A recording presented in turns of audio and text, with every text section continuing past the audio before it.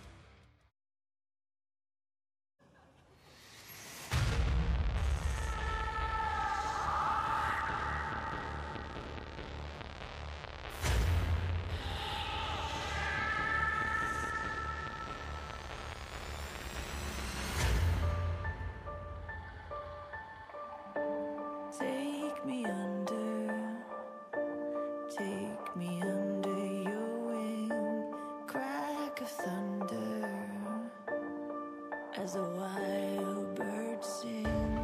A sonic echo that leaves no room for doubt.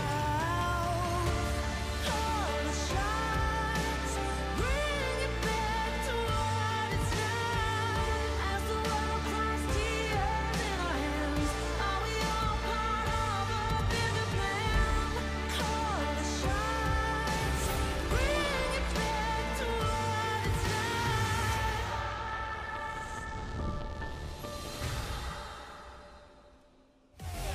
Today's matchup. BBQ Oliver. Jin Air GreenWings.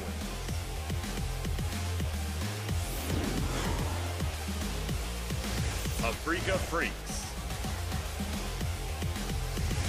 SK Telecom T1. 2017 League of Legends Champions Korea Summer Split.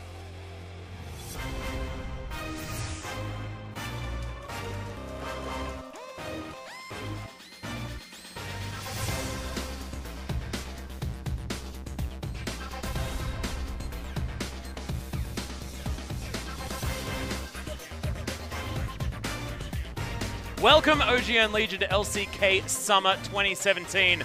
I am once again Atlas. Achilleos no longer here, and I forgot my watch, so I can't make a silly remark as to why he is absent. But this is, as always, Christopher Papa Smithy Smith. How you doing, man?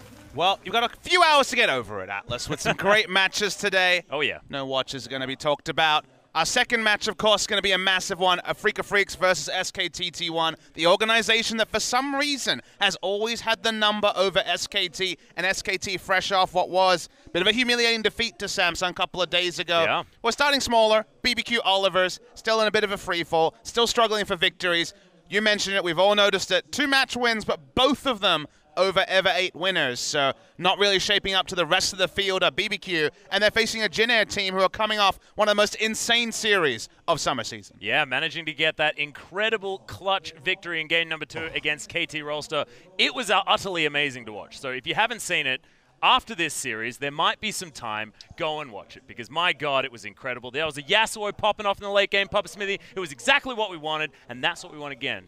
So1, we'll see whether he's back towards the top side of the map or whether we're going to get Ixu very, very shortly. But if it's So1, maybe we will get that Yasuo once again. I mean, it feels like we're kind of spoiled for choice, because Ixu's if you think about it, he's the Akali guy. I know. We've got an Akali player and a Yasuo player, so when it comes to competitive play, that's really exciting. If that's your solo queue options, like, oh, no. No. Where's the tank one time? But if it is your competitive play options, you're hyped about it. With the victory, Samsung Galaxy cannot end this week any position other than first. Even if SK Telecom are to 2-0 Afreeca Freecs, unlikely given their previous head-to-head, they actually will be behind Samsung in the Samsung versus SKT head-to-head as Samsung end the season 4-0 over SKT in the regular season. And we actually have to talk about the Samsung versus SKT match as well, because that composition that Samsung won in back-to-back games with the Sejuani Braum combination for the disgusting CC. First time that we've seen Sejuani jungle so far in LCK Summer, so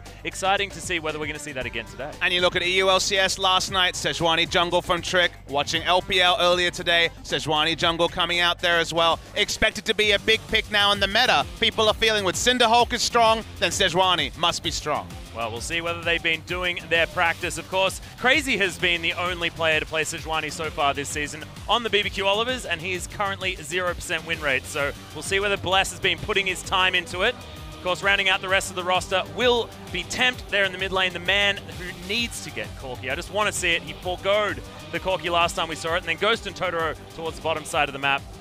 They've been picking Xayah Rakan almost every single time they can get their hands on it, and I don't think it's necessarily been working. I mean, they probably should stay away from Varus, though, Atlas. That's 1 and 7, so... The thing that you can say about BBQ, I mentioned this when we saw them earlier this week, a hyper carry meta, given what they were playing before the recent changes and Rift Rivals shaking up the meta, does suit them. Ghost has been really good on Twitch, on these hyper carries. Even the Xayah has worked for them from time to time. So getting to play around Ghost, I believe they'll continue to draft with a pretty similar identity. Will that be enough to beat Jin Air GreenWings? Probably not.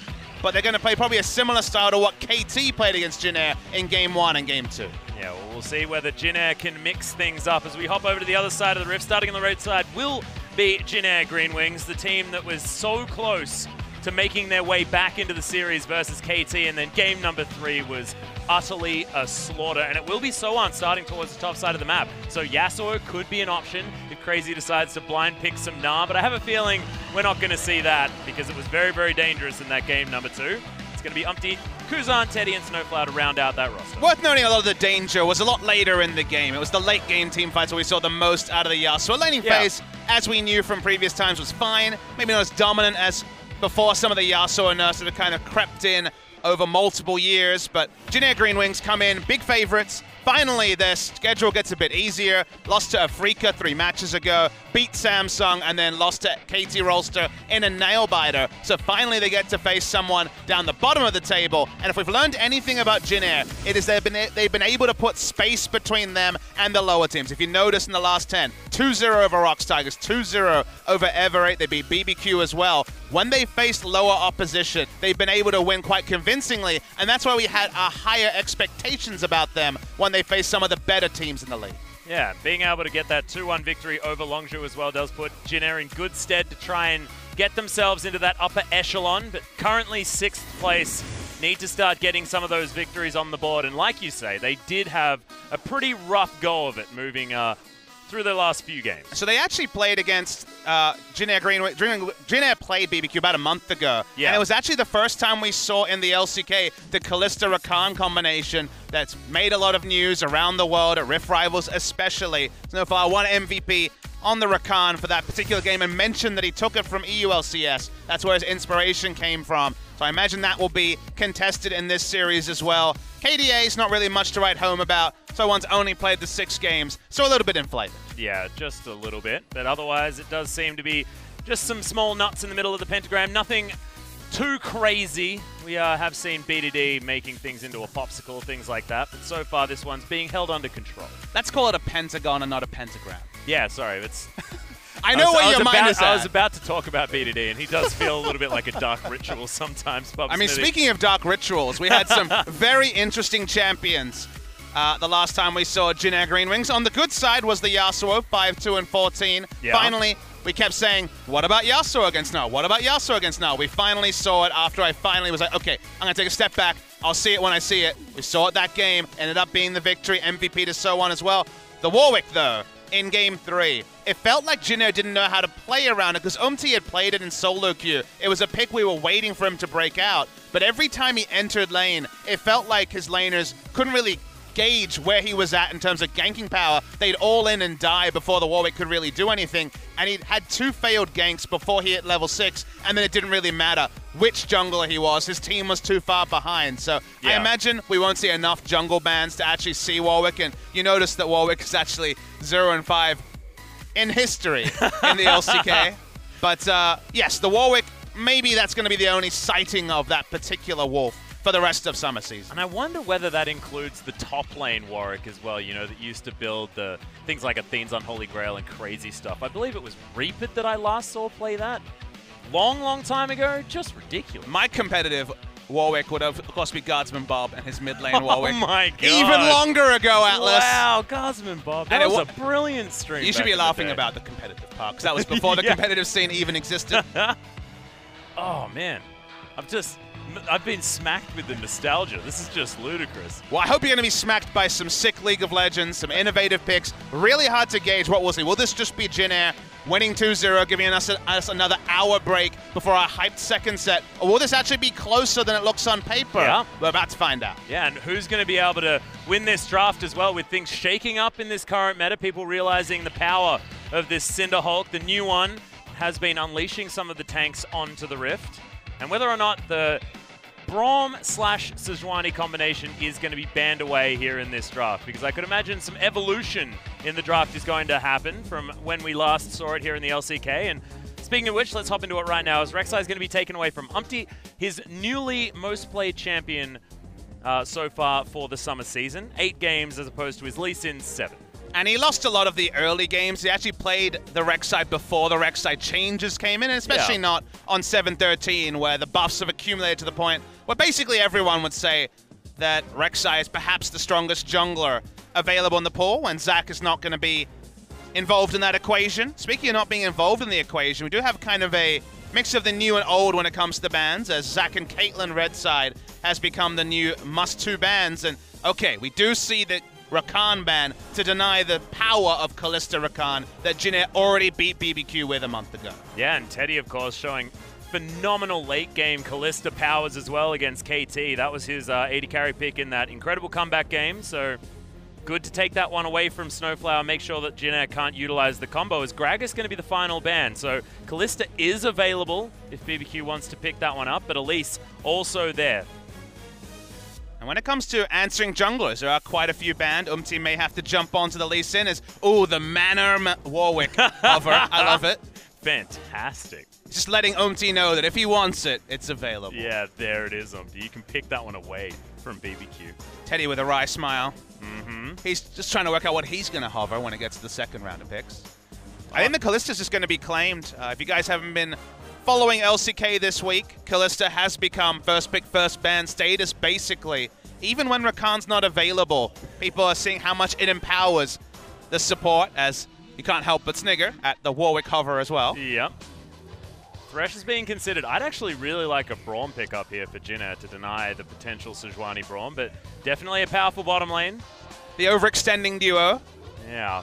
Hutu gank between Kalista Thresh has always been a headache. The hovers are really, people are enjoying their... this is hectic. This is a fun Saturday morning match. I feel like I've gone back to my Oceanic region, Pop Smithy, because it was just all mana hovers, but here we go. We're considering a Braum on the side of BBQ, which makes a lot of sense. Most played for Totoro by far this season. Not many champions with high win rates, you'll understand, given that BBQ have only won 6 games, and 4 of those were against Everate. We could have a long draft on our hands. Now, you remember get the hovers Atlas. in, man. I'm not sure if you were watching too closely last year, given all your LPL casting, but we had that week where everyone was hovering Teemo, and we had 2 accidental Teemo lock-ins. So you start getting worried. I do remember that. You start getting worried when everyone is hovering Warwick. Anything could happen. Do you know the only reason I know that is because it was like all over Twitter. I got really confused. I'm like, is Teemo becoming meta in the LCK now? What is happening? It's amazing that it was accidentally picked twice in a week. Like, how does that happen? So it was Shy and Someday that had to play it. Oh, good times. Good times.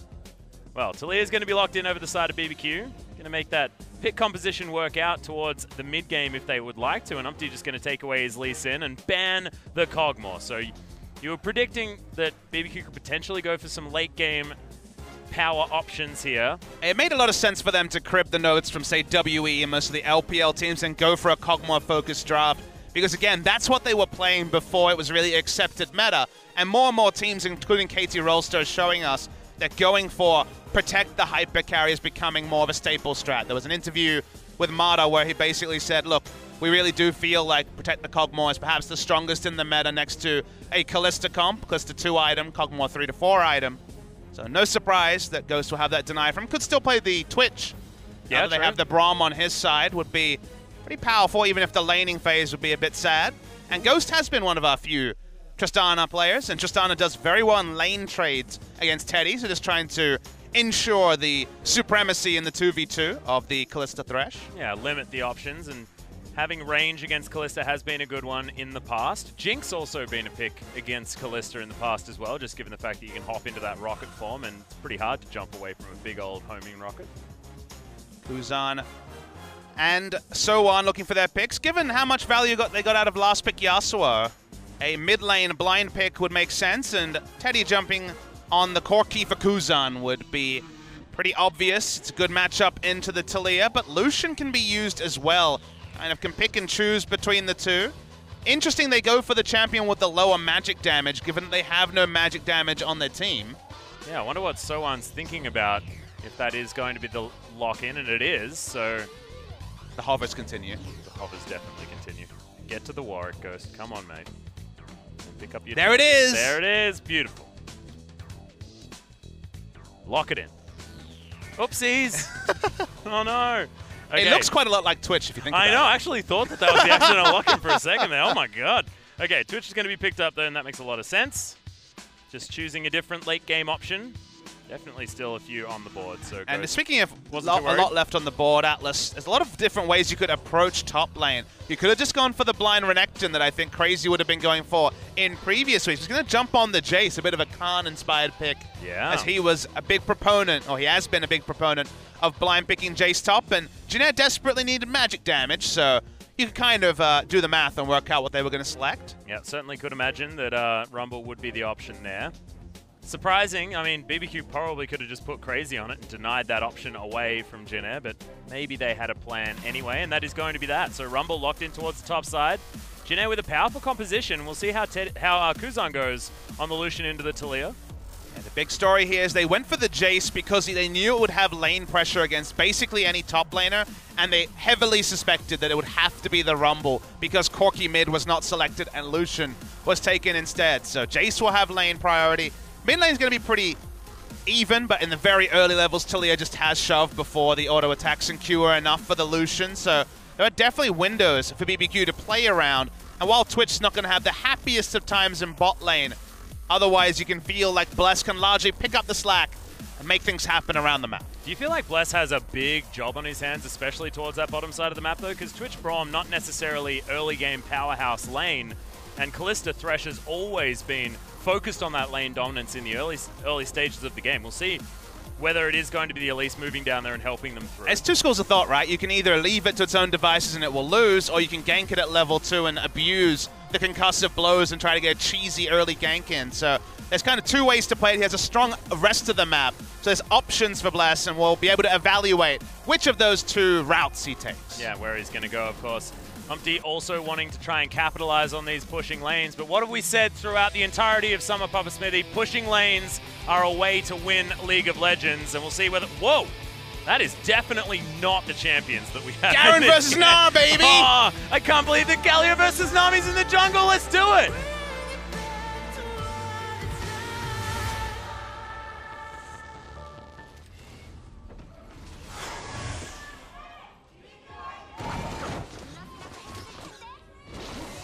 So clearly what happened is there were so many hovers in Champion Select that our AR script just broke. Yep. Or our AR person went on strike. Yeah, or maybe we're just watching the wrong game. Whatever game that was seems really promising. Super awesome. I would love to see how Nami jungle works. Right upon the wave. I would get straight on that high train. Oh, fly better fly. That is a fantastic line. And it's obviously a cheerful for Fly, who's playing in NACS right now. Hey, yeah. On Gold Coin United. Okay, Okay, not necessarily as relevant. I actually really want one of those Jin Air cheerfuls. Yeah, that's. I cool. have something to do in between games. Let's Try and track one down. Let's just not look at the game right now. We'll just scan the audience. Hey, when you see sick swag, you got to do what you got to do. Yeah, exactly. Steal it. I mean, ask politely. It's called acquiring. Ask them where they got it from. Got there in the end. Defensive fan, but from both sides. We've seen a lot of 5-man invades with Braum to abuse the concussive blows, but seems more about just the defensive starts. Jin Air also opting out of any exhausts as well in this composition, probably not wanting to let this game get towards the late game where having an exhaust for the Twitch would be certainly a good idea. Kuzan with a very aggressive Ignite choice and Snowflower doing the same. So if you remember, when we saw Longzhu play 2 games of Jace recently, they had a lot of level 1 strategies that involved contesting the enemy jungler in a way that relieved pressure from Jace in the top lane, allowed him to push, either denying the second buff on the top side, forcing him to start bot side. They had a lot of different strategies to try to ensure that the Jace had a safe laning phase. We don't see that this time from the side of BBQ. And it does mean there's a window for Umti to pull off a top lane game. Well, Kuzan's playing very aggressively here, actually being able to push Tempt up this time. Threaded volleys not necessarily being enough, and he's being able to hit some of his piercing lights and get some good damage onto the Talia. We're going to see more and more Lucian mid lane. Very, very good pick against Corki in particular. Yep. Seen more of the Talia blind picks than the Corki blind picks recently. But Lucian does crush that lane very hard. Well, checking in on the junglers, both of them up towards the top side of the map now. Bless taking down his blue buff and is a little bit further ahead than Umti, who's just recently moved up towards his Krug camp as well. So Rift Scuttler for Bless. Umti just going to take down those Krugs. So no one necessarily starting any ganks off just yet. And So1 and Crazy have their waves relatively even. Bless is jungling top side, so the idea of an early bot lane gank's not going to happen. Yeah.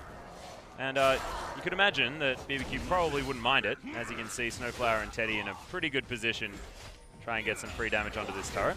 Bless has been a really hard one to read because if you remember the series we saw from a couple of days ago, had that fail body slam flash under turret and led to a kill on the side of Longzhu. He really hasn't ganked very much. He's been much more of a farming-focused jungler, and yet he'll pick Elise. He'll pick champions with early pressure and then really not initiate much of anything. It's not necessarily been his mechanics that have been a problem, but you almost feel like he should take a page out of the ambition book and just play Sejuani and farm rather than taking Elise and largely being pretty anonymous on the map. Yeah. Kuzan now going to tank up an entire minion wave. Tempt is going to be able to utilize that nicely. So1 up here towards the top side of the map. Very comfortable. Doesn't need to worry about spiders with where that wave is.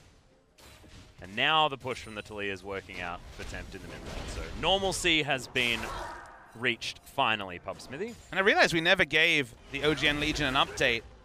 2 of us went to Australia for a week. I don't know if I saw a single spider. Oh, hang on. Yeah, neither did I. I mean, it's the middle of winter. I mean, spiders generally don't like the wet and the cold. And or all the spiders have left since the last time we were there. Yeah, or maybe the fact that we took so many of them with us here to Korea. Just not enough breeding pairs remaining. We've done a great service to our nation. Yeah, well, it's true. I was just worried about getting homesick, so I thought I'd just take some spiders with me. That'd help things out. Bless finally finds himself towards the bottom side of the map. Lots of pings, though. Down here as well, as there is a control ward, so Tempt does have a way down if he wants one. Now Kuzan dealing with the minion wave. Teddy and Snowflower do need to be careful and respect this Talia. But it's just going to be Farm City. Yeah. Average game time for Jin Air has gotten considerably longer because they played that 60-minute game against KT Rolster. The 6 stat of them being number 3 is no longer true. Damn it. Feels bad, man. That's such a good My narratives! Yeah. Talking about... Oh, Flash actually burnt here by Kuzan. Knew that Bless was coming around, so... Seismic shove, well placed. Going to be in the end.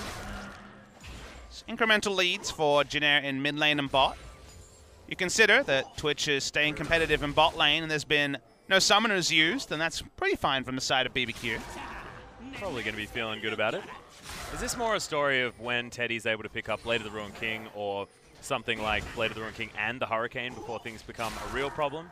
Just because the 2-item spike a little bit better for the Kalista than the Twitch, or should the domination be starting right now? It's interesting because the 5v5 from both teams is not fantastic. You know, it's not really initiation per se on either side. There are champions who can initiate, like Thresh and Braum, I guess, but initiation's pretty low. So I agree, the item spikes are better for Jin Air early games, so 2-item Kalista. There's not really going to be team fight answers on the side of BBQ for that. But BBQ do have very strong side lane push with Jace. They can also make plays with Talia, so a lot of things can happen this game, but there's no inevitabilities. Like a lot of the recent drafts we've had where the break-even points are quite clear for everyone watching. Yeah. Well, and also there's been some question marks with how both of these teams have played out some of their compositions based on, you know, when they're strong, utilizing spikes, things like that. It was always Jin Air's problem in the spring season that they have shored up a lot here in the summer season, so we'll be looking to see whether they have improved notably. Be able to actually utilize things like the, you know, level 11 Rumble with the 2 points and equalizer, and now level 6, they do have the opportunity to utilize some of those item spikes, but hasn't even been back to base yet. Currently down a few CS towards the top side of the map. Crazy's Jace actually doing some work. Just Farm City. Farmville in League of Legends form. Hey, yeah, but look, that was a steal on a red buff. That's exciting. Oh, okay, it's just going to be answered though. A mirrored steal, just as exciting. Oh, not quite as exciting, honestly. The Braum got punched a couple of times, possibly even kicked. Temp's coming top lane. Yeah, looking for the dive. 3 men up here. Equalizer does go down. Probably wanted to hit most of the minion wave there, though, as the seismic shove does come back. So one gets down, and Temp very close to dying. Flash from Bless. And that dive could have been better, but also they did manage to at least get the kill and get out. And there was no sick equalizer really possible in that scenario with 3 people with their flashes up. He wasn't really going to be able to turn it around. I thought it was decent, but in the end, they'll get the kill anyway. Ghost shows up mid lane, going for a bit of a roam, but at least a bit of action in what has been an inactive first 10 minutes. Yeah, Ghost just picking up the farm where he can. Not wanting to let that one go to waste. His Tempt is only just coming back. He doesn't want to walk up to Umti. Yeah, probably not. Has the Dragon Rage kick, so needs to be a bit respectful. Okay, now Ghost makes his way back down. You can see Teddy happily farming, though, on the bottom side of the map. Now ahead by 18 CS, so that lead getting more and more notable as things go on. Playing a lot more Kalista recently. With Caitlyn on the permaban list, Teddy's moved away from Varus, and like most of our 3 and 80 carries, been loving the Kalista. Yeah. Has actually been playing very well as well. His Rageblade Kalista was awesome to see in the Game 2 win over KT. Maybe that's why I loved it so much, because he played Rageblade Kalista. There were 2 Rageblades in that game. There was, which is many more than we usually see. Yeah. It's normally 1 maximum if you've got a Cogmore in the game, you know? I think Kalista Rageblade is a 6th to 7th item. Definitely don't want to pick it up earlier than that. Wow, Bless is actually just going to smite that one away. Spotted Umti making his way over, but now they need to make sure that they gather their blue buff as well, as in goes Bless. There's a Cocoon. Yep. Seismic Shove hits, and the Cocoon. Everything. Nice. That's going to be a good gank in the mid lane. Nicely done. And that's why he gets the blue buff. Yeah. And now he can actually just go over and grab his as well. 4 versus 5 on the map means that they can go top lane. Remember, Flash is down, and they have Weaver's Wall. Oh, dear. So one definitely knows what's up. Doesn't have the flash, but gets to the correct side of the Weave as well. But now there's no turret to even do anything. It's just going to be another easy one for Bless. Nicely done once again for BBQ. Yeah, nothing So One could do. The moment that he got the information from the mini-map, he was still going to be dead by hook or by crook. Nothing that could happen there. Umti has been a bit like Bless in recent series, a bit out of position in both of these moves. Was shadowed on the blue buff steals, bot lane. Yeah, does land the hook.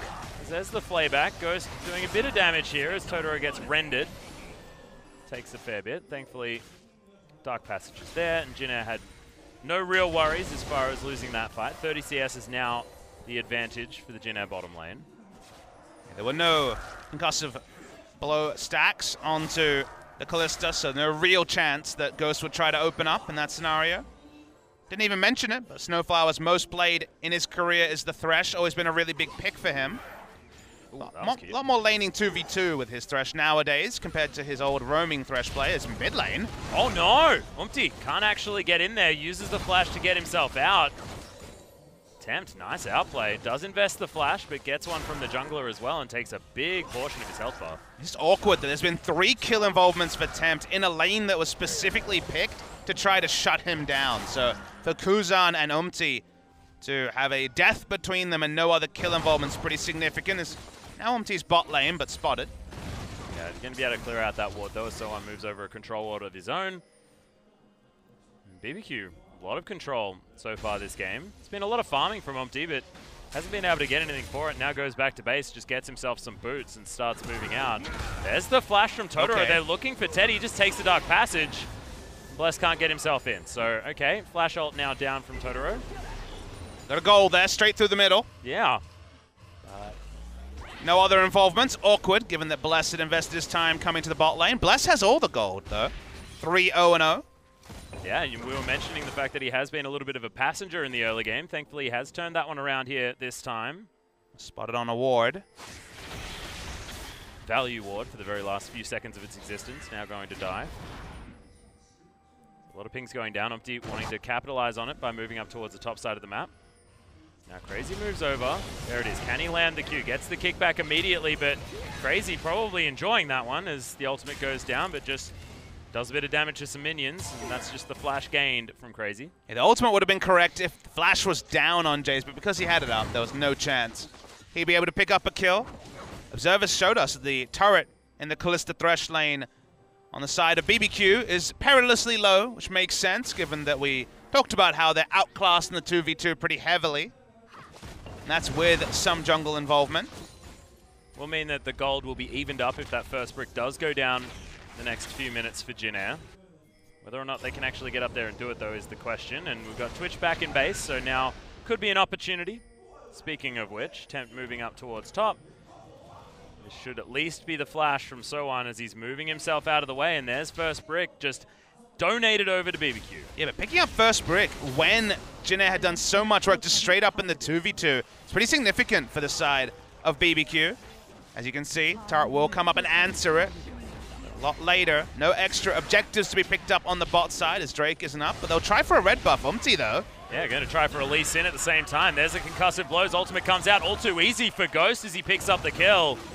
Over aggression, and now it's all going wrong as that was one hell of a prediction from Bless.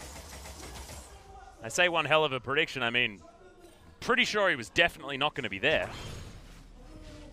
Dragon Rage kick was on cooldown from Umpty. I don't really know if we caught that on screen, but certainly didn't find any massive value.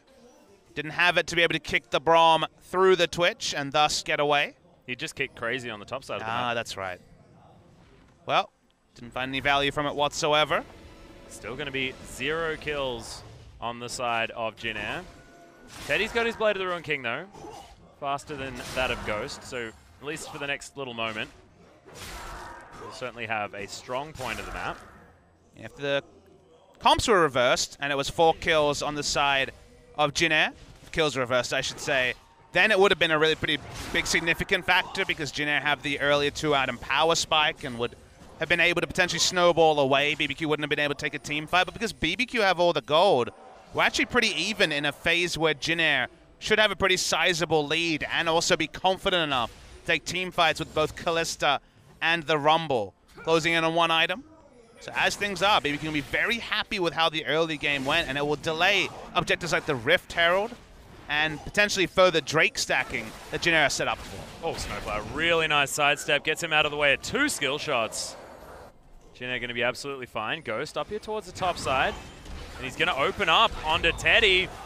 Death Sentence is going to go wide, but the Fate's Call is going to get a lot of work done. The Ren comes in, but it's not enough to deal with the Twitch, and massive damage as Snowflower just pops. So-One comes in. Decent equalizer for the disengage, but remember, there's no turret here. Umpty does finally turn up as Bless. Could be in trouble. Weaver's Wall to try and get Tempt up here towards the top side. Knocked Jumps off it relatively early, and the kick not going to get enough work done. Teddy hops over, but that's just so much damage from this chase, and That culling was just there in celebration from Kuzan. Nothing he can do to change this. And now 8-0 in favor of BBQ, really dominating this game. Excellent Weaver's Wall coming through from Tempt. When the flash is down, nowhere they could go. It starts with Teddy face-checking Ghost, opening it up. And in the 2v2, I think I'd give it to Kalista, but very quickly it's not a 2v2. Bless is already there. The teleport is first coming through from the side of BBQ. So one could have cancelled, chose not to, and that allowed Taliyah to roam up and condemn them to no ability to get out. There's no way Jin Air can disengage with flashes down with their remaining few, and another time that Kuzan, instead of just being focused and playing around lane Jin Air, just ganking the Taliyah and allowing them to get advantages in a lane where Lucian does very well against Taliyah. They keep playing around the map, being surprised at the Weaver's Wall is the difference between the two teams. And Kuzan's just late to every rotation because he cannot match the speed of the Weaver's Wall. And that Weaver's Wall was also fantastic enough to mean that he couldn't even Relentless Pursuit over it to get himself a good line into that fight. You saw where he was on the minimap when that came through. He was just towards the tri-brush, but still unable to get there. Unfortunate that we didn't actually get to see the exact placement as far as cutting off the jungle, but it must have been a pretty special way to do it from Tempt in order to deny that. Very, very cool. Tempt now trying to work his magic towards the top side as Teddy and Snowflower once again trying to take down turrets. There's the hook though onto the Taliyah, flayed back as well as Teddy looking for this one. Fate's Call comes in, they knock up the Jace, but Snowflower in so much trouble yet again. Tempted the threaded volley, that's just going to be easily enough, and I don't know why they decided to go for that 2v2. Yeah, a bit boneheaded, honestly, from the side of Jin Air. Why are they brute forcing against Taliyah Jace?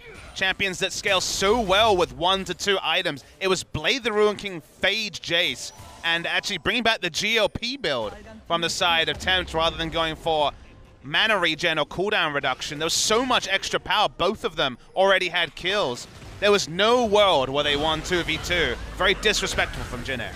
Well, disrespectful yet again for So1, who's pushed up very far. Concussive Blows is going to be able to do this as the Contaminate should get rid of So1. It's just a lazy auto attack. Ghost feeling very, very good. Now 10-0 for BBQ as far as the kills are concerned. We've got a 6,000 gold lead and a Rift Herald about to fall down. Couldn't be more in control at 18 minutes into the game, and this is a fantastic look for a team that honestly just rolled over and died against Longzhu. And that's the thing, is that to take nothing away from BBQ, who played a really good game, surprisingly so, and a lot of their members like Bless, for example, standing up after being wayward in recent series. Lazy is what I'd use to describe Jin Air because their decision-making seems almost absent. If you told me that their shot caller, for some reason, lost his voice, was sick today, it'd make more sense than what we're seeing. Because it's a team that beat Samsung just a couple of series ago, beat KT just a couple of days ago. We thought their hard schedule was over, and this would just be a celebration of the movements forward they've made, but actually it feels more like the ghost of Jin Air's past rearing its ugly head. Yeah, this was going to be the demonstration of what Jin Air can do, about them deserving to be on the top side of the standings. And now we've got a Rift Herald charging down the mid lane. They've already taken out one of these turrets. There's the Weave as well, breaking things up, but another charge. And there's just a flick back. That's going to be Blessed picking up the kill onto Snowflower. Nothing he could do. Eventually, at least the Rift Herald falls down, but other than that, it's some good damage on this inner turret, and BBQ continuing the pressure. Thankfully, Jin Air got that one dragon and a turret, because honestly, this is looking like a perfect game. Otherwise, Equalizer used for a single wave, but with Braum, they don't even have to respect it. They could have fired out the Equalizer for one wave, then the culling for the next, but Braum is the answer to that sort of safe wave clear. Looking difficult to see Jin Air even put a kill on the board, despite having good engage and good options for early game team fighting. Maybe we're going to have to see the reintroduction of Ixu, and we're certainly going to have to see a different Jin Air in game 2, regardless of result. It's not a 20 minutes to remember for Jin Air. No, definitely not. Baron just going to be spawning right now. And a cheesy Baron is one way they can get back into the game. They have double Blade the Ruin King and a Kalista for secure. No Liandry's yet for the Rumble, but obviously going to be on the menu. So very difficult to see how they'd actually be able to sneak that objective, but they are set up to kill Barons. Yeah, there is at least some vision on it for BBQ at the moment. But you're right. I sort of wish that they were the ones that picked up the Mountain Drake as opposed to this Ocean, but does mean that they're not going to get as punished if they take some damage from the Baron. to utilize some of the optimism. But right now, I just don't expect Jin Air are going to be making a move like that. Proactivity has not been something that they've opted into at all this game. Omti hasn't been getting any of the ganks that he's been known for on this Lee Sin in the past to be able to do. And now it's them checking this Baron buff to see whether it's BBQ making the decisive play to try and pick that one up. You just get items you'd never see in a normal game. You get a luxury Knight's Vow. Yeah. After already getting the Runic Echo and the Haunting Guys, so both damage and also extra safety for Ghost is now available from Bless. And you also get a team comp that usually doesn't want a 5v5, but now the threat from Crazy and Tempt, 4 kills between them, and even Bless, throw that in there as a 5-kill at least, is so high that usually you just assassinate Ghost and things are happy if you're Jin Air GreenWings. Now you don't even have the luxury of waiting for Ghost because there's so much like everywhere. Yep, and they're actually going to just try and take down Teddy, but they're not going to be able to. Fatescore gets Snowflower out as well. Intelligent to try and focus on the Callista rather than the Thresh, who could just get pulled back in, but it's now a cooldown that they don't have access to, and the Weaver's Wall is going to block off this inner turret. Just feels so controlled here from BBQ. Tempt looking great on the Taliyah that he did struggle with when he was against Longzhu. There's no surprise. Best performing champion for Tempt will go 50% win rate on the Taliyah if they win this game, which is certainly looking very likely. And we've had a lot of games, that Longzhu game accepted, we've had a lot of games where Tempt has had a great individual game on Taliyah, and yet BBQ have still lost. He hasn't been able to make up for multiple losing lanes or Bless being too passive in the jungle. This is one of those rare exceptions where his teammates have been on the ball, and the Taliyah has been the icing on the cake because his Weaver's Walls are, top 2 in the league in terms of placement. They've been outstanding. Really fantastic. That one towards the top side that we saw the replay on there as well, denying Kuzan, absolutely fantastic. Blocking off So-On multiple times. And it just felt like they had the playbook written down. They had all of the steps to follow. It's gank So-On towards the top side, use the 3-man advantage that you have, use the repel to be able to get that dive working. We can start the snowball that way. And then he moved it down towards the mid lane. They managed to get that easy flash. And then Tempt and Bless went to town onto Kuzan as well. And yeah, they did just let the bottom lane do whatever the heck they wanted, but it doesn't seem to matter now. We've got item parity for both of these 80 carries, and it just feels like the CS advantage that Teddy has is largely irrelevant.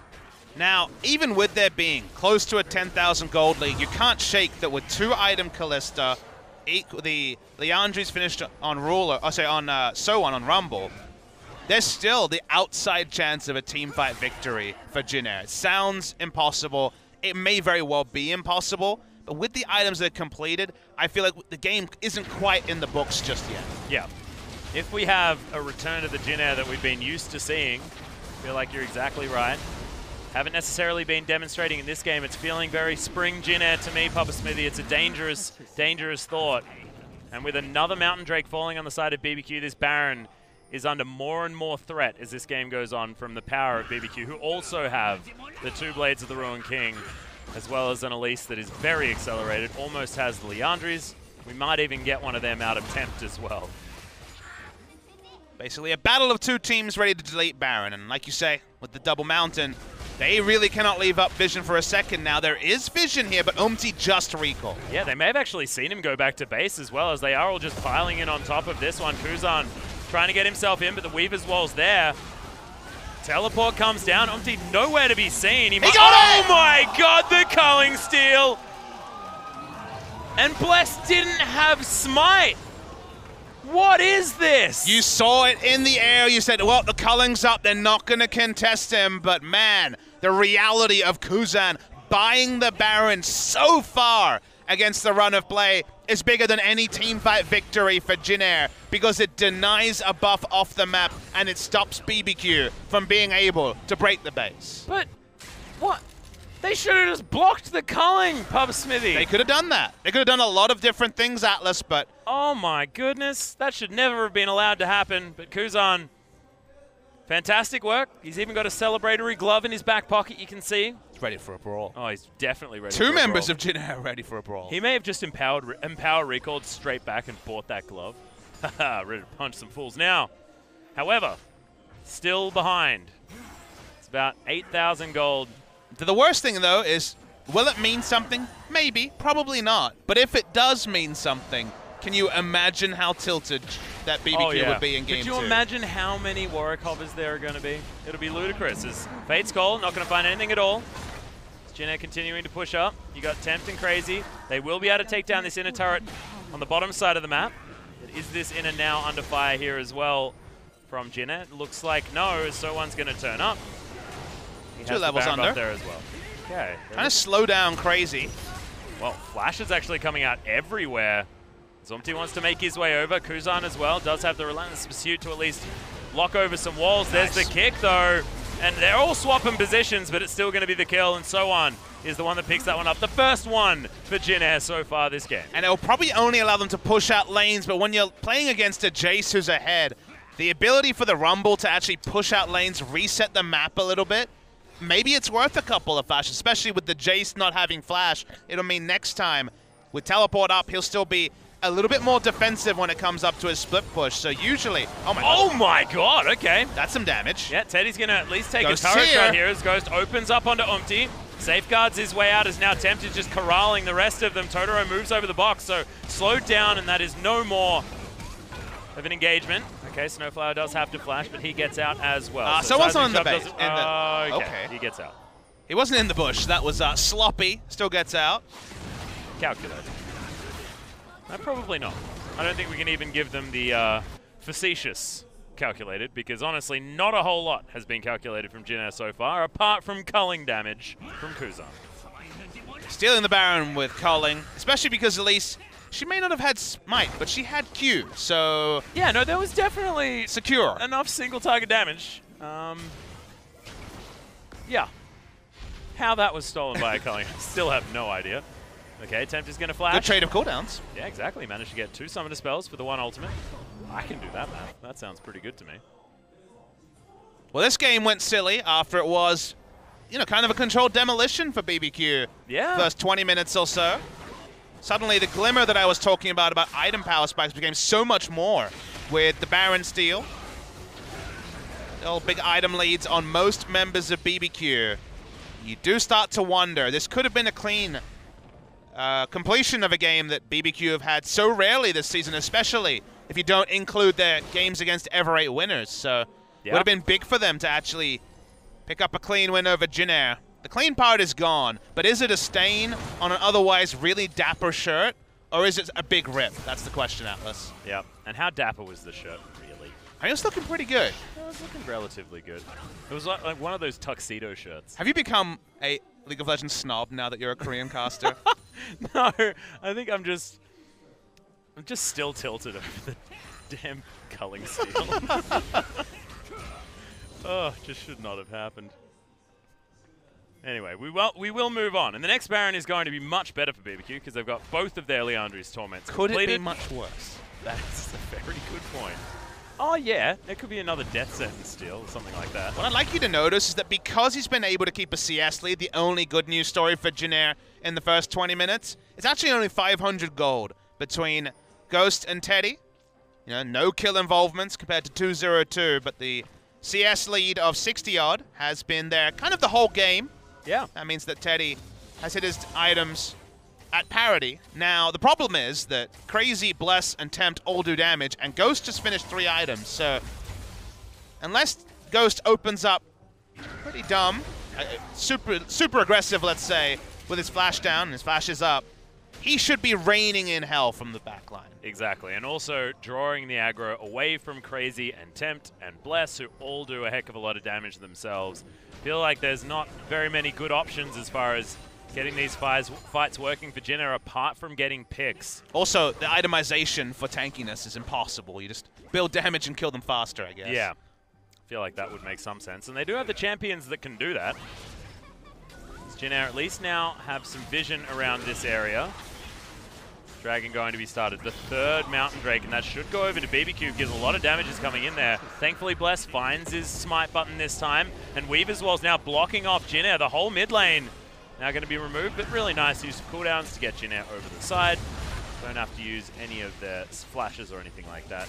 All okay. Only Rumble lacks the ability to get over. I guess Callista as well, given that you can't queue over.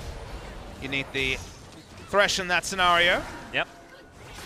Level lead not really established anymore. That was kind of the big problem, is that a lot of these players were 2 levels behind, but only a single level lead for Crazy over So-On. So experience catch-up for the side of Jin Air. The gold lead was around 9 to 10,000, about 9,000 at its peak. But it was 9,000 plus the implied lead of probably, among the team, what, 4 to 5 levels across the whole board? Yeah, precisely. That's so many thousands of gold extra on where the lead was, and now the game has gone longer, and the parity has started to come there, which is a bit of a worry. Jace comps famously aren't really interested in team fighting, so although they have the Twitch, the other tools, a little bit hazy compared to some of the more reliable stuff Jin Air has. Still no one really has initiation, so I imagine the Baron start, which, with 3 Mountain Drakes this time, you probably wait for Smite Bless and yeah. and Having just power it Smite down. that'd be optimal. As now, maybe killing the jungler again could be a good option, as this Baron has just come back up. Dark Passage is there, though, so Umpty's going to be okay. Crazy moving down, does have the teleport at the ready, as does So-On. But So-On just had to flash away from Crazy, who was doing a fair bit of damage to him. Yeah, I think he face-checked Crazy and had to flash, so split push still a really good option here for the side of BBQ. Baron Rush. You can't allow the PTSD to affect your Baron take. You have 3 Mountain Drakes, double Leandries, and Blade the Ruin King. Baron has to be your path to victory, as Kuzan should be face-checking a Twitch in a second. Yeah, this horror movie definitely not one that I want to be watching, as Unbreakable once again going to block the culling. As Snowflower just turns up with the Fate's Call and is otherwise once again unable to find anything. Troll Ward should be swept by the side of BBQ. Well, Hook is going to land there onto Totoro. He's going to get played back in as well. Lots of damage, and they should be able to get the pick. Kuzan is the one to lock that one down, but now the Twitch is opening up. Massive Contaminate damage towards the end there, as Tempt was just looking to try and pick somebody off, and in goes Kuzan once again. Umpty's just going to die. That's the Runic Echoes proc to lock that one down. Satisfaction in that particular kill secure. That is going to be the call onto Umpty, and which now means the BBQ are just going to start off the Baron. And they have to go quickly here, Jin Air. 3 Mountain Drakes. It might just be dead before they get there. So dead. There's no culling to steal that one away. And thankfully, BBQ this time aren't going to blunder at the Baron. 10,000 gold is now approximately the lead, a little bit more for BBQ. So empowered recall back home, get a bunch of big old items, and try and break the base. Yeah, credit BBQ. They killed the enemy jungler. They had no hesitation, knew they could rush down the Baron so fast that tankiness wasn't even going to be a factor this time. There is no crazy steal from the side of Jin Air. And now BBQ have good 1-3-1 options. Jace has a flash advantage over the Rumble. Map pressure should be the name of the game.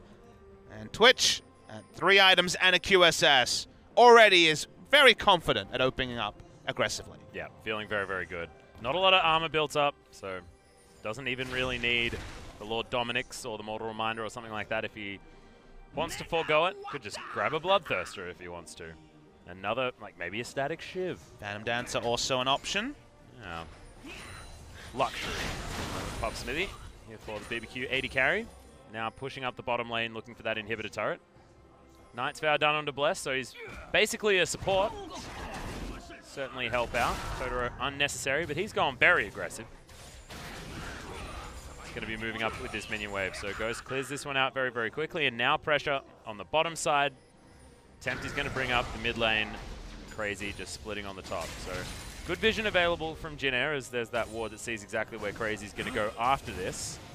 Minion waves crashing in top and bot near the same time. Also Talia bringing up the mid lane. This is good divide and conquer play from the side of BBQ. Haven't really been in this spot to play this game plan earlier in the season. Yeah.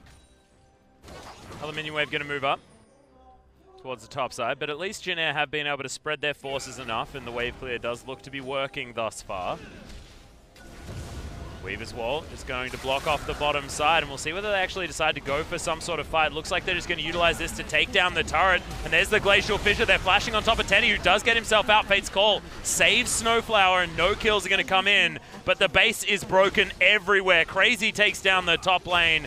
Bottom lane inhibitor turret is going to fall, and BBQ, controlled aggression, gets them everything that they needed.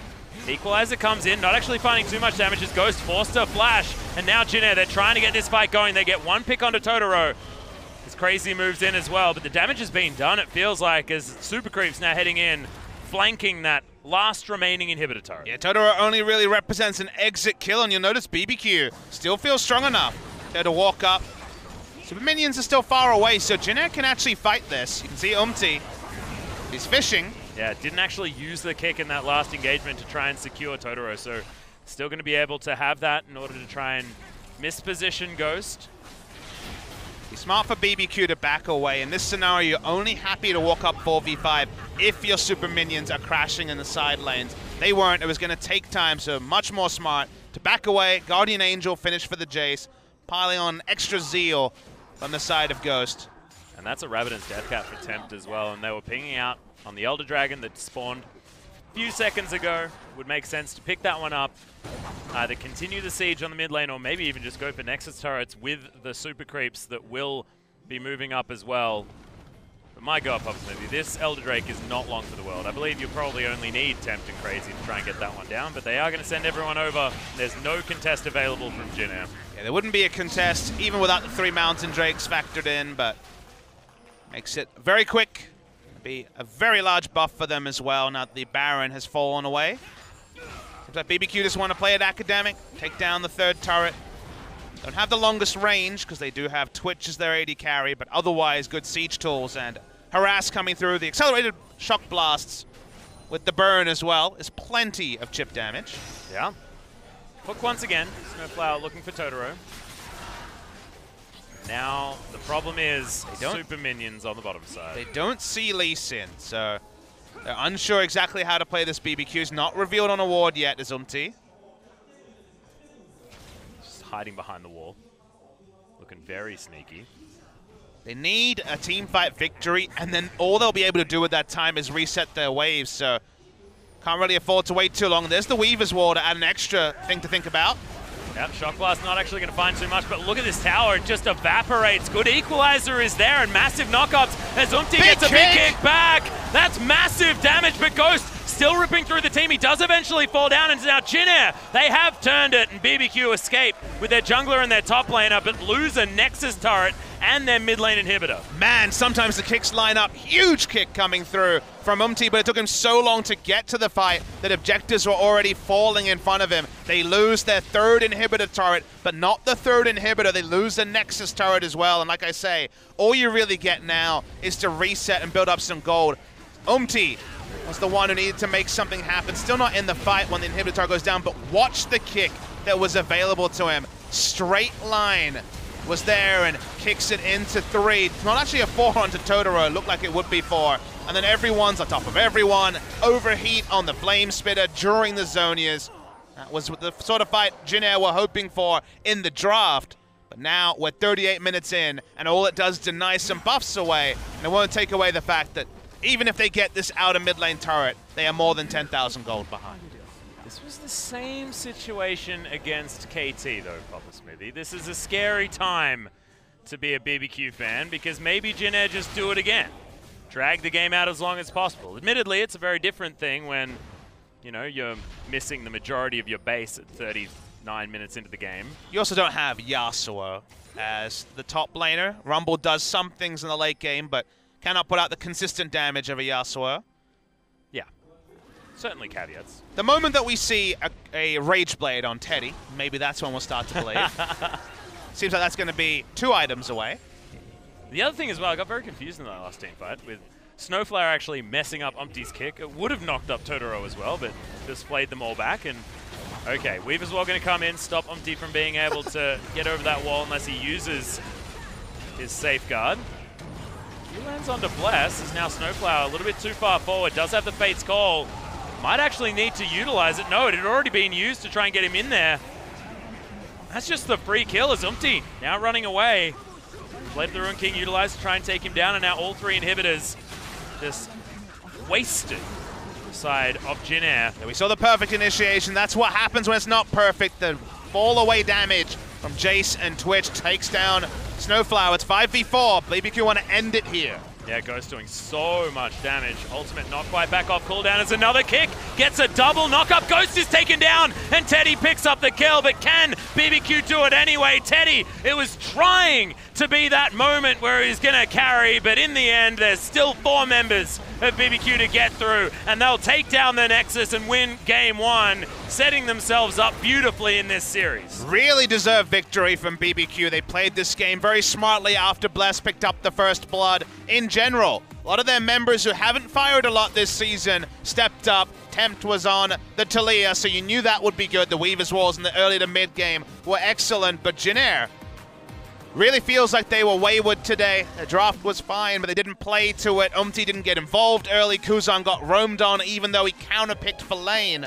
You could really kind of add up all the small mistakes that really added up to what we saw in this game, where even with the chance Baron still, even with the most perfect kick you could ask for, they were just afterthoughts in what were largely good news stories for BBQ. Yeah, fantastic stories for BBQ, but it's one of those games where you don't want to be too negative, but you do need to be looking at Jin Air, a team that had just 2-0'd Samsung last week before Rift Rivals, and then came back and managed to get that amazing game against KT.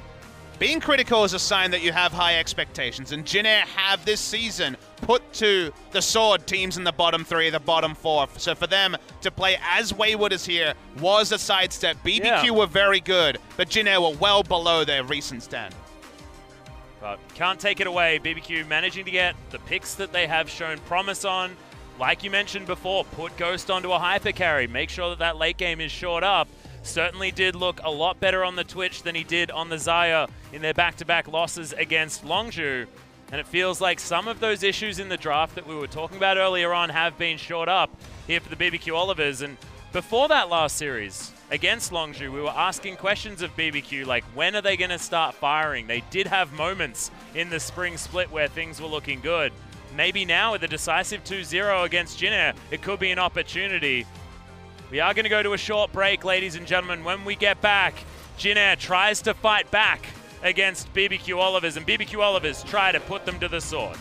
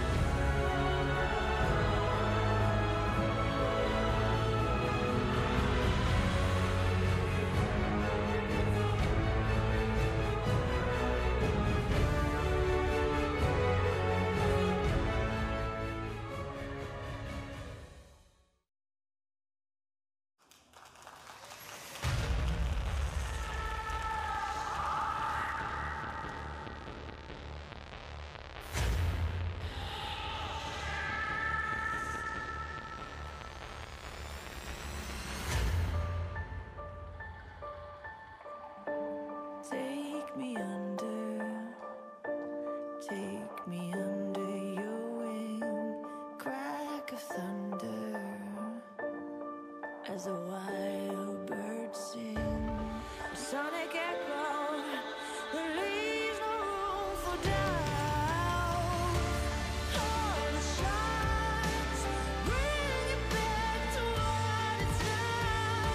As the world comes tears in our hands, are we all part of a bigger plan? All the shots bring it back to what it's now.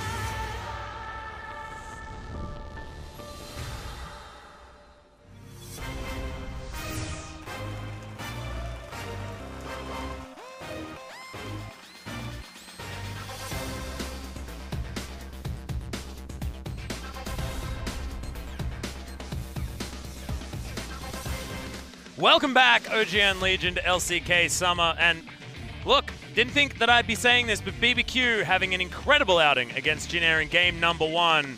Massive damage out of Ghost, but Crazy needs to be looked at towards the top side of the map as well. And Bless, control of the jungle early game. This really feels like at some point on our way to the studio, we hit a time portal and went back to spring. Yeah. Atlas, very strange to see Jin Air a bit all over the place, didn't warm up when it came to this particular series. By the time they even looked like they were going to be competitive, the game at least, was already largely decided. Crazy jumping on the Jace looked good, predictably Ghost. We saw the Twitch coming, that was good too.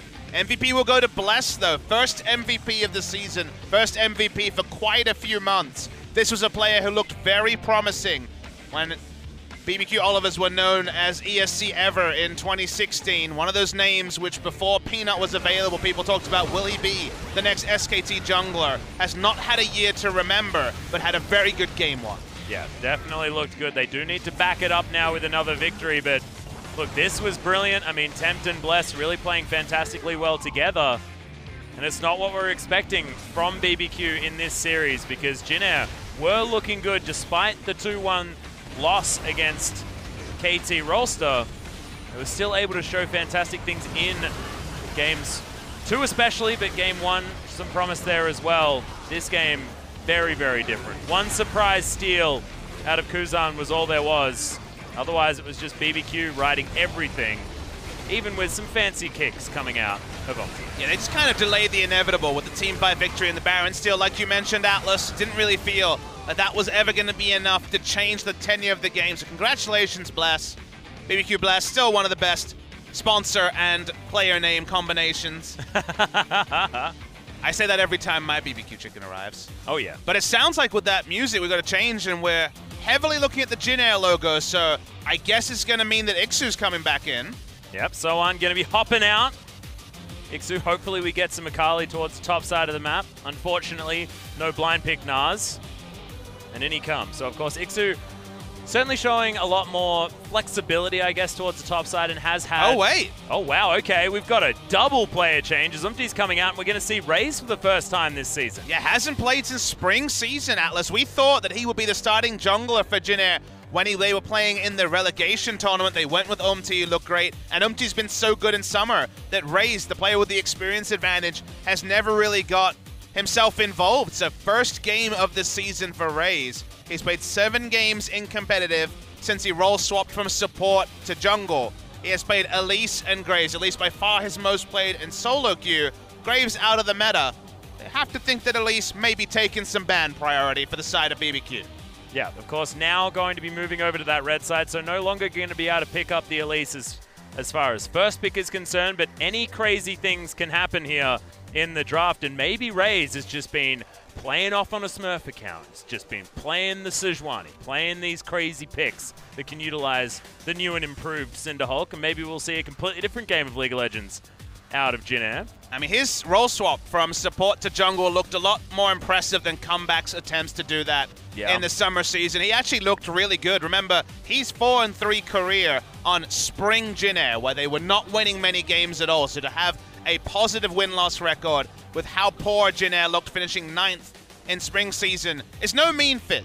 No mean feat. So I'm excited to see Raze on the Rift and see how the time has done him well. A lot of viewers at home might not know that Raze, before his time on Roccat in Europe as a support, was actually the support to Ruler on Stardust before Oh, wow. Ruler jumped over to Samsung. So at the same time, they both left the team. Raze went to Europe. In a roundabout way, made his way back to the LCK, and now Ruler is seen as one of our premier AD carries. So fun to have both of them starting on the Rift. Yeah, we'll see whether Raze is going to be able to be what Jin Air needs to bring us to a game number 3 as well. Already some changes in the draft as Talia is going to be the first ban from Jin Air, now with a bit more flexibility on the blue side. Thresh taken away next as the classic Caitlyn Zac are going to come out of BBQ. And BBQ may leave open Rex side just with the hopes of getting Elise on red side. I'm sure the champion pool is a lot bigger for Raze than in previous times, but could understand him going with Ultra Comfort. Looking into solo queue, he's of course playing all the meta stuff, even if he's not willing to run it in competitive. They don't want to first pick the Kalista this time around, so Teddy looking to mix it up. Yeah, different option now. Galio available so far, could be the final ban for BBQ. Rek'Sai could also be looked at. Galio has seen a few more defeats now that he's taken a few hits to his wave clear. And Elise is going to be the ban, so BBQ get rid of that one. They don't want Raze to pick that one up as first pick. So Galio standing out like a sore thumb like you were talking about, but still other picks there like the Rek'Sai for Raze to pick up if they want to prioritize the jungle, which has been stripped a little bit, at least of Zac and Elise.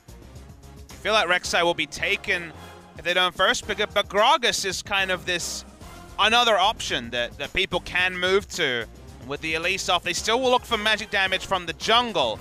First competitive game for Raze on the Gragas, although it still could be a top lane Gragas, I guess we should mention. Yeah, somewhat flexible. I'm a little bit sad that we're not on the next patch, Papa Smithy, because then Ixu could have been playing Singed, which could have been a lot of fun. We were waiting for the LPL comps, and I see a first-round Kog'Maw. Yep, there it is. Cog was banned in the second round of bans last game as well, so Jin Air did know that Ghost could potentially head towards that, and that one is going to be locked away. And now the Rek'Sai makes a lot of sense for Bless if he wants to take that into the Gragas. Again, you needed no introduction to know that BBQ were waiting for a hyper carry mode. They were waiting for a chance to put Ghost on champions like Kog'Maw, so that's why we show no surprise that they lock it in very early. Oh no. This is the matchup that caused a lot of ire at Rift Rivals, running with the Jin early. Jin Zyra. It's going to be the lock-in for the bot lane. Teddy's had some great games on Jin, but you're basically saying, hey guys, let's do this early. We got to try and level up our performance, and usually for Jin Air against BBQ, like, okay, no problem, just snowball. But we are coming off a game 1 where Jin Air looked pretty hopeless in the early game, and now they're throwing in 2 new pieces. Raze with his competitive debut for summer season as well, so definitely some liberties being taken by Jin Air in the draft. Oh, most certainly. Well, that should be the Braum locked in. Makes a lot of sense with Kog'Maw. Bioarcane Barrage makes proccing the concussive blows extraordinarily easy. And of course, Totoro more than comfortable to pick that one up. Also answers the Gragas cask and even some of the Jin damage pretty happily as well. So even if the laning phase in the early as a ranged damage dealer against a melee is no fun, the Braum for team comp's pretty important. Jin Air will be forced to solo pick one of their solo picks blind, so that's why banning away something like the Corki from Kuzan is going to come through, and they're just kind of waiting for the Talia ban to come through from Jin Air. Otherwise, I'm sure BBQ just drafted again. Well, Talia was banned very first. Ah, my apologies. Missed that one. So the Corki and Talia feels like the Orianna for the team comp especially. Yeah, that is does what we're make going to some see sense. most likely come through from the side attempt. The LeBlanc is still available as well. Was banned away by BBQ last time around. Might want to be look banned at that now. Yeah, exactly. And following your logic, against this team comp, if you're going to be running the Jin Zyra, LeBlanc actually does slide in as another sort of early to mid-game focused champion to take away the rush to the grouping phase from BBQ. So I like that Rig Atlas. I think that really could be a LeBlanc for Kuzan once again.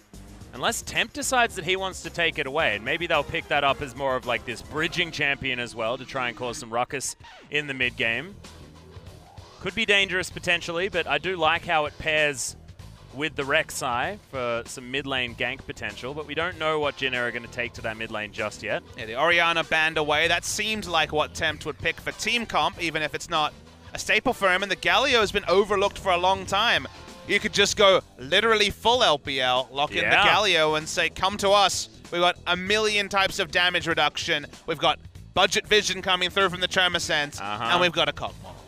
And we'll see what Crazy's going to play towards the top lane, because if you're going to go full LPL, that'd be a Jarvan 4 locked in towards the top side of the map. And then, wait, it's just a WE team composition. Let's do it. Let's get some Rift Rivals beef. Let's run it through as if we were playing LPL versus LCK. I'll open up Skype now. Just get Frosker and Raz in here, and we can just make it an LPL broadcast. I think Raz is actually on cast right now. All right. Well, we just multi-twitch it somehow.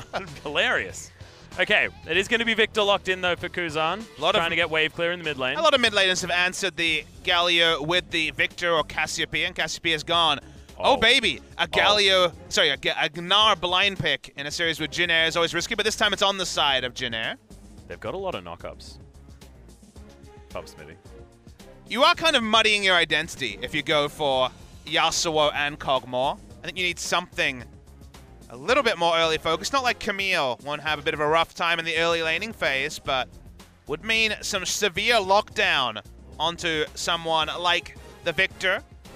But they could also just go for what worked in game 1, and Crazy is undefeated on Jace. They'll stick with the Camille. The Hextech ultimatum could be very valuable, because at minimum, it stops someone from getting onto the Kog'Maw. Yeah, actually works as a really good peeling tool if Crazy is going to be in the back line, but Jin Air have put themselves together a pretty disgusting AoE teamfight composition, as long as Raze doesn't ruin everything with an explosive cask. Excited to see whether it is going to work out for them, because Ixu, Raze both fresh off the bench, hopping in to try and add some fresh eyes to this series. Might be exactly what Jin Air need to turn it all around. And no team was watching Rift Riot was more happy to see some of the team comps that were winning for the LPL than BBQ. They will feel like this is their time to turn around their fortunes. Weren't able to do that earlier in the week, but they draft just about the most hyper carry focused comp with a tanky front line that you could. And they're going to rely on Ghost, who has been their main carry in summer season. Yeah, and I'm excited to see what Crazy's going to do as well, because his laning phase on the Jace looked fantastic. That's the lane that they utilized to try and get themselves ahead. I admit it was against Soan instead of Ixu. It could be a different experience now against a bully like Gnar, but the Camille could be another place for them to try and find advantages, and we'll probably be looking up there earlier on in this game. Jin Air roll the dice. They bring in 2 players. They go early to mid game. If it gets to late game, you have to love the side of BBQ. Oh yeah, and we'll see whether the Galio is going to work out for Temp there in the mid lane. So many questions. Time to get them answered as we hop onto the Rift with the correct champions this time.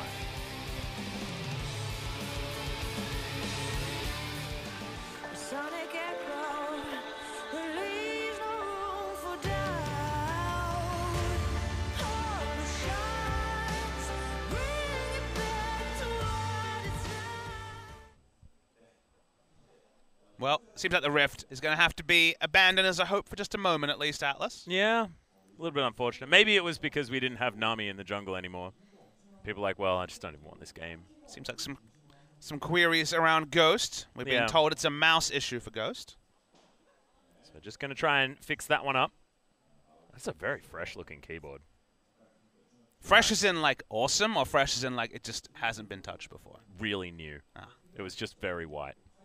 Like, you know how you, like, if you've owned a keyboard and it's white, I personally got one, and it looks like not very Well, you know, like, white. when you see Super Nintendos from 20 years ago and how they're, like, yellow now? Yeah.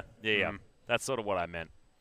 Very similar to that. Wow, I haven't seen a fresh Super Nintendo for a very long time. What the heck is that mouse? Maybe the mouse issue is it's blinding the rest of the players in the booth. I'm going to have to get rid of it. It's a counterpoint to Peanut's famous mouse issues with his 1990s mouse compared to what seems to be some sort of future mouse. Yeah, I know. Whoa, it's probably got like a laser thing on the bottom instead of the trackball. Hilarious. Somehow Kerp always comes up on these broadcasts. Well, it's not... Okay, old mice, even if they're like regular mice, used to have the little ball, remember? Sure. So it's like that's the kind of trackball I'm talking about, not like just the stupid ball thing at the top. Damn it, Kerp. How did he play so well with that dumb mouse? I just don't even understand. Please, no, we're doing 2013 EULCS color commentary now. Well, we haven't even had any early game yet, Papa Smithy. We can talk about the draft, though. So we can talk about what Jin Air have put themselves together with the Nargragas, Victor, Jin, Zyra. Definitely a step back in time this time around. And with Jin, Zyra back on the Rift. Teddy was always a fantastic Jin player, but I just... Seeing Jin makes me feel upset. Probably gives you memories of KT losses in recent times. Yeah. Maybe he won't face check as much as Deft was doing on Jin. Both times he played it recently. I'm a fan of Jin, but I think it is a bit of a gambit given what you kind of expected BBQ to play. We're pretty close to BBQ blind pick territory with this comp. Yeah, a little bit. Sort of like cover up all of the bans, and we would have just thrown it in there anyway. Maybe Crazy would have picked something else, but otherwise this does look like pretty scary composition. One thing I do want to look at is the mid lane with the Galio that we have seen not necessarily find the success that he used to. Well, it's not auto win so much anymore, even if he has still been seeing the bans. So Tempt is going to have another fantastic game, as Talia did look fantastic before, as the mouse, I believe, should be fixed up relatively soon, as God bless. That's fantastic. Do you think he had that previously organized, or he put it together in between games? Oh, probably in between games, Papa Smithy, because otherwise it was, oh God bless. Or maybe just God bless instead. But we are here. We're under the rift, ladies and gentlemen, for game number 2 between BBQ and Jin Air. And now BBQ are standing on top of a ward. That was a clever one from Raze, put down early on. Spot out this invade on the blue side. Yeah, first invade of the series. Game 1 was very shallow 5-point defense. As this time, a bit of information is looking to be obtained. You'll notice that no wards were actually placed on that invade. Oh, and look at this. Jin Air actually setting themselves up in the second brush in the bottom lane. Snowflower, of course, a little bit unfortunately, will have plants littering the area, seeds all over the ground, so a bit of a giveaway as far as his location. From memory, you don't see them unless you're in vision. But maybe I'm wrong about that. I forget how seeds work sometimes. You can definitely see them. Okay. Unless they're in a brush. If they're in a brush, you can't see them. I'm pretty sure if you're standing in a brush as well, they don't spawn outside of the brush. That's right. That's what I was thinking of. Okay. But we did see Snowflower standing outside of the brush just to make sure that he could get. I mean, he's some always on the he's ground. going to have an alpha presence in this lane anyway. He's all about trying to harass Braum because he knows the Braum will definitely outscale in terms of teamfight impact more often than not. Teddy's got 30 AP. Huh. That's a lot of AP. Well, that's going to be some pretty damaging captive audiences, Pop Smithy. Oh dear. Mistake. A mistake. What to say about that? Not a lot, but maybe hard mode has been initiated. I guess he thought it was lethality? His last crit just did a lot of damage to Totoro. Imagine if it had have been with AD. Now, remember that Q does have an AP ratio, so it's not going to be completely the worst. I'm not saying he did it on purpose, but there is the AP ratio on Q and E, no ratio on R. Yeah, I know that the R doesn't necessarily change. Is okay. How about the W? No. No scaling on W, but the Q is interesting because at least he'll be helping push a little bit. Yeah, it's a cute idea. He also has a Doran's Ring. Doran's Ring, yeah. I think that part was on purpose. We're seeing something new from Teddy. He is unironically trying to push with AP Jin. Okay, Ixley's taking a lot of damage here towards the top side as well. It's crazy. Nice damage. So let's think about what it does. The mana regen is going to be useful in the early game. You usually have to be pretty judicious on the mana with the Jin. This is really different. This is thinking outside the box by Teddy, for sure. Oh, yeah. Man, we need Rusty here, because if you guys have watched the LPL at all, Rusty is AP aficionado when it comes to AD carries. I'm guessing he has the mastery on the offense tree as well. He's getting 1 AP per level. Taking turret shots. 1 turret shot per level as well, which is not so great. Actually, no. It's only 1 turret shot per 3 levels thus far. Okay, Bless is looking to try and make his presence known here. Of course, that ward not going to spot anything out. It's Kuzan. He's going to move himself back. Tempt has already used his teleport to get himself back. So the W does have... No, it doesn't. Never mind. So Q has a 0.6 AP ratio, and it has total AD scaling. So it's actually getting quite a lot out of... Because it's a flat ratio as well. So what happens is your total AD scaling goes up. So we'll hold on to that point for a second. Yeah, Ixu in trouble, gets slowed down as there's the Prey Seeker. Shouldn't be able to get out of this without using his flash, and does use it. Then goes Totoro towards the bottom side. They're looking for a kill into Snowflower, but they're not going to be able to do it. Remember, this is just a straight 2v2. The jungle is a top side. Flash already used by the Zyra, though. Was worried about the all-in. No ability for Jace. Sorry, for Jin. Turn that around, Jin and Jace. That's going to be annoying, but... Thankfully, there's no Jace in this game. Not this one. We had that in game 1. Ixu going to happily push in the top. A lot happening here, but just coming back for a second. I'm okay with just talking about AP Jin for this entire game if you want to. So he has total AD scaling, so taking extra AD at level 1 doesn't help him that much in terms of Q. Yeah. He's not able to push as well with it. If you have 30 AP, it's actually giving you... so it has a 0.6 ratio, so it's giving you almost 18 almost extra 20 damage on your Q, which to get that with AD would require you to have significantly more AD than is possible. So it does help him push and give him mana regen.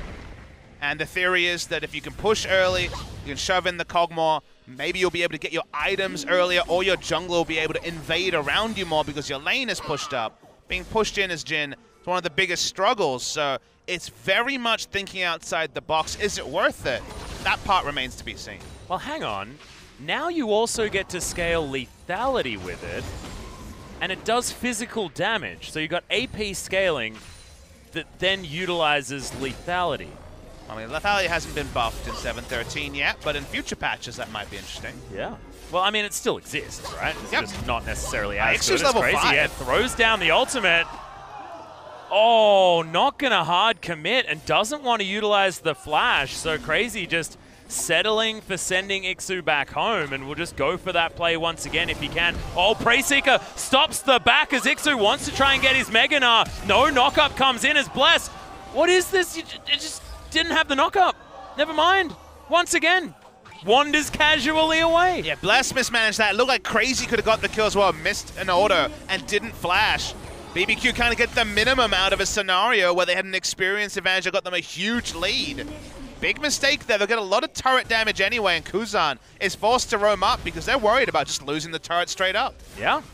It's going to go below half health as the tunnel is going to be utilized by Bless to get himself out of the way. Kuzan gives up his plan of moving towards the top side and will just clear out the minion wave, but this does open up the floor for Tempt to move towards the bottom side. Grand Entrance is there, and Totoro going to jump himself forward. Ghost going down very, very low, but they get the concussive blows, and there's the flash taunt, and First Blood will go to Ghost, and he's not going to fall to the Ignite. Smart roam timing coming through from Tempt. Didn't even have to use the hero's entrance. This is all during the duration of Flash being on cooldown from Snowflower using it as respect earlier. Nice cancel on the back coming through from Tempt, or at least by Victor time to get blue and continue to reset the minion wave in mid. First blood to BBQ. Honestly, should have been the second blood after they missed out on the kill top lane. Yeah. But still does mean that Crazy does have a decent lead up there. 17 CS is nothing to scoff at. And he does have himself his Sheen and a cheeky little Ruby Crystal to go along with his Dorian Shield to start things off. So the Camille going to be very happy with how things are going, especially in a lane against a Gnar, which can be very annoying. Now on patch 7.13, just like all other regions internationally, so the damage increase on the boomerang toss as it levels up is certainly live on this. Makes laning against Gnar even more annoying than it was before. Yeah, and it didn't need to be more annoying, Proximity. It was definitely a frustrating one. Voidoo's not going to catch Teddy with too much extra damage, but now with Living Artillery available for Ghost, the harass will start to become a problem. Remember, because they got the successful gank bot lane without using Hero's Entrance, Jin doesn't have flash, and they already were on point in punishing Snowflower just moments ago, so could be another gank bot lane anytime now. Big contest around the enemy blue, or at least reset it from the BBQ's perspective. Yeah, runs out of patience there, though, so Ray's not able to keep it below half health, and they're going to give up trying to take that one away. So Bless, thankfully, should be able to lock that one down for Tempt. Camille having lane control top, the first spot of the game going to BBQ, really does set them up well for bridging the early game, getting through some of the awkward item phases and getting into the late game. They are naturally favored with their incredibly strong team comp. They have both a winning split push, although it actually is quite difficult to solo kill the Gnar. Do have a lot of pressure and very fast turret pushing as the Camille, and then just a 4-man stack that has both wave clear and the ability to shield the Kog'Maw, so is an air of inevitability here. And gotta admit though, the moment that the Doran's Ring and ability power on Jin was jumped in, that there was going to be some unexplored factors in this game. Yeah, certainly some question marks that we need to get answers to, but so far the answers have been very BBQ focused, as Kuzan is going to get taunted, but it's going to be an immediate cleanse to get him out of that one. I feel like that was probably unnecessary. Flash wasn't up from Bless, so that was communicated. I agree, it was a mistake.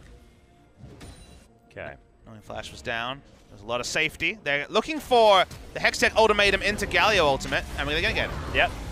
Crazy throws down the ult. Nice. Gets underneath the turret, though. There's a nice double knock up there as Raze just gets rid of Crazy. A disaster of a tower dive as now Temp the Hyper Proxer there. It's going to be 3 kills as BBQ baby, gets torn apart. That was so good, Atlas. What happened was the Gnar ultimate canceled the Hextech ultimatum because it put the Camille out of the radius, and therefore the knock-up wasn't there, so he actually pushed it to cancel. That's why the Galio missed ult, and what was supposed to be Wombo very quickly became a headache for BBQ. Sick outplay from Ixu. Yeah, just a disaster for BBQ, who were in control. Crazy's going to use his teleport to get back to the mid lane, but let's have a look at this one again, because yeah, I even missed it. You get the theory right. Hextech ultimatum into the hero's entrance should be guaranteed initiation, but because displacement cancels the Hextech ultimatum, the Galio wasn't on point, ends up giving his life for no gain. It ends up being a massive botch dive, and this is a big win for Jin Air.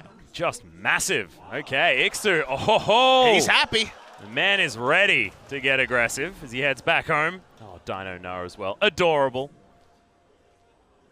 Okay. Gragas and the Gnar do have the big options to displace in the team fights the Hextech ultimatum. Remove what is kind of another take on the Jarvan Galio that we saw so much of in recent weeks. Yeah, exactly. If you think about it, Camille should be the ultra form of the Jarvan, as Flash doesn't work to get out of her ultimate compared to the Cataclysm, but the displacement ends up being the big factor there. So cool to see an interaction that, like you say, you're not really thinking about it. You wonder how they managed to botch that. It looked like it was set up to be BBQ adding on some more kills. Yeah, or even like an unnecessary dive option there as well as Kuzan. He's going to get knocked up, but good gravity field. We'll make sure that Tempt can't get himself in there with the Justice Punch. Look at this. The push that you were talking about, actually massive here out of Jin Air. Ghost taking a fair bit of damage. Stranglethorn's invested into this one just to make sure that they get as much damage down as they can. But you can see BBQ just happy to farm things out, get rid of seeds where they can, do a bit of off gardening. Bottom side. They are winning push. It's against a Kog'Maw, so it's not one of the meta staples, but can say there has certainly been some value for Teddy, who's been able to use his mana more liberally as well with the mana regen on the Doran's Ring. Yeah. Can't believe that we're singing the praises of Doran's Ring Jin. I mean, I first thought it was a mistake, and then you just didn't even look at the starting item because it had to be a Doran's Shield or a Doran's Blade. You see the Doran's Ring, you put it together. This was no mistake. This is just a variant on starting items for an 80 carry. You don't have to see that. It's okay, hero's entrance. Yeah, Kuzan in trouble. Heroic's entrance is going to mean that it's 4 versus 2. Kuzan going to be eliminated and now Raze on his own, but the curtain call's there, and Teddy, absolutely no one to get him out of that one as Ghost jumps over. That's going to be another bullet. Easily set up as the Acathian Surprise is looking for Ixu. Does some damage. It's a 2 for 2 in the end, but we've got turret priority going over to Jin Air. Yeah, getting the turret is going to be the difference. Make it here. Ixu doesn't die. An extra turret shot would have died. We'll just push up. They can turn onto an Infernal, so actually the right time to teleport here because the extra objectives of picking up first brick and Infernal are pretty massive. They're going to just back away though.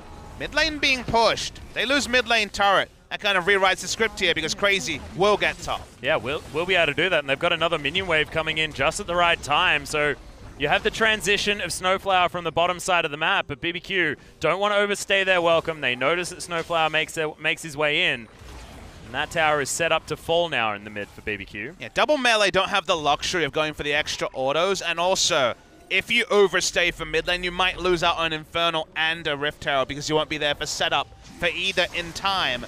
So I don't mind backing away, even though it forces Tempt, you know, as one of the other flow-on effects, as he will have to continue to lane against a fresh buy Victor, Yeah. if he backs now, doesn't have Hero's Entrance or Teleport. We talked about sacrificing objectives. Looks like Rift Herald will be that objective. Yeah, a lot of pings going down, so no surprise to BBQ that they're on there, but not a lot of options as far as getting them off it. Now just going to have to be conscious of dealing with that Rift Herald wherever it's going to be thrown down, and now with only one outer turret falling, Jin Air have a lot of options as far as where they're going to put that Rift Herald as well. Could be the top lane, as that just needs one charge, and Herald will be able to take that one down.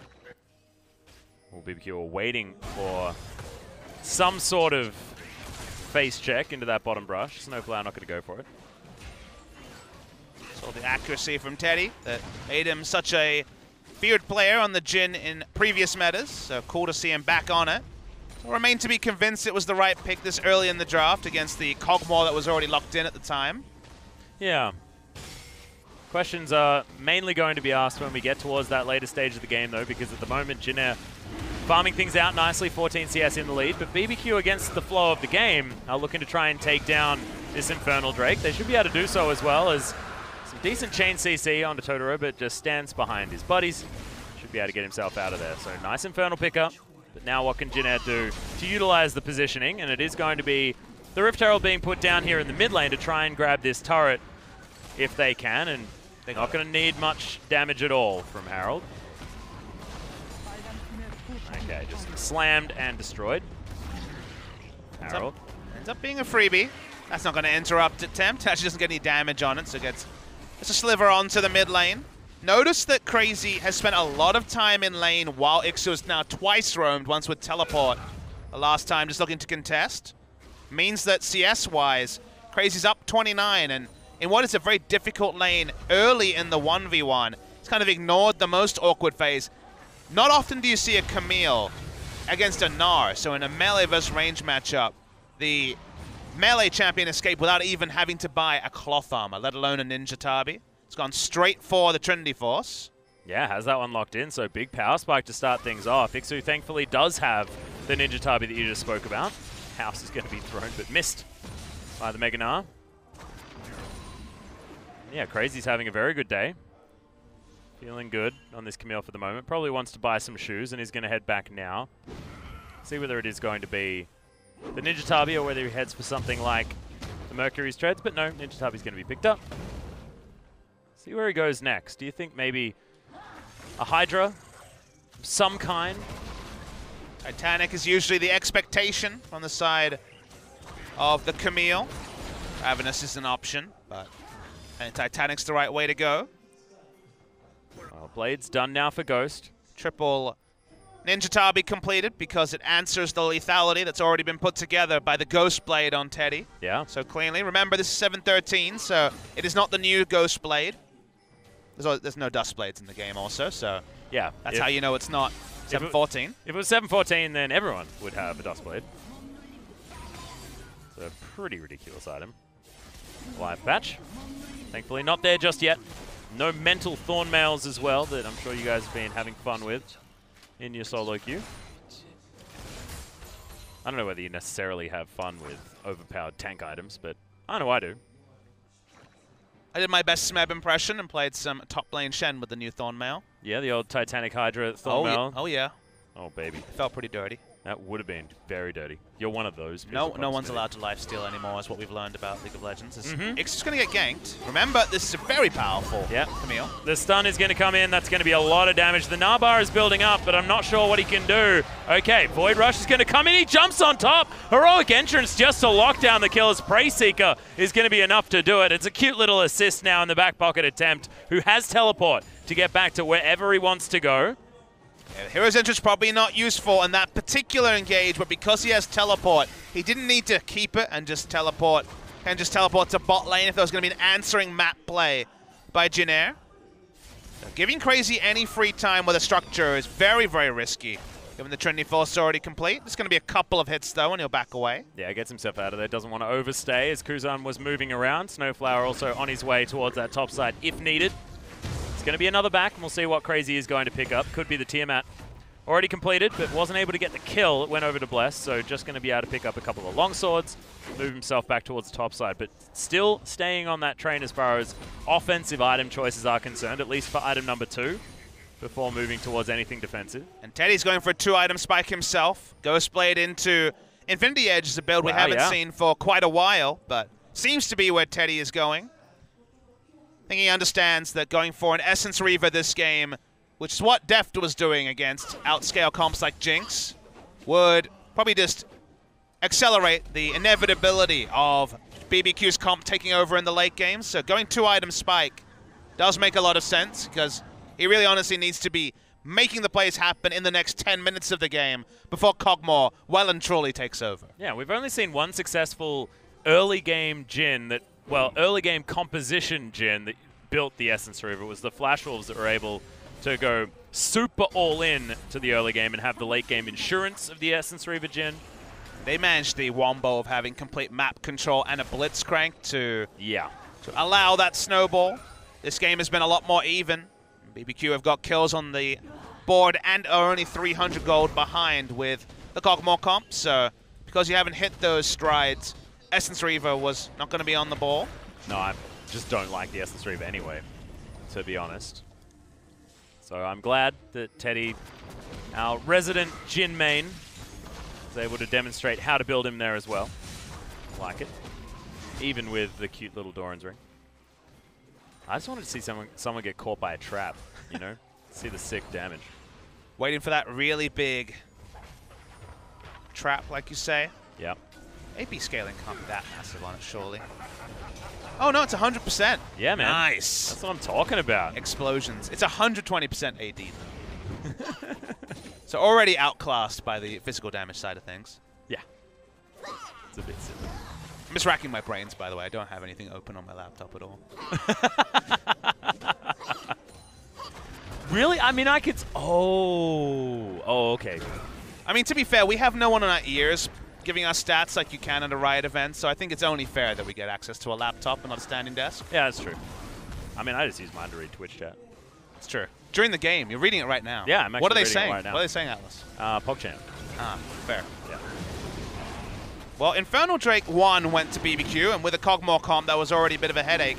Double control wards in the area. There's going to be a fight. He's teleporting in Mega Gnar form, and it's timed out, so Ixu will not have Mega Gnar. Yeah, and it's actually going to be a while before he gets that one again. If you remember, that nerf that happened a little while ago means we have to wait 30 seconds before he can even start charging, as the Infernal Drake is going to go over to BBQ, and now they're going to start off the fight. Start it with one pick already, as the Stranglethorns does not ghost up, but he's still alive. Chaos Storm not doing enough damage, and he has the heal. Crazy's going to be able to get the kill on the Gnar, and the taunt cleanse is not enough, and Jin Air just getting destroyed. Despite that initial botch dive from BBQ, now they're in control. They'll take down the outer turret in the mid lane, and can they just move to the Baron?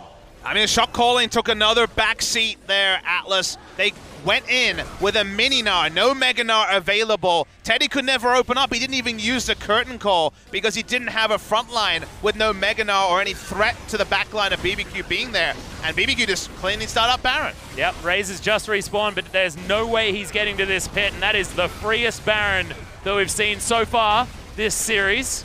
Last one, culled to death. This one, no one's even there. This Ghost's going to turn up towards the top side. His Hurricane's already completed, so he can clear out that wave very quickly. And let's have a look at what went wrong for Jin Air once again. So the big problem here is that you can't fight this if you don't have access to Mega Gnar at any point in the fight. So you can see Raze walking up. He really wants to steal. He's in smite range, doesn't get the smite. And then they can just fight front to back. And that's something BBQ does super well. And Jin Air just can't. See Bless come over. There's actually an interrupt. The Chaos Storm was used to interrupt the channel of the hero's entrance, so no wombo, but they're still going to be able to gap close. They still have turn CC available. Jin Air, they felt pressured to fight, but didn't have the tools available or the Gnar bar available to make a serious attempt at a fight, and they only put themselves in more of a hole. Yeah, and now they've got no summoner spells apart from their jungler and top laner to really do anything with. Oh, I tell a lie. Snowflower does have both of his up as well, but Tempt, his teleport's there. You've got the flash knock-up from Blessed. The heroic entrance going to be up once again as well. And Camille just free run so many structures on the bottom side of the map. This outer is going to fall first. Jin Air do at least get the outer turret on the top side against the flow of play, but looks like this mid lane turret that they worked on earlier should be falling. Tempt not even going to get too bounced around by the gravity field. Okay, Flash is going to be used by Ixu to get himself out of the way of Bless. And I actually like that, respecting the fact that Bless can just get the Flash knock up and lock him down.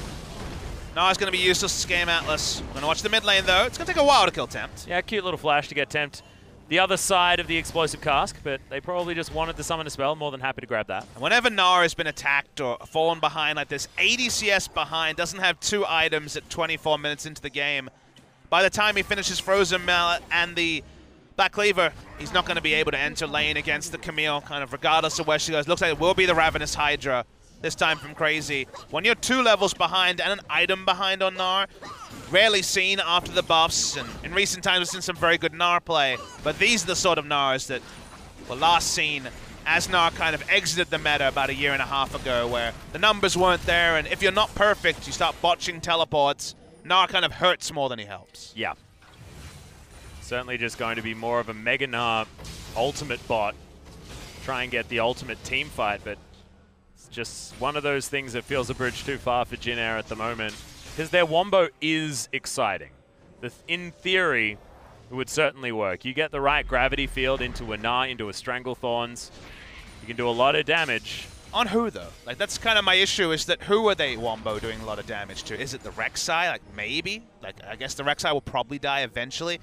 Clearly, Galio and Braum are going to be fine. And Kog'Maw's never going to be in range of that Wombo. So, absolutely in a different game, I have no issues with the comp Jin Air put together. But when they already saw the start, and then they decided not to ban Galio in the second round after already the start of a peel-back Kog'Maw comp was begun, I think they're just outclassed in terms of draft, and an early game lead, you know, 10,000 gold at this point, sure, they can finish the game. Basically any comp can win with a 10,000 gold lead at 25 minutes, but from behind, really have close to no options. Yeah. This is the luxury composition, or the luxury situation for this BBQ composition right now. Double Infernal Drake, massive map control, and you've got a Kog'Maw that is building towards a couple of different items at once because he just doesn't know what to spend all of his gold on. Papa Smithy. Definitely what Ghost wants to be doing, and he's now shoving up the bottom side.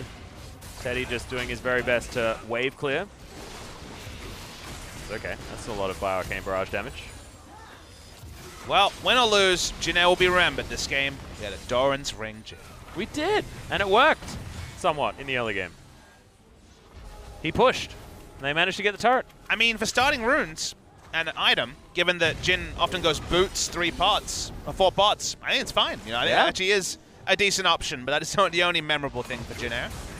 Yeah, now it's looking like BBQ trying to get themselves in there. Taunt, not going to actually find anyone, but they zone them away from the turret. Stranglethorns comes in. Nice work from Snowflower to try and start something up, but they do get the turret.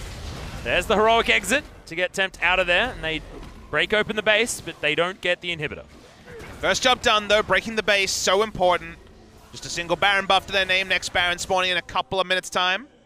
3rd Infernal Drake for BBQ. Oh my god. The triple fire. It's going to be up 15 seconds. They should just move over to it. We'll be able to pick that up. Jin Air was expected to have more of a lead in the early game, given that Teddy indexed pretty heavily in having lane presence on a Jin. They had a Zyra support against Braum. They also had Gnar in the top lane. If you had 3 Infernals on this Jin Air comp, again, maybe you're able to actually pierce through the incredibly tanky front line of BBQ. But the moment BBQ are the team picking up 3 Infernals, you know it's really going to help. Yeah. He's having a rough time. Now, Teddy manages to get a red buff, but there's a red dragon that he probably would have wanted to help out with, but they just have no way of getting there. 8,000 gold is almost the lead for BBQ as we move into the 30-minute mark. And Tempt finally got him going for the Locket Gargoyle Stoneplate combo. Haven't really seen it enough, I feel. I don't think we've seen even one game of it. Yeah, I was trying to think back, and I can't remember. I can remember being frustrated that we haven't seen it. I don't remember actually seeing it. I want him to get there because I need to see the shield on Ghost health bar. Oh, it'd be so silly. 36% of 1 billion health is quite a big shield. That's a lot of billion. It's actually no more than 2, but still, you know what I mean. It's a lot of health. Well, BBQ can just attack this very low HP bot lane inhibitor. They just wandered themselves in there. Maybe not necessarily looking for a team fight right now. Don't want to fight on the terms of Jin Air. They can exhaust the Gnar. They'll probably be relatively happy. Well, Mega Gnar is here, and BBQ do just want to back themselves away.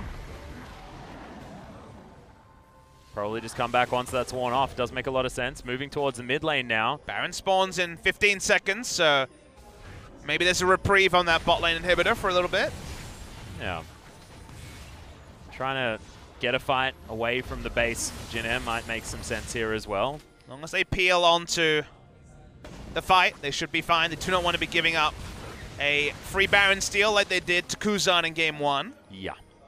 Crazy, waiting for people to start walking towards the Baron.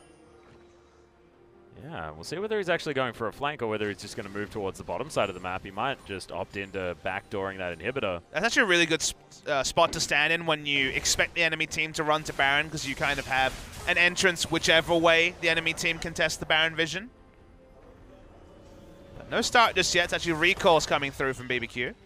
Yeah, maybe an opportunity here for Jin Air to steal this one away. Their Baron damage is pretty rubbish, honestly. They got a Jin. They don't have any speed. It's no double Play the Ruin King and Liandry's like we saw in the last series, especially from the side of Jin Air. Well, interesting. Would have thought the BBQ may have just wanted to go for that one, but now we've got the Locket Stone Plate from Tempt. Oh, baby. Here we are.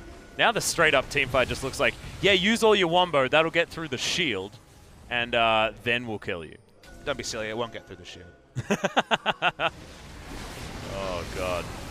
Okay, now BBQ just make their way back to the Baron, looking to take this one down as Raze is in the area. And the Gravity Field is doing at least decent work, but massive Glacial Fissure from Totoro buys a lot of time. And the Redemption gets him his health back. Bless just looking to make his way in there. They're going to let the Baron reset and just destroy Teddy. Chaos Storm trying to do some work as they at least get the Rek'Sai, but in the backline, Ghost is tearing them up. And Raze trying to get himself out there. Ixu on very low health, and Snowflower is a sitting duck. In goes Crazy, but that's the big knockback. Kuzan gets rid of them, but yeah, Ghost just going to run his way forward. That's an instant quadra kill from the Kog'Maw. That's the ace, and that should just be the game. No need to get a Baron when you just kill the whole team. And that's why you don't leave these comps available to any team, but even BBQ, who have already played prototypes of what they draft today, can pull this off and pull it off cleanly. BBQ have been great on the day. They'll take an inhibitor to the top side. Probably don't have time to take the bot lane inhibitor they set up earlier, but man, have they looked good, and unfortunately Jin Air, they have no idea how to contest this team. Just does not look like the Jin Air that we've been singing the praises of week after week, as they've been looking like they've been improving over and over again. BBQ won't be able to get anything other than that top lane inhibitor for now. They should be able to move back, grab the Baron, buy all of the items in the shop. Findy Edge, perhaps going to be completed for Ghost, who remember has 3 Infernals to buff up the damage from that. Good turn from BBQ. Only way they could have messed up that scenario was to overstay on the Baron and allow Raze to steal, but smartly they weren't going to do that. Now Jin Air looking for an emergency Baron start. Yeah, they are all going to move over here. Teleport is available from Crazy, but not for anyone else. Hero's entrance not quite available, but will be available very shortly. Here's the teleport. Yeah, Bless is already in the area as well, so at best it'll be a 50-50 for Jin Air, and now they do not want to take this trade. Super Creeps, remember, moving down the top lane. Jin Air just going to back away, so trying to get themselves back to some normalcy. They at least get some good vision available to them. But with 10,000 gold the lead for BBQ, some fresh items now in their back pocket as well. They are looking for the Baron and looking for the turn there, as well as Raze. Ultimatum's in there. He's just going to die as Crazy picks up that kill. Bless has lost some of his health bar, but it's a 5 versus 4 now. And in goes Crazy, finds Kuzan for a lot of damage, as the Strangle Thorns will only get Totoro the Unbreakable doing so much work, alleviating him of all of the damage that he just picked up. And now Baron should fall. And BBQ should just run these mega minions into the base of Jin Air and finish off the 2-0. Yeah, final shopping trips, clear out the runway and get everything they want to look good for the final picture, as the Nexus will soon explode for Jin Air. It will be one of those very rare wins for BBQ, who will add Jin Air to their hit list. The only team they have beaten them twice in the summer season was Ever 8 winners, and now Jin Air Looks like they will be the unlikely second name on the hit list. Yeah, it's a little bit unfortunate for Jin Air, but BBQ fans of barbecue chicken just in general, will be very happy because BBQ were a team that we were excited about. You know, Tempt was an exciting player. Loved watching his Cassiopeia in the spring split, and it just hasn't felt like BBQ have been the same team in summer. And I'll go against what you say. I'm actually not in any way feeling unfortunate for Jin Air. They've been the architect of their own demise in this particular series. They've played very poorly. Their draft in the second game, I think, didn't respect what BBQ are doing. I think it should be hyped that BBQ have drafted something, they've played to it. Jin Air, compared to their recent form, I felt really bad for them about their loss to KT, where they did show so much. They've shown almost nothing today. Yeah. Hasn't been heartening, but what has been is watching BBQ rip them apart. 6-1 and 6 on the Cogmore here for Ghost as well. We have been talking about him as the man that has at least been in summer one of the good talking points for BBQ. Well, now Tempt can walk up pretty happily here. Oh, yeah. Tempt is very, very tanky, Pop Smithy. Look at him casually wandering through as there's the double knock-up. Snowflower probably should just fall down here. Living Artillery seems to be finding him. There we are. He's basically a Nexus laser. That's the last one. Massive damage coming out of Ghost, who went back and turned a BF Sword into an Infinity Edge and a QSS. Just walks past the party cask and is now just tearing them all up. That's the double coming in for the Cogmore as he flashes forward. Not going to be the Penta as they're sharing these kills around, but that's going to be the ace, and that is going to be the 2-0 for BBQ Olivers as they destroy the Nexus. Incredible performance and not what anyone was expecting heading into game number 1 of today. Very well-deserved victory for the side of BBQ. Great performance by them in game 2 especially. Draft kind of got away from Jin Air. You want to make it about Jin Air's failings, but I think it really should be about BBQ's execution and also BBQ at least having the perspective as previously only a 2-match win team of going, wait, what are we good at? And they were good at playing around Ghost. The meta shifts, people become aware that these Cogmore comps can be played, and they are good at those. So I'm glad they know their own strengths. They play to them. Jin Air, I have no idea or insight into how they can be so woeful a couple of days after having one of the most memorable sets of the summer season and running KT close. But Jin Air on this day, they went with 2 roster swaps for the second match. They look awful. They're going to need to really work out their problems because they're a team that is still in with a chance of playoffs. If they play like this again, it doesn't matter who they're facing. They will lose again. Yeah, and getting surprise victories over Samsung and getting that 1 win over KT in that series only means something if you're still able to beat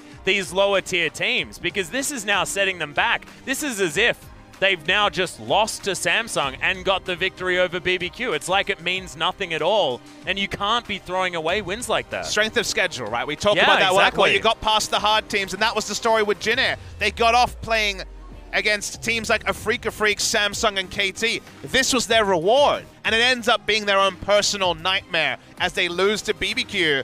But today, finally, the people have wanted it for so long. You can raise your roosters. You can be happy if you are a BBQ fan or enjoy a quality meme. I didn't even say meme correctly. I called it a meme. You were trying to say meme and meme at the same time. A meme. Perfect. Oh, no. A disaster. However, what isn't a disaster is the BBQ Olivers, who just to turn it around so incredibly convincingly within 1 week is absolutely fantastic, because that's some pretty gross Cogmore damage. By the 36 minutes as well. By the end, he was the epitome of the living artillery. He was literally a fountain laser. His R was doing 700 damage to execute a Zyra. He was insanely strong. Well, that was because his team played well around him. The enemy team went with a Doran's Ring Jin that was probably the best part of the game for the side of the Jin Air GreenWings, and Ghost predictably will be that MVP as, hey, 94% kill contribution on a Cogmore team. I wonder what they were trying to do. Feels pretty good. 17 KDA ain't anything to scoff at either, as this was their team fight of dreams for BBQ.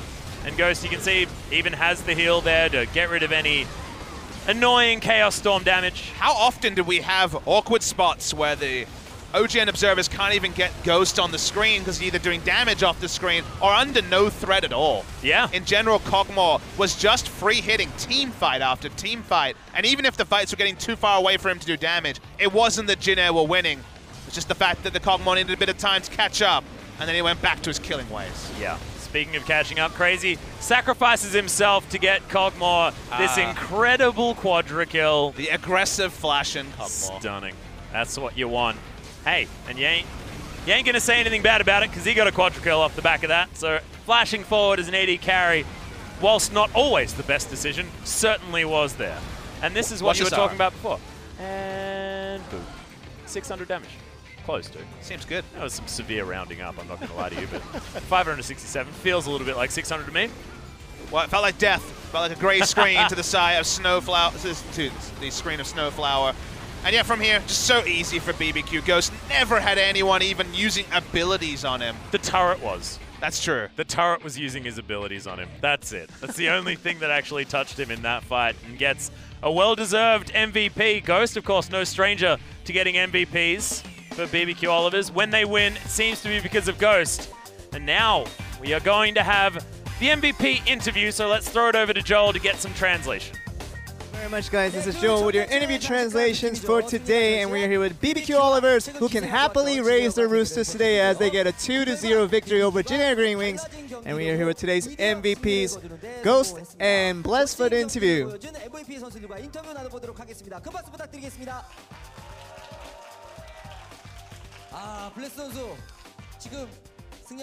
Bless, you got the win. How do you feel?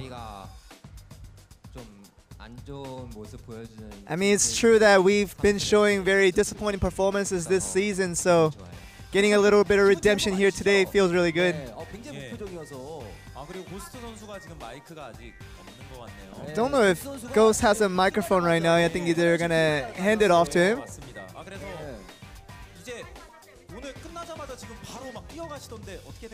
But anyway, can you explain why you suddenly ran up? Yeah, one of our teammates was really hurrying to go to the restroom, so I think that's why you saw him running up to the restroom.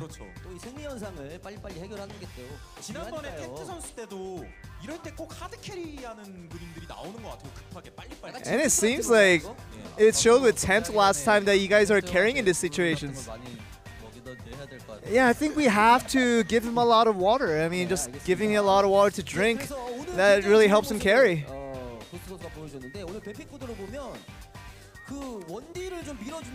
And we want to move our attention to the ban pick phases, where it seems like the picks were really geared towards ADC. Yeah, I think for my playstyle, I really like those hyper carry ADCs, and I think my teammates really trusted me enough that they can rely on me to play those kind of champions.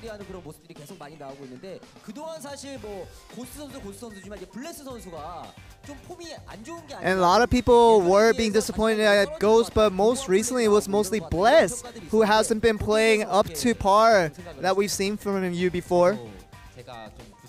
Yeah, I feel the same way about myself, that, you know, I feel like I've played much better than what I've been playing recently, and I feel like I need some time to bring up my game back into where it needs to be. But I think I've always should be susceptible to change, that I've always should look to improve and look to be a better player all the time. So that's kind of the, I think, the mindset that I need to adopt a little bit more. And even in that brawl that you guys had in this series, you ended up with no deaths at the end of the game. Did you feel like your condition was a little bit different today? And usually when I wake up, I usually get that little cramps and a little bit of tiredness when I wake up. But today was a little bit refreshing when I did wake up in the morning, and I felt like that transitioned over to the games itself. But yeah, condition-wise, I think I was a little bit better today.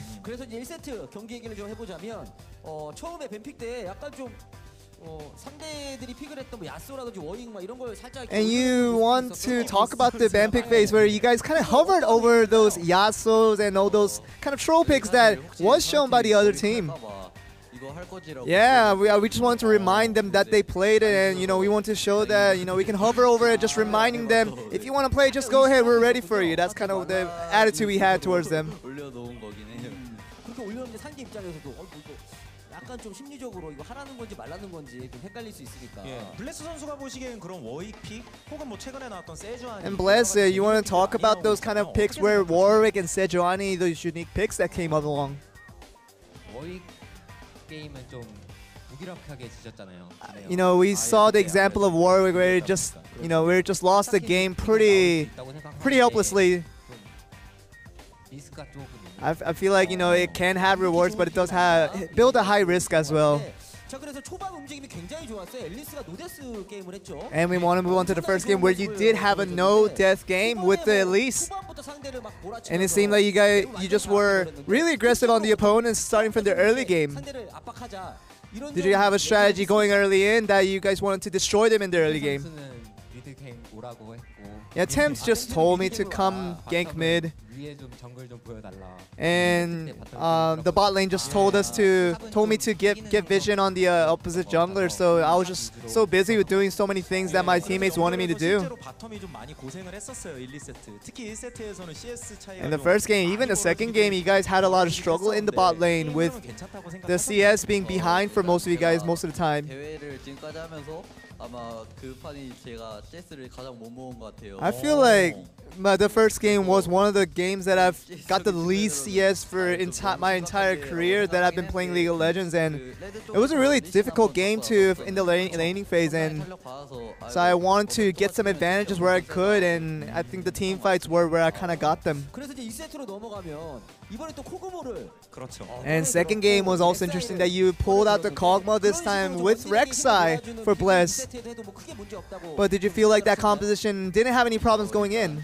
제가 1세트 때 좀 부족했다고 생각했기 때문에 I felt like the first game wasn't up to par in my expectations of what I wanted to play, and so I switched it up to the Kog'Maw and hoping that I would get a better performance, and I guess it did get a better performance with the game too. 조합 딱 보고 나서 And with the composition that I saw with the opposition, that I thought that Kog'Maw would have been a suitable pick on that one. 강하기로 유명하고 게다가 아이템 때문에 좀 화제가 됐었어요. 실제로 그런 식의 푸시력에 계속 And a lot of people really praise the Kog'Maw for the item builds that it can have, for such pushing advantage that it can have. 제가 랭크 게임에서 같은 팀이나 적팀 진이 사는 거 몇 번 보긴 했는데 Yeah, I saw that specific build tree when I was playing solo queue, and when I saw opponents play that build, and I tried to adopt that a little bit. 아직까지 잘은 모르겠어요. But I felt like I still need to do a little bit of research on what the best tree might be. 또 화면으로 준비돼 있다고 하니까 보면서 이야기 나눠볼게요. We have a video highlight we want to look at with our interview.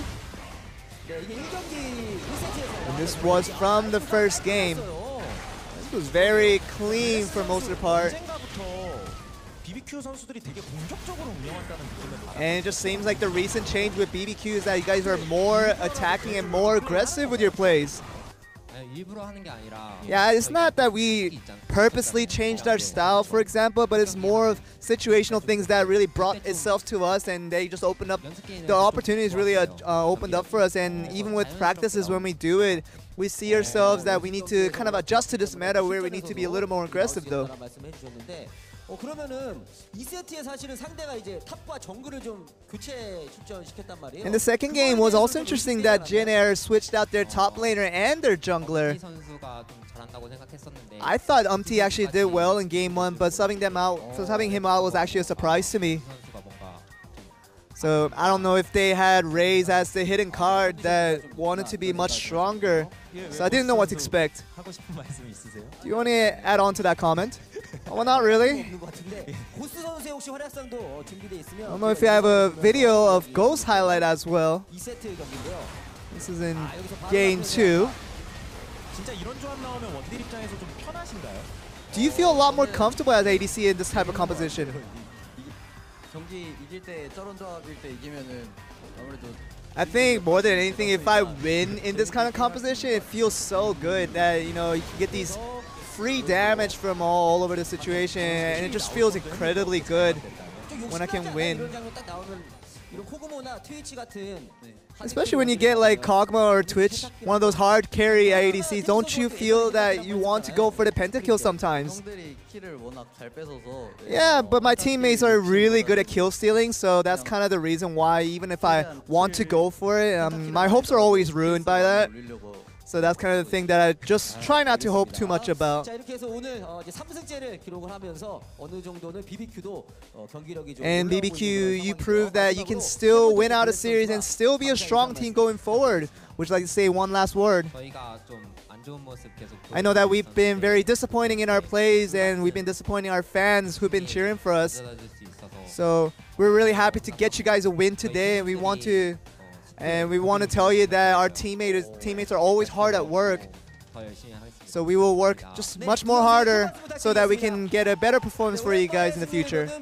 And that seems to be the end of the interview. Back over to you guys. Thank you very much, Joel. Fantastic to finally hear from BBQ once again, Papa Smithy, because it was only a couple of games that we have had these interviews. Ghost looking confident as always, but now in a victory. Fantastic stuff. So the Cogmore, like he said, was just one of those compositions that you're happy to pick it into. Although it was interesting, he'd only seen one champion from that composition when he picked it. Feeling confident though, and the fact that BBQ could pull it off is very important. The sort of thing was that this makes sense for them, but them actually doing it against Jin Air means a lot. They now put a bit of separation between themselves, and the battle for 8th, so important because 8th, you are safe and qualify for LCK Spring 2018. Wow, that sounds like the future. It is the future. But Yeah. BBQ want that to be their future. Coming up, we have an outstanding match. Afreeca Freecs it's gonna be amazing. versus the SK Telecom T1, who come off their 2-0 loss to Samsung. And actually, to close the book on Jin Air for a moment, their next game is against SKT next Tuesday. So the opposition they'll be facing will definitely be affected by how they perform against Afreeca Freecs. And look, if you do the rock, paper, scissors, Jin Air was able to 2-0 Samsung, Samsung able to 2-0 SKT. Who knows what's going to happen when we see that matchup? But first, we need to see Afreeca versus SKT. Guys, it is going to be another one of those long breaks, about 45 minutes. We'll be back, though, at 7:50 KST to bring you this hype series. Make sure you can go get some food, something like that, but be there for the series. It'll be great.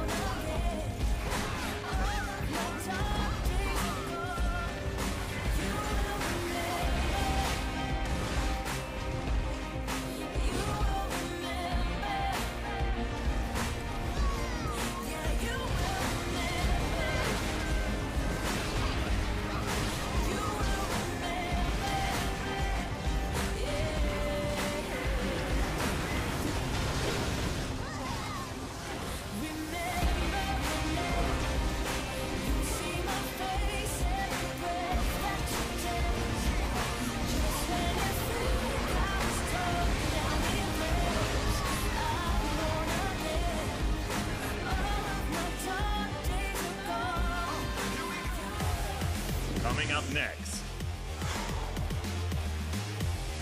Afreeca Freecs, SK Telecom T1, 2017 League of Legends Champions Korea Summer Split.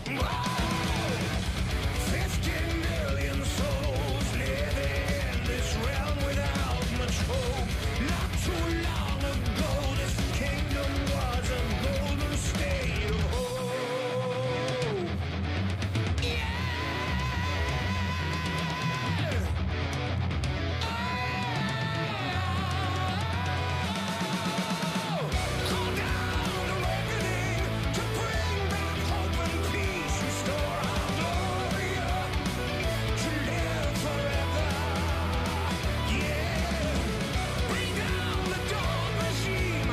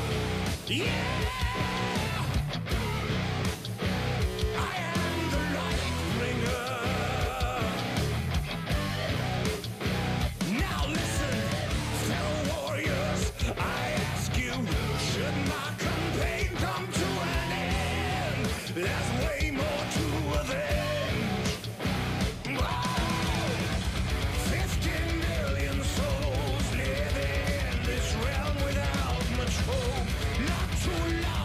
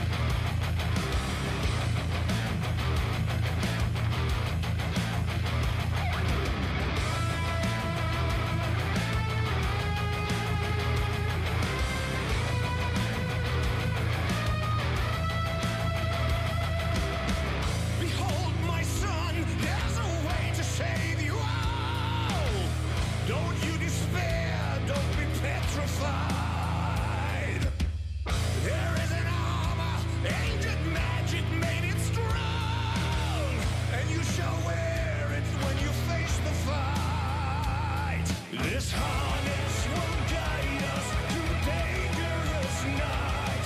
It humbles the foe with its grace. The thornmail will help us breathe and survive. Our deadliest fate we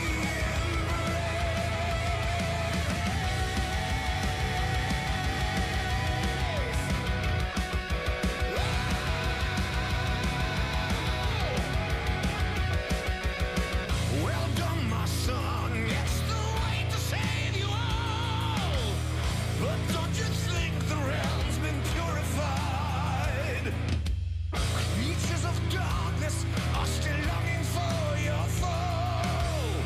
Keep them in thrall. It's time to smite and ignite.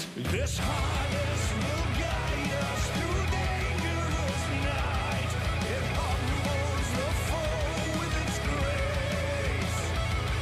The thornmail will help us breathe and survive. Our deadliest fate we embrace.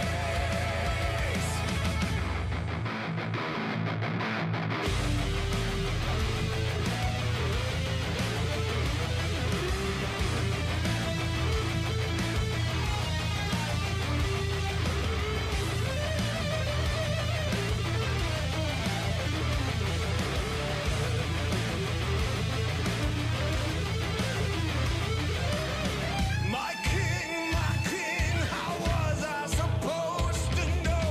Everyone will falter when you die. This harness will guide us through dangerous night. It humbles the foe with its grace.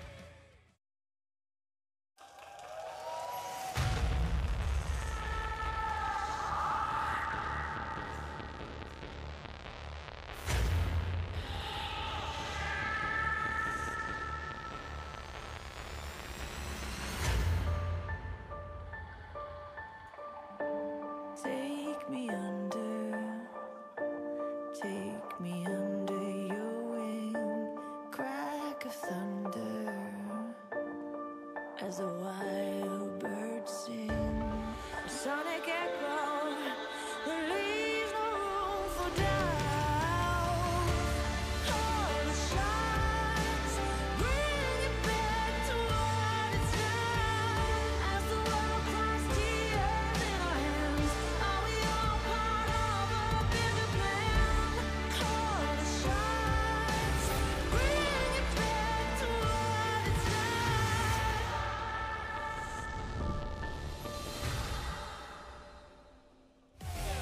Today's matchup. Afreeca Freecs. SK Telecom T1. 2017 League of Legends Champions Korea Summer Split.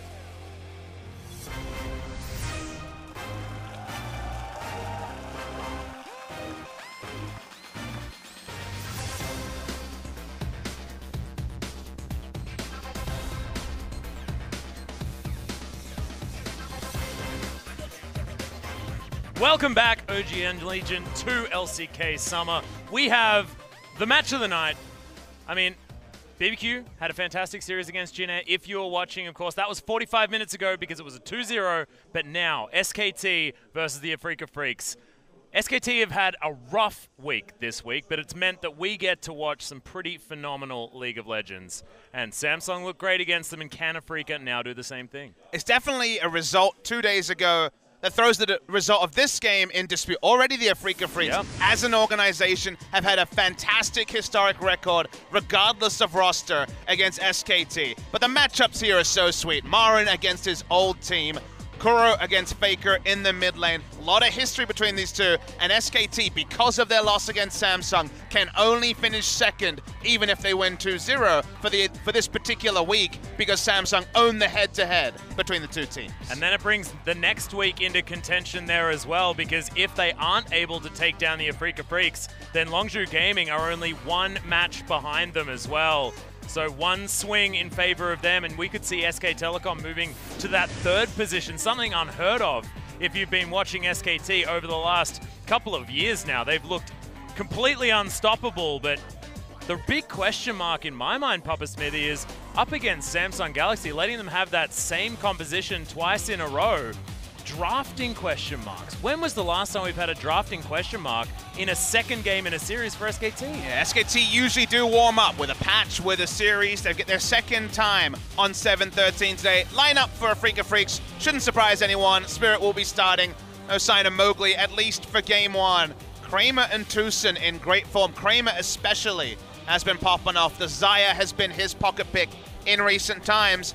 Marin is so often the architect of the Afreeca victories if they are to win. And Afreeca have that weird kind of sub-storyline where they may be the best team at game one in a best of three of any team in the world. If only it was a best of one format, Papa Smithy, because Afreeca Freecs would be undoubtedly one of our strongest teams in the league, if not well and truly at the top there, because their game one win rate is ludicrous.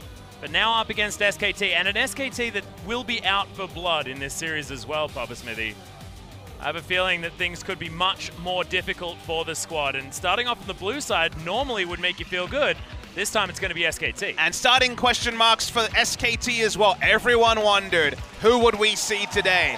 Well, you're going to see the MSI roster, so that means that both Huni and Peanut will be starting. Huni looked pretty woeful against Samsung Galaxy, made some individual mistakes. Blank suffered his first series victory and first game victory. He will not be starting for game one either. So putting faith in the most experience for 2017. Yeah, making sure that they are going back to what was their MSI roster, but there are so many question marks. And Tara, we haven't seen him since Rift Rivals. Of course, didn't even play there, so it wasn't even a sub, didn't go with the team over to Taiwan to play. Scary stuff here if you're an SKT fan, because for the first time we're seeing falterings. But now, going back to the super standard roster, back to MSI form, and trying to start off with a bang here against Afreeca Freecs. Yeah, sorry, I had to pause because of that horrendous pun, and I apologize for that one. They start off with a bang every single game, Papa Smithy, because they have no sub in the AD carry role.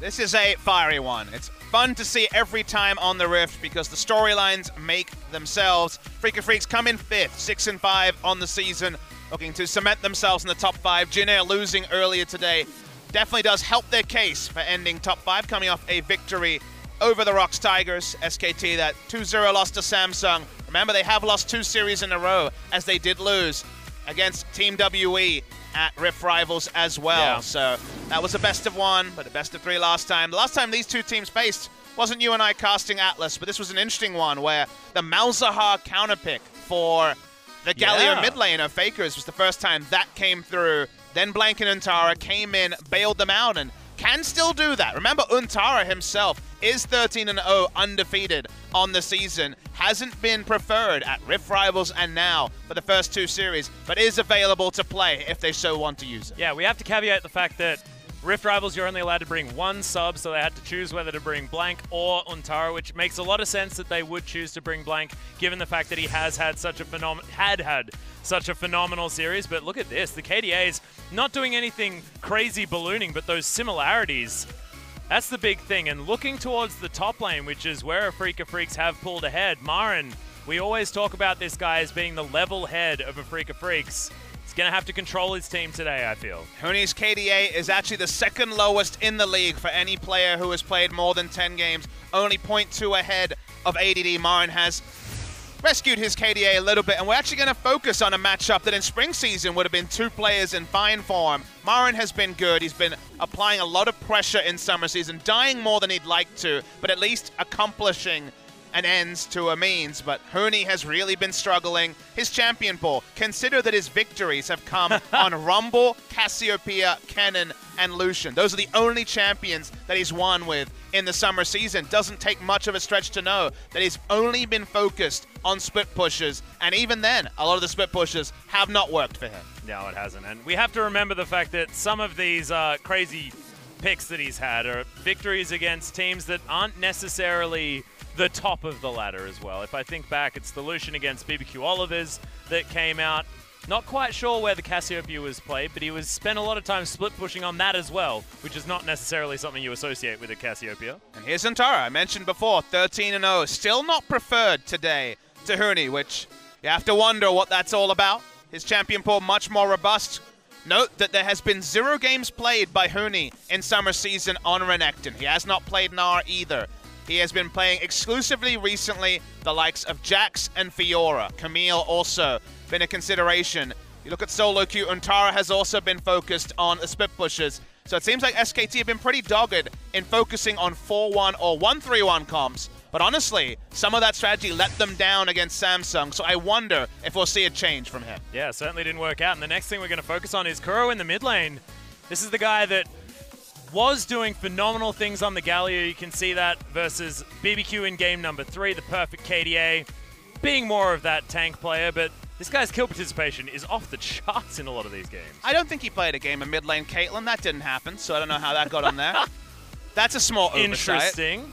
But yes, he's looked great on the Galio at the start of the season, has moved on to other picks. He plays the Kassadin. His Victor is famous, and he's been bringing out the Corki as well. So Kuro has been very reliable, but today he is against his nemesis. He is against the player that so many times outclassed him when he was one of the main members of the Rocks Tigers against SK Telecom. That was the rivalry that defined 2015 and 2016. Kuro, to his credit, has had some great games against SKT on the Afreeca Freecs, even carrying on champions like the Corki and the Cassiopeia in spring season, and FLICKR, by his high standards, has had a bad couple of weeks, so he's going to be looking to have a big series to put himself back on his usual high horse. Yeah, and some of the question marks that we have for SKT have not been in the mid lane as well, because FLICKR, despite, against WE, that one game that they did have in the final against LPL, that was him getting caught early on, maybe some disrespect there as we hop into Champion Select, but it was the other parts of the map that are the problem. And I'm going to be looking at Marin versus Huni to see where this is going to go. And I'm going to be looking at SKT's red side bans, because it feels like you can kind of pencil them in, right? We tried to figure this out earlier. Zac almost every time. I actually think the Afreeca Freecs are one team you tempt yourself to leave Caitlyn up against, because they already show a natural prioritization of Xayah. So either banning Xayah or leaving up the Caitlyn as an answer, because often we've seen Afreeca leave open Caitlyn and take Xayah into it. Kramer has been so clean on Xayah that SKT having a plan against that particular pick, I think is actually going to be really important for them. Well, the Camille's going to be banned away here by Afreeca after the Braum, so they're making sure that they're getting rid of some crazy picks, and also getting rid of the Braum means that SKT is not going to be able to go full Samsung on them and pick that Sejuani Braum combination. And now Kalista and Xayah are the two big AD carries to consider. Both of these players play both of them. Xayah, the higher priority for Afreeca recently. Really interesting. They banned Caitlyn, just going with what's strong on patch 7.13. Final ban here could be a lot of things. Rek'Sai, Galio, either of the AD carries. It seems they're happy to trade them. Afreeca, will they just continue the recent trend of prioritizing Kalista, or will they look to the Rek'Sai? Spirit hasn't played Rek'Sai this season, so they're just going to go with Kalista, but Xayah is open for SKT. And there's still a lot of junglers left available as well. I mean, namely, you're looking at Lee Sin and Gragas, both champions that Peanut and Spirit more than happy to play, but Spirit very happy to hop on that Gragas or the Lee Sin, so there's no real priority there, so that makes a lot of sense. And Gragas also a true flex pick for Afreeca, who still play top lane Gragas for Marin. Usually there is a lot of top lane focus in bans on Marin when SKT and Afreeca play. Because of the nature of the draft right now, where you have auto bans, there will be no ban onto top lane, at least in the first round, and that means, for example, his Rumble is available. If he wants to select it, would be an early selection on Rumble, but they go with it anyway. Wow, yeah. It is one of the champions that Huni has won, only champion Huni's won multiple games on, and Marin is perhaps the greatest Rumble player of all time. So it makes sense to some degree to lock it in, and it does mean Kalista Rakan as a duo can be taken as well. And it feels like Afreeca, their game one dominance has started off in the draft as, wow, okay, Tusin's just going to step away from the Rakan and go straight to the Alistair. So we might be seeing those big old heels in the league. And now you get the sick duo name, the Kali Star, coming through, because these guys can do some sick wombo when it comes to engage. does mean that Alistair for once can kind of be brazen with his initiation or just hold on to the headbutt for only displacement because he can just go in with the Fate's Call and then a Pulverize. And okay, SKT will be running Kog'Maw in this particular series. So they see the Kalista, they respond with Kog'Maw. Interviews with Mada have said that these, in his estimation, these are the two top 80 carries, and they have such different identities, right? Kalista, all about 1 to 2 items. Kog'Maw scaling into the late game, and definitely being a menace in doing so. So already we're expecting pretty different identities between Afreeca and SKT in the draft. Well, we can see the top lane is where Afreeca are now going to focus, as Marin wants to get rid of the good matchups into the Rumble. And we're looking at top lane and jungle being picked up by SKT, and mid lane and jungle picked up for Afreeca. So it's interesting that we're not seeing the jungle pool pinched, but it does make some sense because you don't want to get rid of everything that you can play at the same time as your opponent. They have the option to ban champions against Taliyah, which was their very early mid lane blind pick. Seems like they're happy enough to take the Corki into Taliyah matchup because they banned Kassadin, who with lane pressure can certainly do well. We saw FLICKR do well in lane against Samsung on that particular matchup, and the Karma just for the reliability, being able to follow around FLICKR with the teleport. This jungle ban at Peanut. I like the Gragas ban as well, sort of aiming it against the Kog'Maw composition as well. Get rid of some of the peel and disengage options that SKT will have. Of course, Lee Sin, once upon a time, was the poor man's Gragas that has now reached some parity as far as power level. And it's also one of Peanut's famous champions, even if Blank has outperformed him on Lee Sin in summer season. Does provide the disengage that Gragas does, but a little bit less flexibility at how he does. I feel like Gragas would have fit the comp cleaner, so like your point there, Atlas, I think it was a smart ban. Now we're waiting for Afreeca to round out their comp. Corki is the very obvious selection into the Taliyah mid lane, so we're only looking for the jungler, which they wait a long time for jungle. They could just take a tier list pick. That will be the Rek'Sai, who does well into the Lee Sin as well. But because Spirit has not played at all this season, it would be a bit of difference from him. Could argue something like the Olaf, one of his old favorites, could be considered just to run at the Kog'Maw and try to trivialize him from fights. But it's going to be a jungle Jarvan or a jungle Rumble. Spirit is actually a legacy jungle Rumble player, almost certainly to be the Jarvan, but there is a bit of ambiguity about this one. That would be very exciting. And it also means that SKT, depending on what they pick towards the top side of the map, that's when Afreeca are going to make that decision.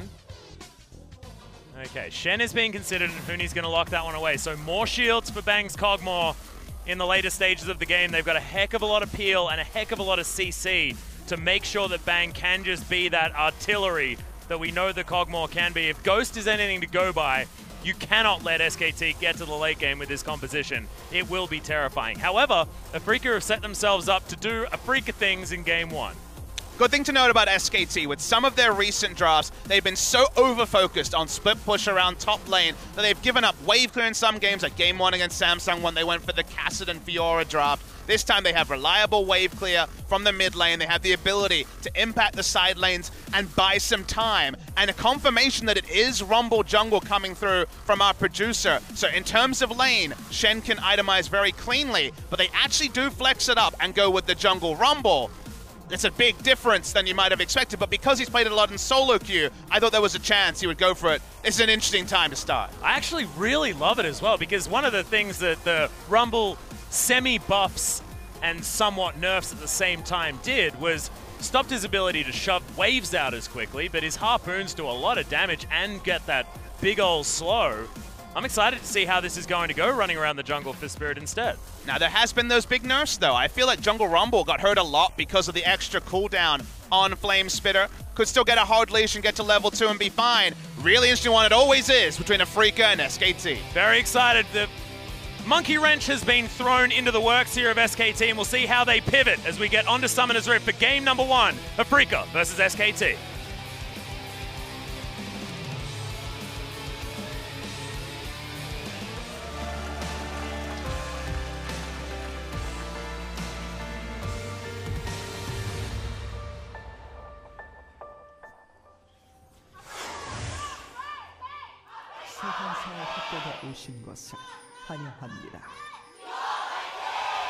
Oh, big cheers for SKT. But Afreeca fans still making some noise here as Kara has to skill Valkyrie first. There is a lot of people in the audience. I was told that the tickets for this particular match sold out in 15 seconds. Such was the popularity, sold out even faster than the SKT versus Samsung tickets.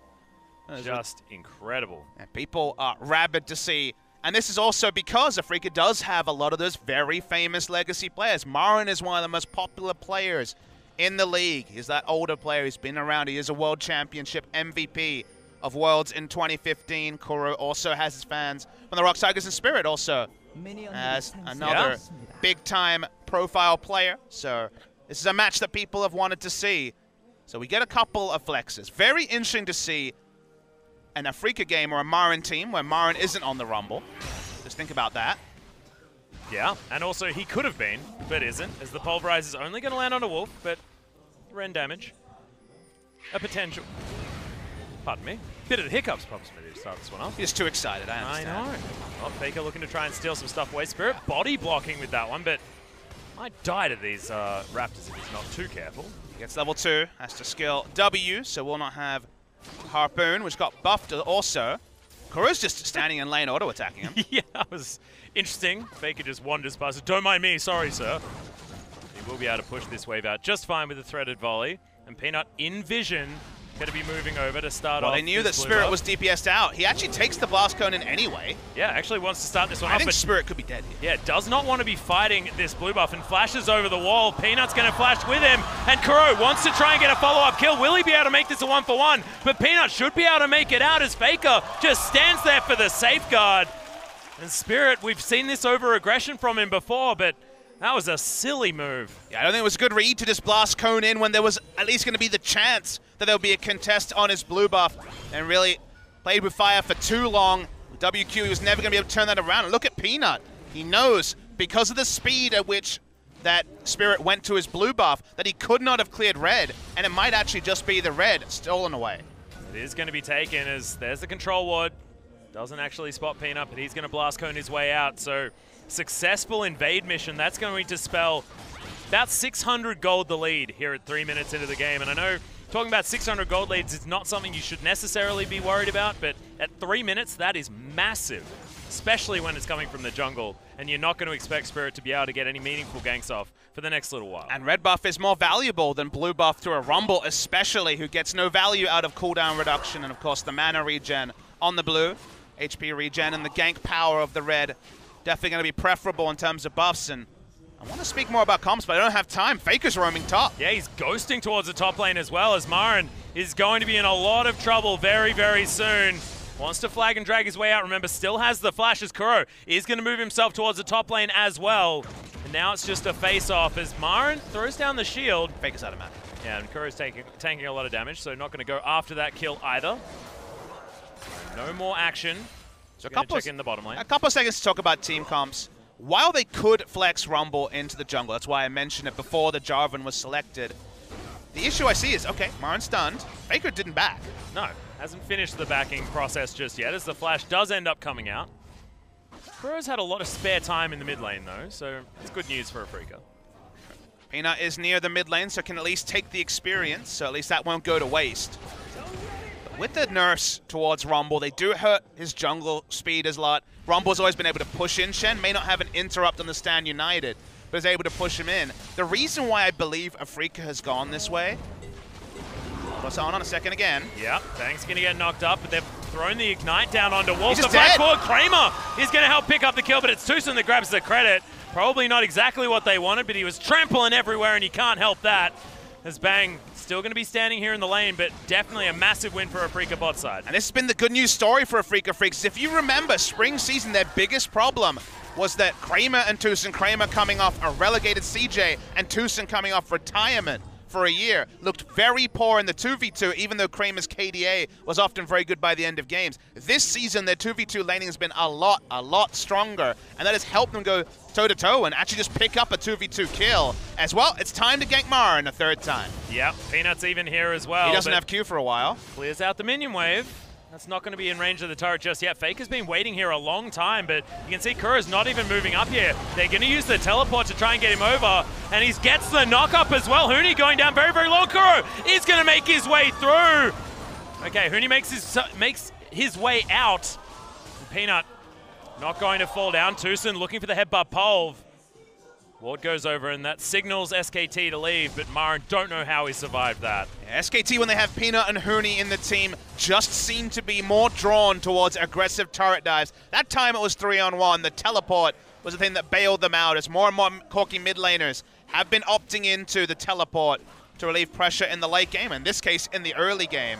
A lot has already happened in this game, but just to finally finish the thought, Marin said in an interview the reason why he likes top lane Jarvan, and it's a very simple reason, is his ability to tie up back lane, no escape carries like Orianna, for example. And we saw Marin assassinating Orianna multiple times in the Afreeca versus Rock series, getting more damage onto the Jarvan than a jungle Jarvan will be able to do. So his job, in his eyes, is to kill one of the Taliyah or Kog'Maw instantly in a team fight, because they believe that he can do that, and he's shown it before. But the end result is we don't have Marin on Rumble, and we also have a pretty slow jungle time, and of course lower jungle pressure from the jungle Rumble as well. Well, we'll see whether the Runic Echoes is going to give Spirit a little bit more of that speed as well. At the moment, at least killed as many monsters as Peanut, but we don't know which monsters they were. And Peanut does have the level advantage at the moment. Big one right into FLICKR. Nicely done. Kuro hitting level 6, so having a little bit more pressure here in this lane. Oh, sitting on a Sapphire Crystal though. That's pretty bad. Working towards parts of his Trinity Force. FLICKR will be all about timing, so a lot of timing-based comp recently, which makes sense when you have Trinity Force carries in the mid lane. It's all going to be about the 1-item power spike on Kuro and the 2-item power spike on Kramer for turret pressure and also the team fighting power of the Kalista. Late game, SKT have perhaps the best kite back comp you could ever hope for with the Shen, as once again we go in on the Thresh. Yeah, Death Sentence is actually not going to find the mark there, as Wolf does get stunned. Another Ignite going to go down onto the Thresh, and they just want to make sure that he doesn't have the health bar to start any of these engagements, even if Peanut's present. Equalizer available for Spirit. They just need a headbutt Polv to try and make this one happen as well. Fate's Call up as well, so considering the wombo, Spirit's still going to walk around, get at least some vision on the blue buff. Good Spidey sense from Wolf, does throw down that control ward as Tucson, remember, he's got the Unbreakable Will. There's the Equalizer coming in, and Wolf has to walk all the way up, but will they be able to get the kill? And they do it before Huni makes his way in, but yeah, that's the follow-up kill. Nicely done by Bang as Tucson, he has to flash his way out as FLICKR is going to be eating some honey fruit, but Tucson is going to steal a bunch of them away. Marin is moving his way down. Spirit's made his way in, but Peanut grabs the kill, kicks back Kuro, who uses the Valkyrie to get himself out and helps get the kill onto Peanut in response. And Marin looking for more onto Pugmore. Oh, he's so adorable, but he does have the flash, and he's going to use it to get out. And Marin still had Cataclysm available. That's why he went in, blows the flash. Really extended fight. They just about burned through the health bar in bot lane before the teleport could complete on the Stand United, and Summoner Spell teleport was disconnected from the side of Huni. Marin walked all the way from top lane to make that happen. Spirit gets greedy. Yeah, the hook is going to land there as well. Spirit isn't going to be able to make his way out, and Wolf is going to be able to get the kill for himself. Huni, some spare time on the top side of the map as Kramer actually makes his way to clean that out. Right. The walk forward tactic, I like it. It's awkward from Spirit. He thought there was no way there could be two members bot lane. Thought it would just be Bang without flash, but Moby Boots buy from Wolf means he's bot lane before Spirit respected he could be there. The end result is giving up another kill. And this Jungle Rumble certainly hasn't impressed so far. No, not necessarily making things work, but at least was able to get a kill towards the bottom side as Kuro makes his way over, looking to try and grab the red buff, but unable to. Peanut's going to take that one away. Once again, just denied as all vision going down. Wolf looking for the death sentence, but package is going to be used to get Kuro to safety. Bit of spare time for Huni in all of this to try and catch up on CS. He had fallen quite far behind, only now starting to get back competitive with Marin. Speaking of Marin, he's on the bottom side of the map, now just backing himself away. So he should be able to get to this lane. Yeah, it's a bit of a Marin thing. Early game, trying to get himself around the map. Well, certainly pivotal, and at least getting Bang's flash. Wave clear for SKT. Mostly gated around FLICKR, but still a lot more reliable. The team comp from game 1, even game 2. Taliyah has the wave clear edge on a champion like Corki, who she's facing in this particular match, and Kog'Maw will hit the Hurricane eventually and have that as well. Late game looking so smooth for SKT. very much more an SKT-esque comp than what they were playing against Samsung, where there were stark weaknesses. For example, the wave clear that usually is balanced quite finely in normal SKT drafts. And the thing that sort of got me as far as the draft against Samsung was concerned is that one-dimensional drafts are not something that SKT does. Oftentimes, they've got a lot of flexibility with how early games go. They can fall back on certain strategies. They don't piece themselves into, I can only split push with this composition. It has to be 1-3-1, or it has to be 1-4-1, or 1-4, or something like that. Often they can change things up if need be. This feels like one of those compositions. See, Lee Sin is in the bot side, just backing now. Good lane ward through from Tucson, actually. To answer to comment on your point, SKT often has a strong read on the meta in terms of they have a confident read that they know what's good. And if you look at match histories, both Untara and Huni have been basically exclusively playing Jax. If you look at recent games, they played Jax, Fiora, and Camille as their top laners. It seems like SKT had the read that on 7-13, that was the way to play. A 4-1 or 1-3-1 comp was what they've been practicing. And this is definitely a slowdown on that read. They are going for the Shen. They are returning to comps that have worked better for them. And SKT, it's always about them scaling up during an international event, during Worlds. When they eventually get the read, they have the time to look at all the data and crunch it, then they're the best. So that's the change here, is they've made some adaptations in their draft today, and it no longer reflects the only Jax, Camille, Fiora approach they've been taking for the past 2 weeks. Yeah. I like it a lot more as well. Hopefully this means that we've reached some further normalcy, but at the moment, Afreeca ahead by a couple hundred gold, and Peanut possibly out of position. A couple of harpoons there as well, does Spirit. Now with his Runic Echo, starting to do some damage, but that health total not very high. Still should be building towards Leandri's Torment, so we'll have a little bit of extra health on that. Afreeca's comp really goes up a tune when they get an outer turret down, and so far I've been frustrated trying to make that happen. It's why Marin's been so ready to visit the bot lane, was to try to break the turret, and even coming top lane with your Kalista Alistar as an option to try to take a turret. From there, you can have Corki with his soon-to-come Trinity Force, force things across the map, and there's only so much wave clear a no-Tiamat Shen can do. But for now, that hasn't been relevant. We're still playing in short lanes, and SKT are trading farm with a Cogmore comp, which is the dream, basically, every time you drop. Well, Fate's Call comes down in the mid lane as there's Tucson. Oh, the pole flash, not quite finding it. They do get the flash out of Faker, but he still has the Ghost. That was aggressive. They had a read that his flash was down, would have been more likely to succeed. But trading flash with a mid laner, and specifically Faker, is not a bad thing. It's just another time that Afreeca have gone for an early game play with an early game team. It's Kuro. Oh! It's a uncharacteristic miss of the Q. Yeah, Peanut. Spring Peanut wouldn't have missed that one. Well, Wolf is going to be spotted here as well, as in comes Tucson with his pajamas, ready to make something happen. Headbutt pole Big there collapse on the wall here. as Spirit throws down the harpoons. Flamespread is there, doesn't want to use the flash to get over that wall. And everyone on SKT is going to scatter. 4 members of Afreeca Freecs here in the mid lane wanting to try and get some damage onto this turret, but bang, he's going to move up and Marin has to flag and drag his way out. Peanut over the side, gets the kick, and there's the weave as well, actually saving Marin. Equalizer in a great position from Spirit, as bang should fall down. Tucson grabs that with the ignite as Peanut trying to make something happen, but the Cataclysm, lots of damage onto the Lee Sin, and Afreeca Freecs pressure SKT out and kill the Cogmore. Yeah, second time actually that in a scenario like that, Afreeca Freecs trade up. Kalista wasn't grouped, took a long time to get to the fight, never even got there, but the target selection was super good. The second time they DPS down a carry during the Stand United, so they never get the 5v4 outnumber that they were setting up for, and Afreeca keep looking fine, keeping competitive with SKT, even though SKT's made some good adjustments from earlier this week. Yeah. So we can sing their praises, but this is Afreeca Freecs in game number 1. We have to remember there is some strange buff that we can't really quantify that just exists when they're playing the first time of any match. And there's the flash from Spirit. He's just going to burn down. Easy kill onto Faker. Can't really have a kick of life from Peanut, and then also an overextension by Faker without flash at the same time. And this is what we said about Huni's overextension in their series 2 days ago. These are not trademark SKT moves. And Afreeca Freecs can only say thank you very much. And remember, it's Trinity Force Corki. You better get some people here to relieve pressure, otherwise this turret's going to go down pretty fast. And he's got the package as well. He's so safe if he wants to get damage on this turret.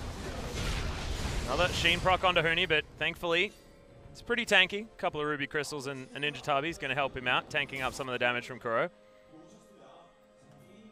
Build path from the jungle for Rumble in the jungle. If you haven't seen it recently, it's pretty obvious. You just go for the Liandry's second after the Runic Echo and build pretty much standard Rumble from there. It's almost like you get Luden's Echo on your build paths. You feel good about that. Yep, it's just Luden's Echo plus B Rumble and pick up all of the other items. Probably going to see something like the Zhonya's Hourglass come out next. And not often are you able to field Rumble Jarvan. That used to be a big duo, right? Having the Cataclysm into the obvious equalizer placement. Yeah.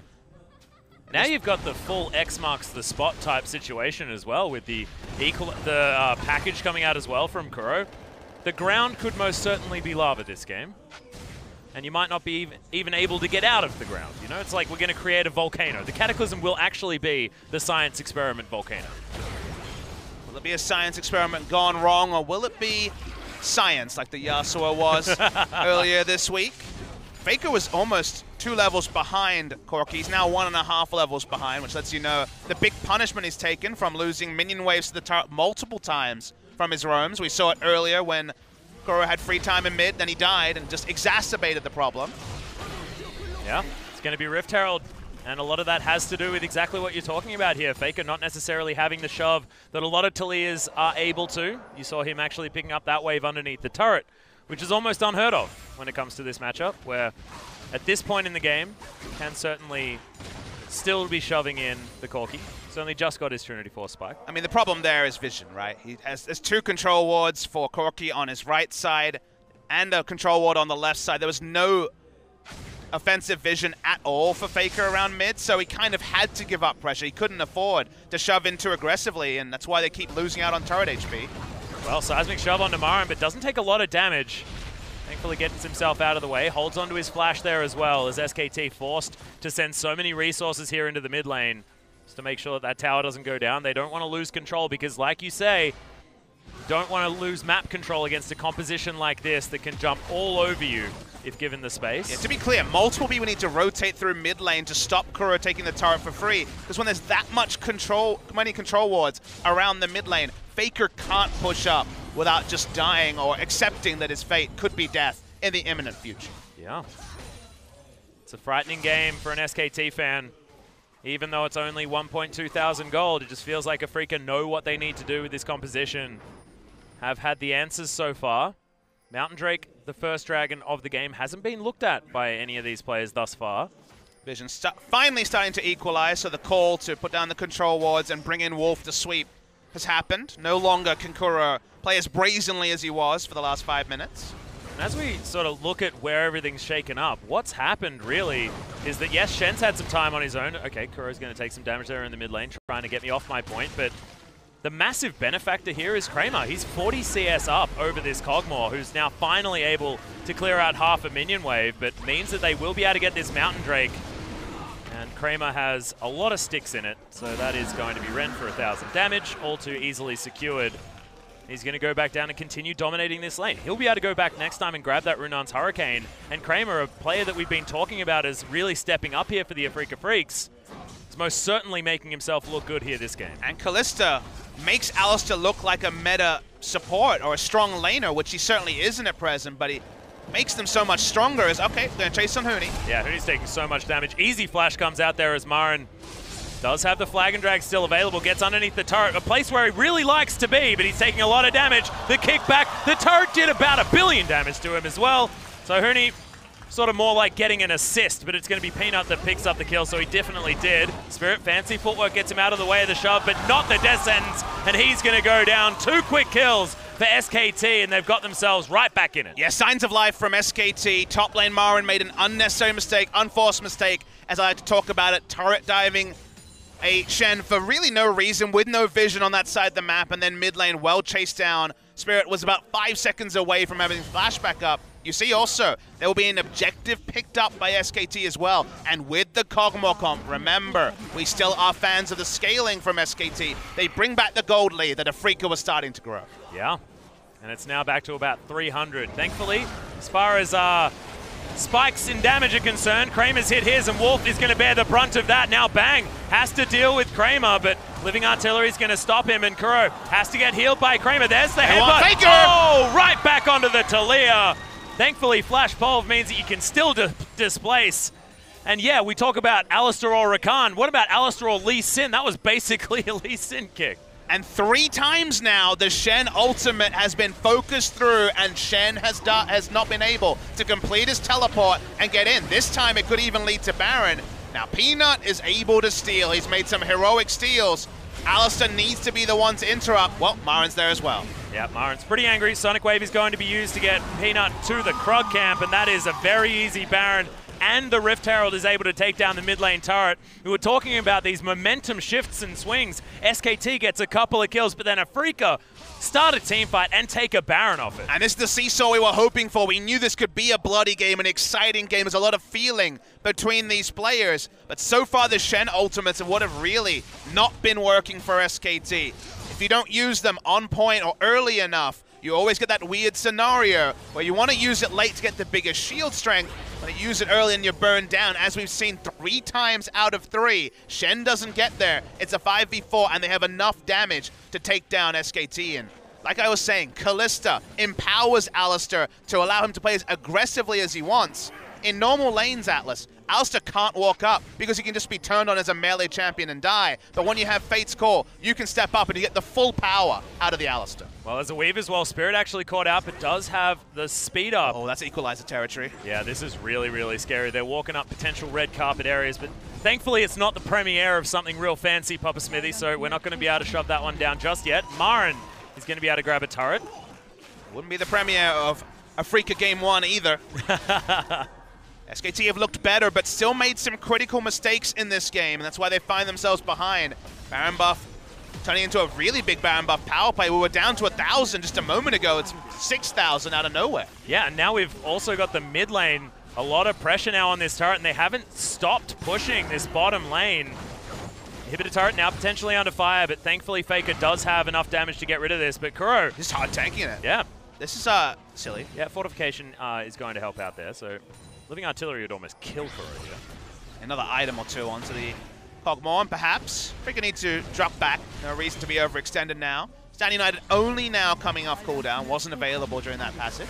Yeah, well, third item spike comes in for Kuro. If you include the Sorcerer's Shoes as being one of those, Rapid Fire Cannon now done. So he'll be able to take pot shots at the turret a little bit more easily now as it gets energized. But you were talking about that gold lead, close to 6,000. And we've got 3 items on Kramer. Look at Kramer for where Afreeca Freecs are going to have this power, because he's 50 CS up, as is Phantom Dancer now as well. I can't really take my eyes off Tucson, who's been excellent on the Alistar in this game. The vintage Gorilla-esque performance from him. And again, the Kalista is the standing point. Kalista Rakan. Suddenly Rakan is safer. Doesn't need to use as many dashes to get into the fight. Can get the maximum CC duration out of the Grand Entrance. Alistar, in most lanes, has to be super defensive. When he's getting pushed in, useless.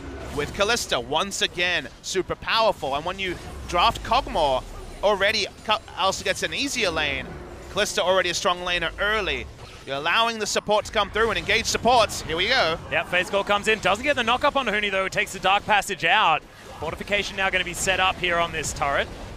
But doesn't look to be enough, as it's still taking a lot of damage. Minions are going to turn up, and that's going to spell the end. And nothing else is happening on the map. This is not the sort of game where SKT are making other plays. Peanut walks up to Marin, but it's only a love tap.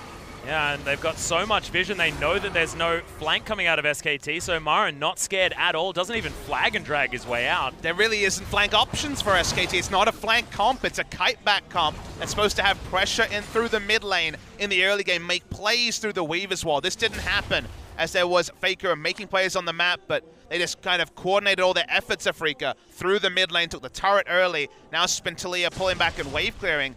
They've continued to have to surrender ground, which is what happens at the worst of a Kog'Maw comp, where you can't fight because you're waiting, you're waiting, you're waiting.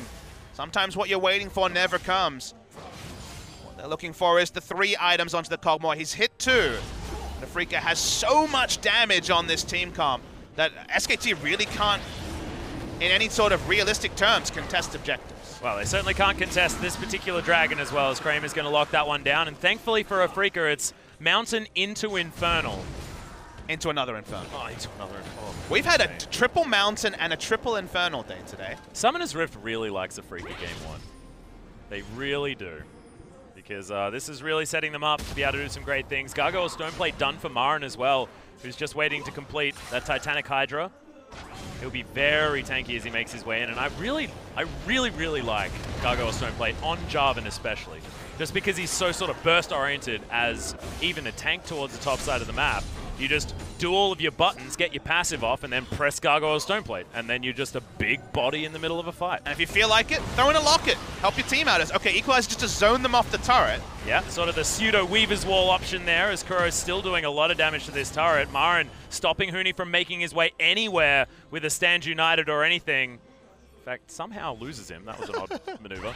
He had a ward in that brush. That was literally the same as if you're playing hide and go seek and someone's like, he's over there, he's right there, go right. And he's like, what about left? Yeah, that's a good idea.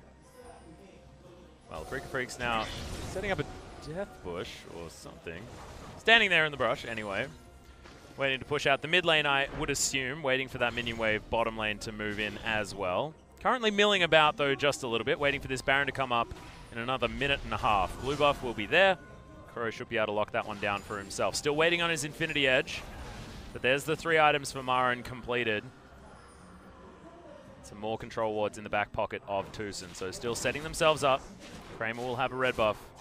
Next fight, Afreeca certainly got themselves into a position to win. And you can see from SKT, I always love to inspect the control ward line and work out what does it mean. Because usually it means, well, it's all on the right side toward the enemy blue buff. They want to contest blue.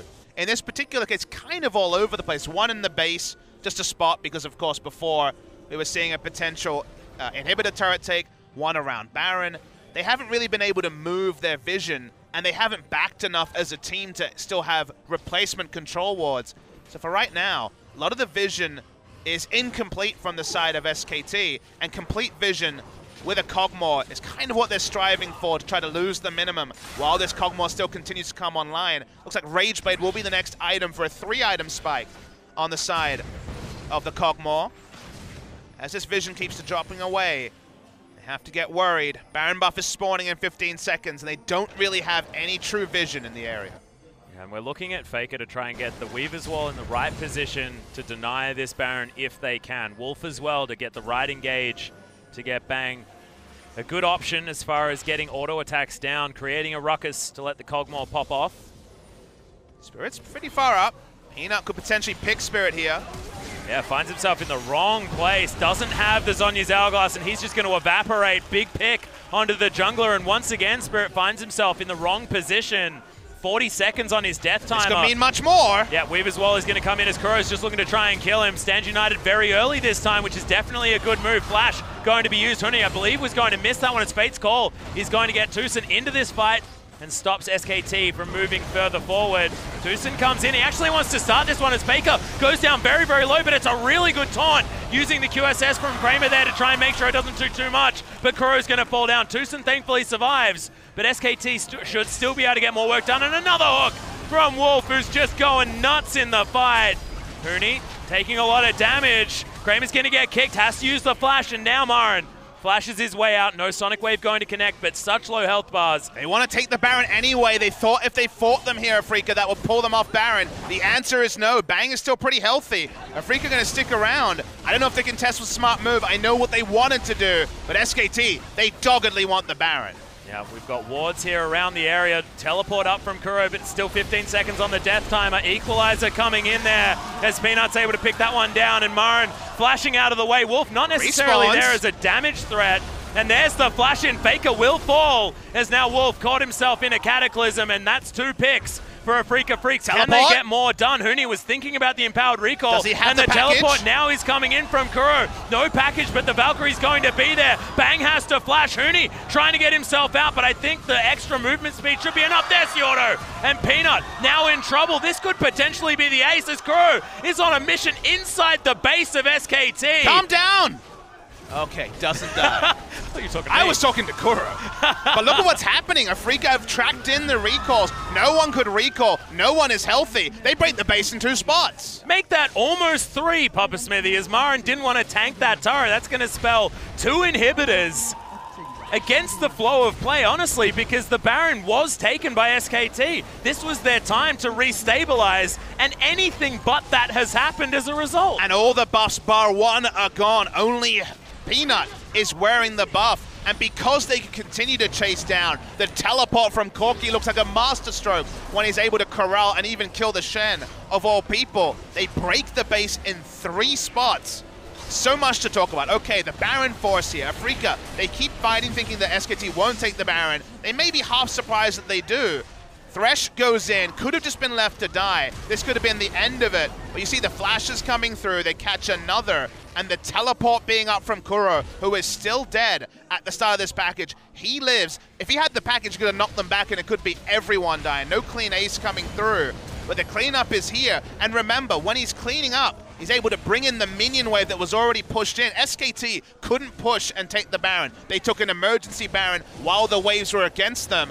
Afreeca right in the waves. They take 2 inhibitors at the cost of a Baron. They break the 3rd one. They take a 2nd Infernal. And now they have basically all the advantage they need to close the game. Yep, 8,000 gold. Last inhibitor well and truly on the menu, but if we have a look down the items as well, Papa Smithy, the story does not get any better for SKT. Mortal Reminder already completed for Kramer. He just needs to finish his Mercurial Scimitar, and that's a 6-item Callista. Sonya's Hourglass now done for Spirit, which is fantastic because that guy's been overextending, needs all the seconds he can get in stasis.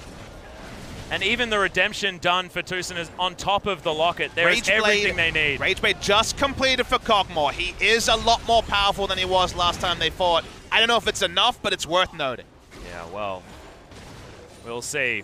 Keep our eyes on Bang to see whether he can actually do enough in these fights or whether the dive from Afreeca is going to be enough, because you can see even this poke is fantastic. Bang now able to turn things around. Wolf takes so much damage though as Peanut looking for the kick onto Kuro, does get it, but has he overextended as now Huni just being ignored by Kramer, and the Cogmore is dead. SKT just going to lose all of their members, and there's no more base remaining. Afreeca, the game 1 dream is still most definitely alive. 10,000 gold into the lead, and Faker, he just has to sit on his fountain and watch in horror as Afreeca tear down the base.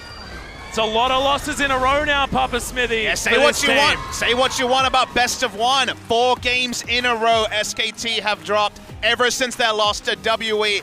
Afreeca Freecs had to do it early to mid-game. That was the comp they chose, but then items never rolled in for the Cogmore. The game was close for a lot of it. We saw it become almost parity, but then Afreeca blew it open again. The Baron contest ended up being a masterstroke because of the teleport from the Corki and the fact that they took Baron against the flow of play. And another time in a row, Koma has to look at his notebook and wonder who should be starting next game and what do I need to change? Because on 7-13, they have not claimed a single game, and in a row, like we said, they are 0-4. Yep, and you can see, look at the frustration on Koma's face there as well.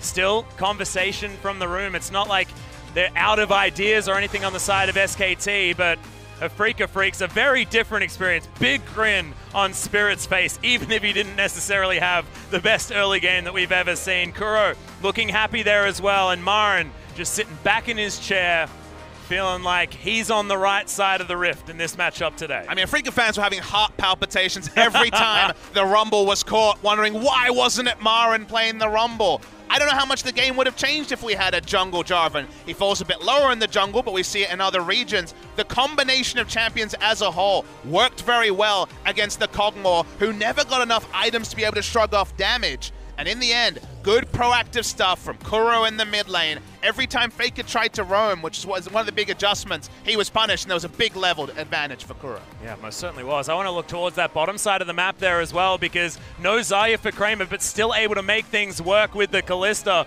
Fantastic stuff from the Afreeca Freecs, but we are going to take a break. When we get back, SKT in a series, very different than a best of 1. Afreeca would look fantastic in a best of 1. We'll see whether they can keep it up or whether SKT is going to be able to reverse sweep. Don't go anywhere, guys. We'll be back after a very short break.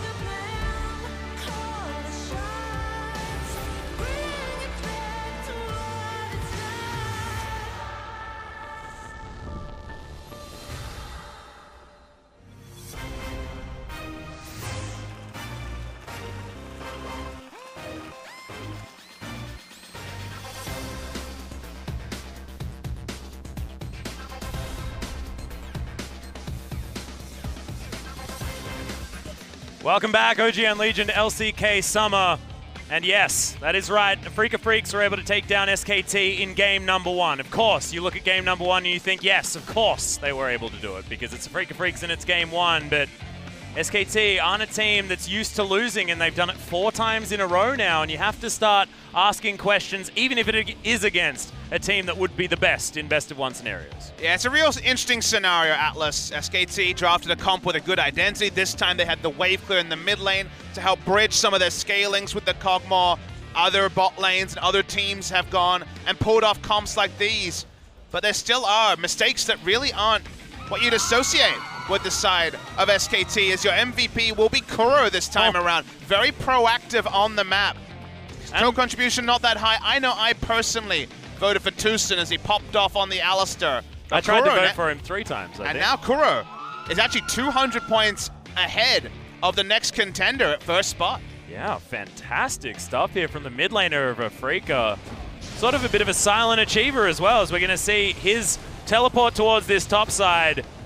The disaster dive from SKT. Of course, no one dying from this one. 2 teleports from Kuro may have decided the game. That one relieving pressure off his top lane. This one was the kick of life from Peanut. That was a bit of a fub, let's say. Another fight where they were never able to complete the Shen ultimate. That is going to be a highlight reel of this game, as the Shen ultimate never completed, barring 1 fight, I believe. Great target selection by Kuro and the rest of the Afreeca Freecs. Never allowed the bailout from the Shen to happen. And in the end, Huni was just absent from most of the fight. And that fancy footwork from Kuro. Didn't see it the first time that I watched that play, but man, just able to get out of everything. Don't know why we just highlighted Spirit dying for free there in the mid lane, but they were able to come back from it. This TP play, which we're going to see, remember, at this side of this, Kuro is still dead. You think, okay, they mop up 2, that's fine. But the teleport here from Kuro against the Baron buff was what allowed them to clean up 2 of the members of SKT. Keep up the pressure. Minion wave and bot already pushing.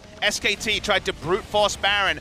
Unlike their usual case, they couldn't get all their waves in order because they were losing the game, and fortune favors the bold, and fortune favored Afreeca Freecs. Yeah, Kuro even got kicked over a wall there, used it to have more space to DPS down his opponents. At that point, they were 10,000 gold in the lead. But yeah, a worthy smile there from the mid laner. 1,000 MVP points at the same time. This guy has been pivotal for Afreeca Freecs so many times. And I believe we are going to have a substitution. Huni going to be hopping out of the top lane. We're going to have Untara back to try and defend his winning streak of about 13 games in a row. But Atlas, we called blank the closer, and the closer couldn't get it done against Samsung. If Untara loses here, it will condemn SKT to their 5th defeat in a row, and it will also mean they have no more undefeated streaks to bail them out. Very scary stuff, Papa Smithy. A lot on the shoulders of this man to try and bring SKT into it. And of course, when they play with Untara, it feels like it's less of the split push. It feels like he's more of the role player on the top side of the map, as opposed to, you know, Huni, who's a little bit erratic. We listed the champions that he's won on. Things like Cassiopeia, Lucian aren't what you necessarily normally see on that top side if you want just standard play. Untara going to be bringing something different, but he's going up against Marin, a man who needs no introduction as far as pedigree. And Afreeca on a tear. We'll see whether Game 2 is going to strike back here against the team, but you have to feel like the ball is in Afreeca's court to try and bring home game number 2.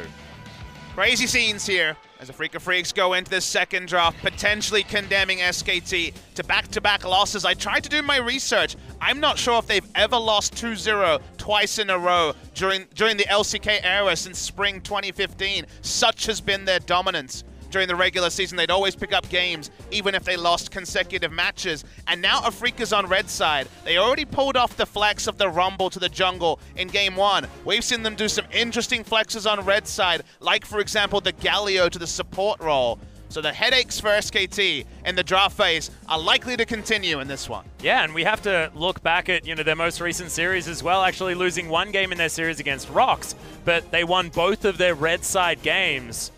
Afreeca feeling very comfortable when they're in the red, despite the color of their logo. And SKT are like, we need to ban some of Marin's champions. They ban away the Rumble. I like the fact that you talked about champion pools. Effective champion pool for Huni. We mentioned it pre-series.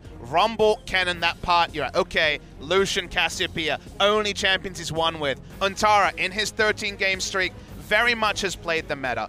4 wins on Rumble, 2 wins on Jarvan, 2 wins on Renekton. Only hasn't even played a Renekton game this season, so they do get more conventional options. Looking at the pick ban, in terms of what's available, all junglers largely available. SKT putting a very high priority onto the Taliyah. Yeah, going to be taken away again. They picked it up first last time around as well, if you remember back. But Afreeca have a lot of options now. Braum, like they banned on the blue side the last time. Braum Xayah is an opportunity here. Xayah has been the big pick for Kramer when Kalista and Caitlyn not been available. Let's see SKT. Another option, Papa Smithy. See SKT taking the Xayah as well. So yeah, the Braum Sejuani. First round, a possibility. Braum Cho'Gath makes a whole lot more sense, though, Papa Smithy. But the synergy with the Gargo Stone Plate, no. Oh! It's going to be Spirit, probably on Elise. That's his most played this season. That's one of his legacy picks as well. Braum Elise tells you one thing, and that's definitely a lot of headaches when it comes to crowd control.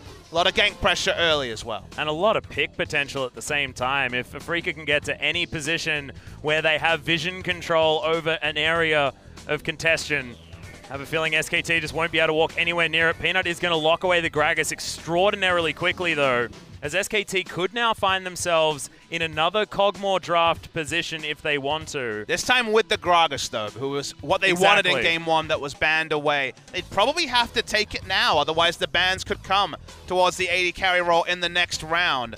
Waiting to see. Bang and Koma talking. They're actually going to draft Lulu, interestingly, in this spot. Expected to be support, given they have a Taliyah already. Lulu is the most played for Wolf this season, but out of meta. You know, Lulu, Karma, Malzahar, that was the bot lane support meta last season. This season has been different. So Afreeca with the option of the Corki into Taliyah or taking the Xayah before it's banned, choose their AD carry, choose their hyper carry, and they do get to ban away Cogmore Twitch, which you have to imagine is the duo they're going to look at from Bang. Yeah, Bang can, like, there are other hyper carries that he can then go to. If you think down that list. Tristana. But yeah, Tristana, Jinx, like other options most certainly there, but I wonder if Bang would play Vayne. He's played it a bit in solo queue. Ooh. That would be a spicy one, but they have to know they'll get the double ban onto the AD carries, so that part is expected. Yeah, getting the profit title for that one is not too difficult if you guys were playing at home, as Renekton is going to be taken away from Marin as well. So his two of his most successful champions already banned, which is normally what people do against the Afreeca Freecs. You could just take Jarvan here and have it as an answer to inevitable hyper carry number X on the side of Bang. Yeah. They're actually just going to take Kassadin for lane. Definitely going to be a risk. We saw SKT try to make that work last time and get preyed upon in terms of wave clear. So wave clear from Xayah is going to be there.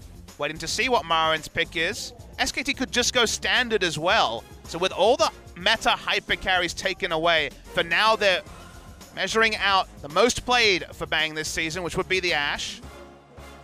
Also not necessarily your build up the AD carry type champion, but has worked in the past. And certainly for Bang, as far as getting damage down in a team fight, he often goes that Hurricane build and can do a lot of work. And there, exactly like you were talking about, Untara spamming the Jax in solo queue, and predictably he's going to pick that for the top side of the map. So the 4-1 composition once again from SKT, but they have the collapse potential of the Weaver's Wall from FLICKR to try and help him out if he is in that 1v1 and isn't necessarily winning. So Marin has drafted Jarvan into Jax as recently as earlier this week for team comp to try and make plays around the map. It is a self-counter pick in terms of the extended laning phase, but he goes for it from the ability to try to lock down immobile carries, and guess what? It's Taliyah and Ashe again. So he's going to draft Jarvan for team comp. This is why I'm skeptical about how SKT have been using Untara, because if you look at their scrims, so obviously you can't look at their scrims, but if you look at their solo queues, they are both most played Jax in the past 7 days. So they're not having one player play the meta Renekton and main meta top laners. We're having both players go for split push, and Huni has the mechanics lead over Untara. Maybe Untara's decision-making, given Huni's recent issues in that area, might be slightly better. But if you're bringing in Untara and throwing him on the Jax, it does make you wonder. It certainly does. I'm looking at the side of Afreeca because there are signs on their draft as well that are making you wonder at the same time, because this looks very similar to the Game 1 draft against Samsung from SKT. Not a lot of ranged wave clear. Xayah, sort of one of these champions that can't really clear away from massively high range until you get a rapid fire cannon and things like that. You can use that Blade Caller to do some of the work. So much is on the jungle. So much is on Elise to baby Caston through the early levels. If Jarvan gets ahead, his teleport can be used. Caston does well over time into Talia, but there's no guarantee that they'll work out. But Afreeca Freecs, if they can do anything, they can create early game leads. We'll see where the Spirit is going to be playing on point this time around as well on the Elise, a champion he's had so much success on. Let's not waste any time. Let's get onto the Rift.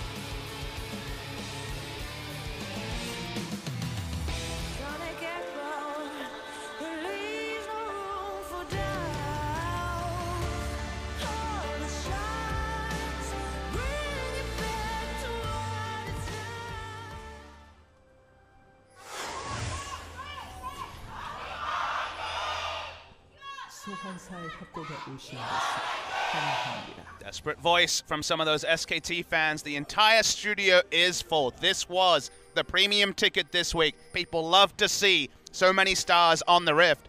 Afreeca Freecs postured very aggressively, trying to make something out of the concussive blows at level 1. Yeah, I like that one a lot.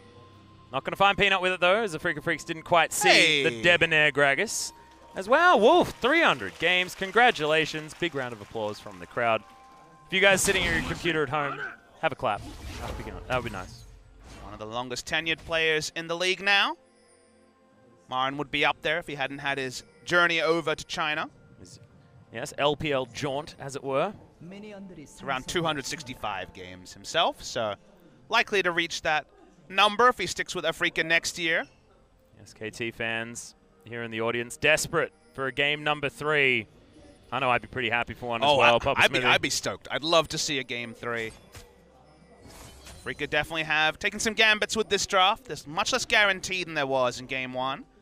SKT spotted an award going for some deep vision. They get the 2 wards down. It's just information for their side, and it's a cool contest. Top laner and mid laner contesting the small Raptors. Yeah, and of course utilizing the Counter-Strike, which is fantastic for dealing with the Raptor camp. Good adaptation. Level 1 with a Jax on your team. Peanut's going to have the popcorn chicken lead in the jungle matchup. And that means the Spirit's is going to rush towards enemy blue buff and look for a steal.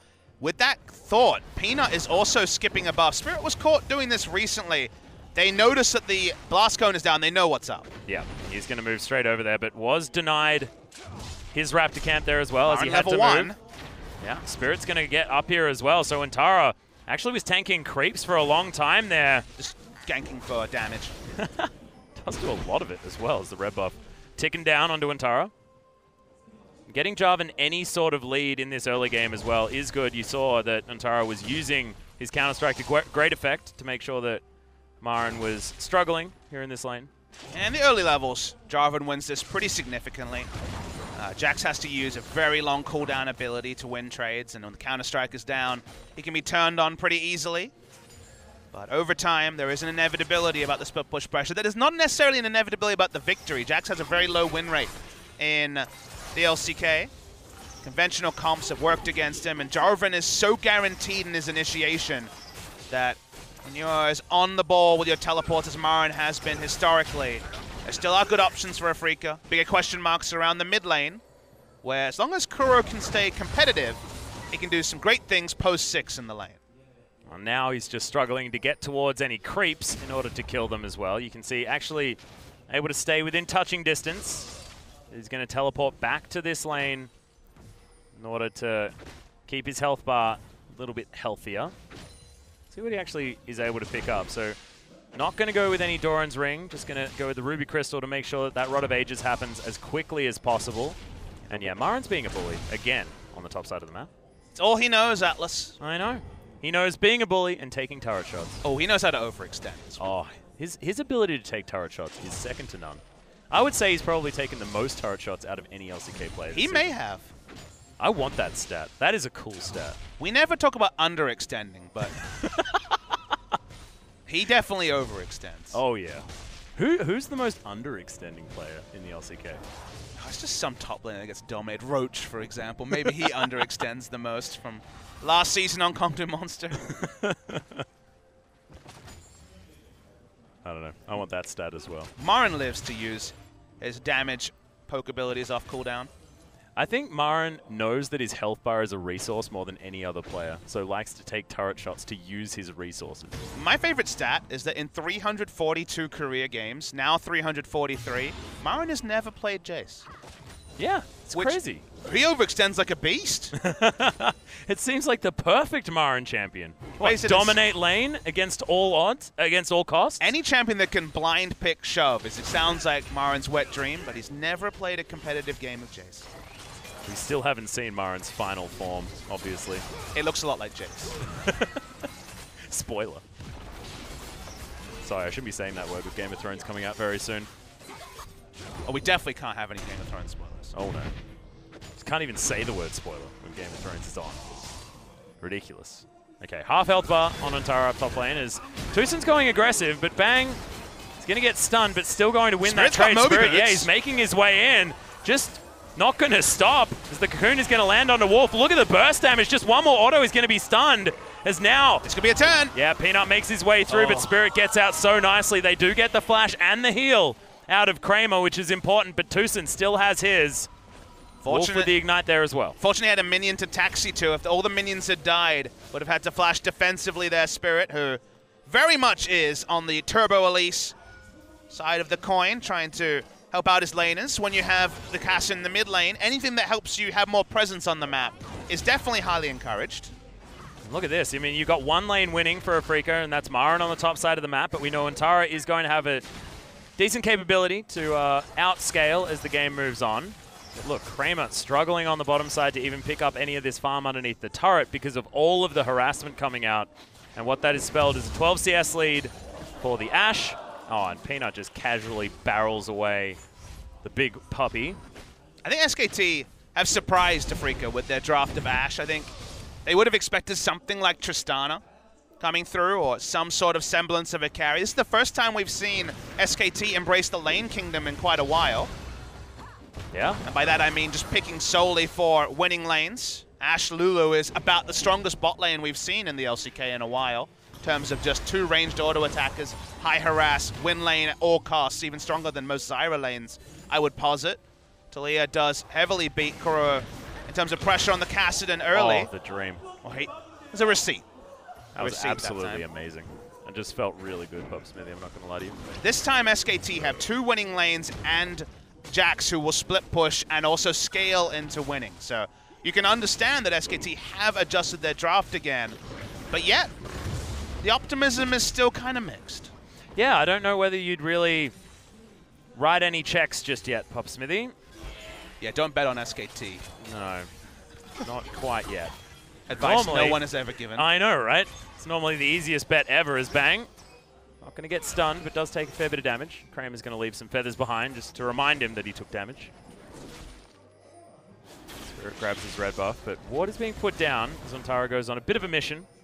Actually pretty impressive that Spirit rushed Moby Boots and maintained most of the control of his jungle. Certainly could have gone a lot worse because the level 1 plan onwards from SKT was to target Spirit in particular, given that Spirit was the swing for the Kassadin and the bot lane matchups. So he went Moby Boots.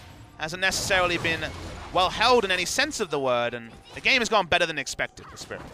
Well, now Kuro taking a bit of damage here from FLICKR, but it feels like poking the bear at this stage. Level 7 now for Kuro. That Rift Walk available, able to be stacked up to do some extra damage. Things are going to get more and more dangerous for the Talia. And now that FLICKR doesn't have any mana left, he's going to need that blue buff that Peanut has thankfully just put up for him. Okay, Spirit is lurking on this bottom side, but it's probably pretty obvious for SKT as Bang throws a hawk shot, spots him out. I wonder what the brief is from Peanut, because he has so much vision in the enemy blue side jungle as a control ward in the river, and yet somehow Kassadin is getting his blue buff. I think in previous seasons, spring season for example, Lulu would invade with the Gragas, they take away Kassadin's blue, and it would make sense that they've tracked the enemy jungler for this long. Why not make the team pay in a real fashion?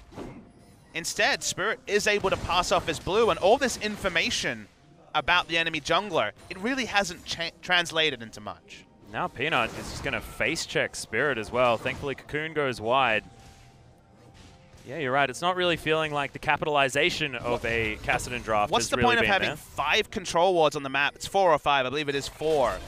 And just not being able to steal away camps, not being able to contest objectives. The Ocean Drake, not the highest in terms of early claim.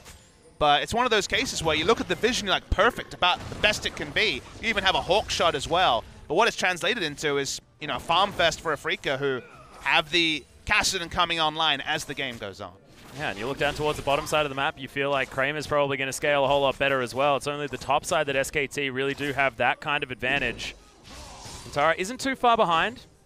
Marin, it's going to offer something different. I feel like it's not necessarily what you think about without scaling, because a Jarvan in a team fight feels a lot better than a Jax a lot of the time, especially when he's piloted by Marin, even if he is taking a hell of a lot of damage underneath his turret. Every time he uses Q, you wonder if Untara is going to unload everything and flash in. Marin's going for a pretty greedy back, all things considered. He still has a Corrupting Potion charge going. Outside chance a turret dive comes in. Thankfully, FLICKR has been seen on the map, so Afreeca not going to tell Marin that he's inevitably going to be ganked. Talia up towards the top side of the map does like preying on top laners, especially at this time of the game, but often it's when you have a champion like an Elise. Seismic Shove not going to find Kuro as FLICKR takes a lot of damage. Even a turret shot there as Peanut thankfully here to save him. Yeah, the flash actually coming down. No Cocoon is going to land, but they're still doing a lot of damage. First Blood manages to go to Spirit, but he is going to be answered immediately afterwards. Afreeca Freecs probably still happy for this trade. Oh, perfect trade. Faker's out of the lane. The preferential push is going to come through from Kuro, but top lane is where the problem does start. Antara's not going to be able to take down the turret. Gets a bit of turret damage, and Jarvan is going to return to a lane that already is starting to heavily swing towards the Jax. Yeah, he's got that shove happening very, very well thus far. Thankfully for Marin, he's going to be able to get in here in order to clear out that minion wave, and he's still 10 CS in the lead, but giving any sort of experience advantage, anything like that, to Antara will be a dangerous time. And look at this tower very, very low at the same time. So SKT should be getting themselves to an even further gold lead as these structures start to fall down. Have been doing a lot of work in that regard. Even the mid lane down to just above half health. The way this played out was Marin called a lot of ganks top lane to shut down Shy, who was quite ahead, you remember. Very early Trinity Force on Shy. Yeah. When they played this matchup, Rocks Tigers against Afreeca Freecs earlier this week, and then got the job done in team fights. Kept assassinating enemy Orianna, enemy Ashe. We're going to see a replay. Full rotation from Kuro because Faker walked up. He takes a turret shot as well, and flashes are up. Nothing Faker can do. Ends up falling, and when you allow the Kassadin to get the push in the lane and recall, that's the bigger win. Look at this. It's actually a Rod of Ages almost on time from the Kassadin. Yeah, it's already done. So 12 minutes in, something like that, and this was a rough lane. I mean, you're laning against Faker's Talia, which is not exactly something to scoff about. And with a Kassadin and a Jarvan who was losing trades, they actually get a Rift Herald, which, yeah, if you consider where the game was at, that was not something SKT had in the script. And also now, with the fact that every sort of lane hasn't been pushing straight forward, up. yeah, looking to try and grab this turret. They won't get first brick, though. Yeah, first brick will go down for SKT, but it will be immediately answered, which is not something that we were expecting. Boop. Okay, boop. They might even be able to get another chargy on this. I don't think it's worth it. They don't have enough vision to put down as they go through the enemy jungle, but blue buff is spawning, so we'll see how much of a contest there is on both the inner turret and the enemy blue. Recall is being channeled by Spirit. SKT going to use this moment to take down the dragon, understanding that Afreeca were towards the top side of the map, and Spirit had shown means that this is basically free. Crow going to clear out some vision, but otherwise Afreeca Freecs no opportunity to chase that one down, but it's an Ocean Drake. You can imagine that Afreeca Freecs not too worried about giving one of those up here in this early game, and probably just happy for SKT to tick it over towards the Infernal Drake, which is Dragon number 2. And Afreeca will accept trades. Any sort of trade is fine when Xayah is still 2.5 items short of where she wants to be teamfight ready. 2 is even the first time she'll really approach fights with confidence. 3 is the gold standard. Mid lane. Whoa, that's a flash from Marin. He really likes taking turret shots, guys. So flashes to get a one of his collection on the mid lane. Doesn't get an opportunity for mid lane out of turret shots, which are at a premium for Marin. They have a control ward here, so he's not spotted. They're going very hard for this. Untara is most certainly dead. There's the Cataclysm. And Spirit's going to be the one to pick that one up. I believe that was a Spiderling auto attack, and that's why you don't walk through the darkness. There be spiders in that jungle. Yeah, Jarvan Elise is the Bruce Brothers, really, when you think about it. If the Cocoon lands, it's so much consistent CC and burst damage that it wasn't the person they were intending to take, but they rotate Kramer and Tucson mid lane. They want them to be laning 2v2. Oh, wow. Good reaction there from Kramer. Ultimate for ultimate traded. Arrow soars towards the top side, but Marin not going to get hit by that. That's great lane assignment for Afreeca. They're happy to put Kramer and Tucson mid lane for as long as possible. Tucson can put down wards, walk up, shield the next Ash arrow. Cassidy's happy to be in a side lane with teleport, and they find a safe place to inch Kramer towards his items. Yeah. And now we've reached completely even gold as well, as Marin clears out the rest of that minion wave. We'll be ahead by about 25 CS, feeling pretty good, building towards that Black Cleaver. Is item number 2 very, very soon after the Tiamat is already completed. Now Kuro, we'll see where he goes next. Doesn't have a whole lot of mana, but he's going to grab a blue buff and head back home, gets himself his Mercury's Treads and Aether Wisp. So heading towards the Lich Bane is item number 2 instead of something like a Zhonya's. I like it. Aggressive.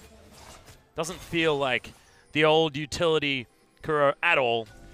Feels like a man who wants to kill people. Yeah, same build that we saw FLICKR go for. I like it in this game because the game is going to be all about how much can Afreeca make with their teleports while Untara is trying to split push for victory. So it's all about doing the maximum damage with the double teleport, because in long lanes, the Jax should win out. I want to draw our viewers' attention to some of the games that Untara's played, because people, they're ragging on Huni right now, understandably, with all the losses recently and with Untara's win streak. Face checks Peanut.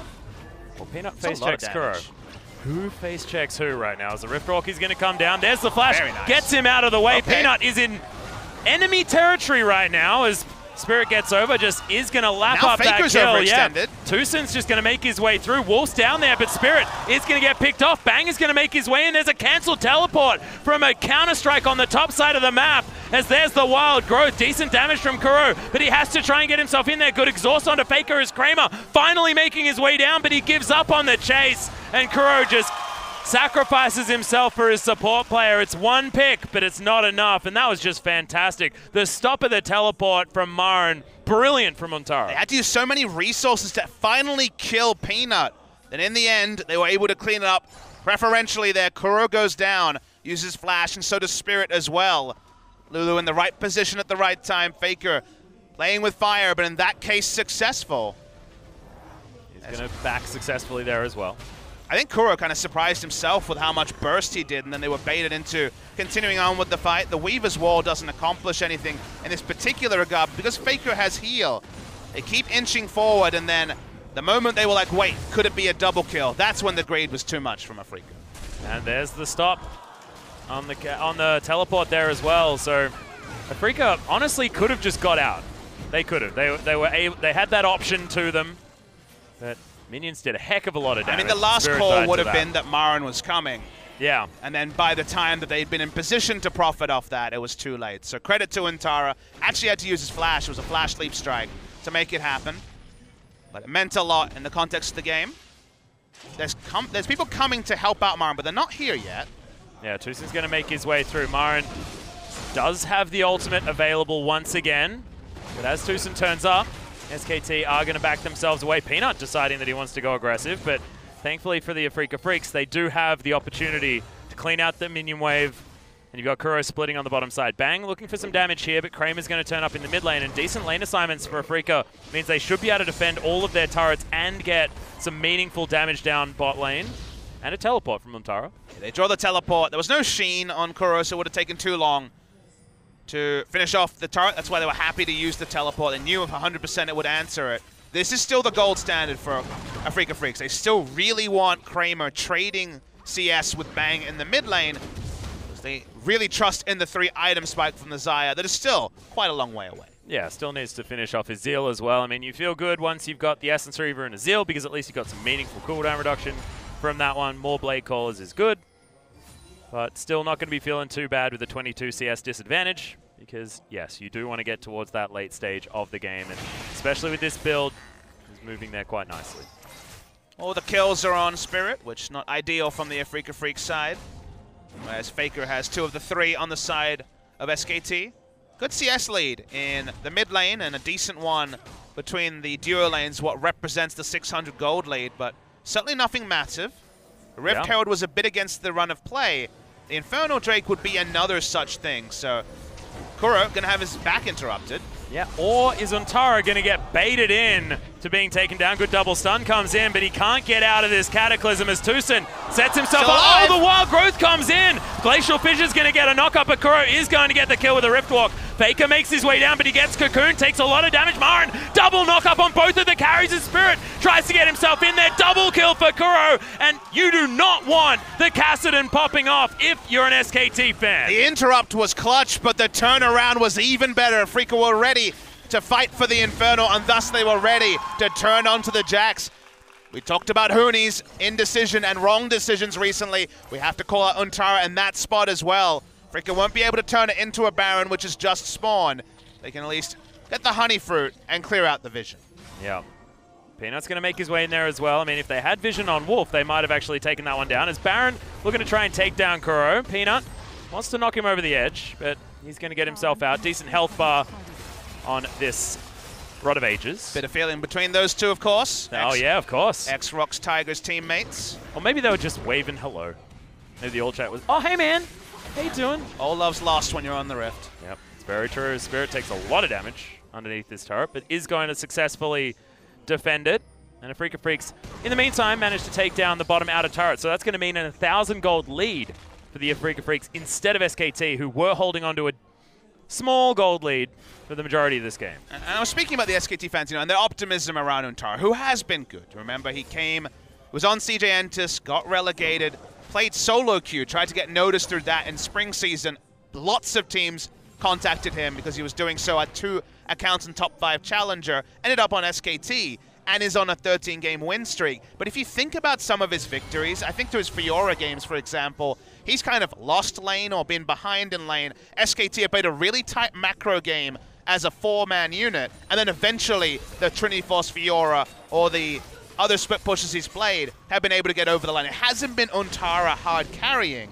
So now, with SKT's macro a bit under the microscope with their recent struggles, I'd like to see Untara actually step up and be a match winner, because he hasn't needed to be for the majority of his success. Well, right now he's trying to, as the Cocoon is going to go wide. Might mean the death of Marin, but no, it doesn't. Just Tiamat's him right at the last second and baits it in perfectly once again. And yeah, I'd like to see it as well, Papa Smithy, but it doesn't look like it's happening this game so far.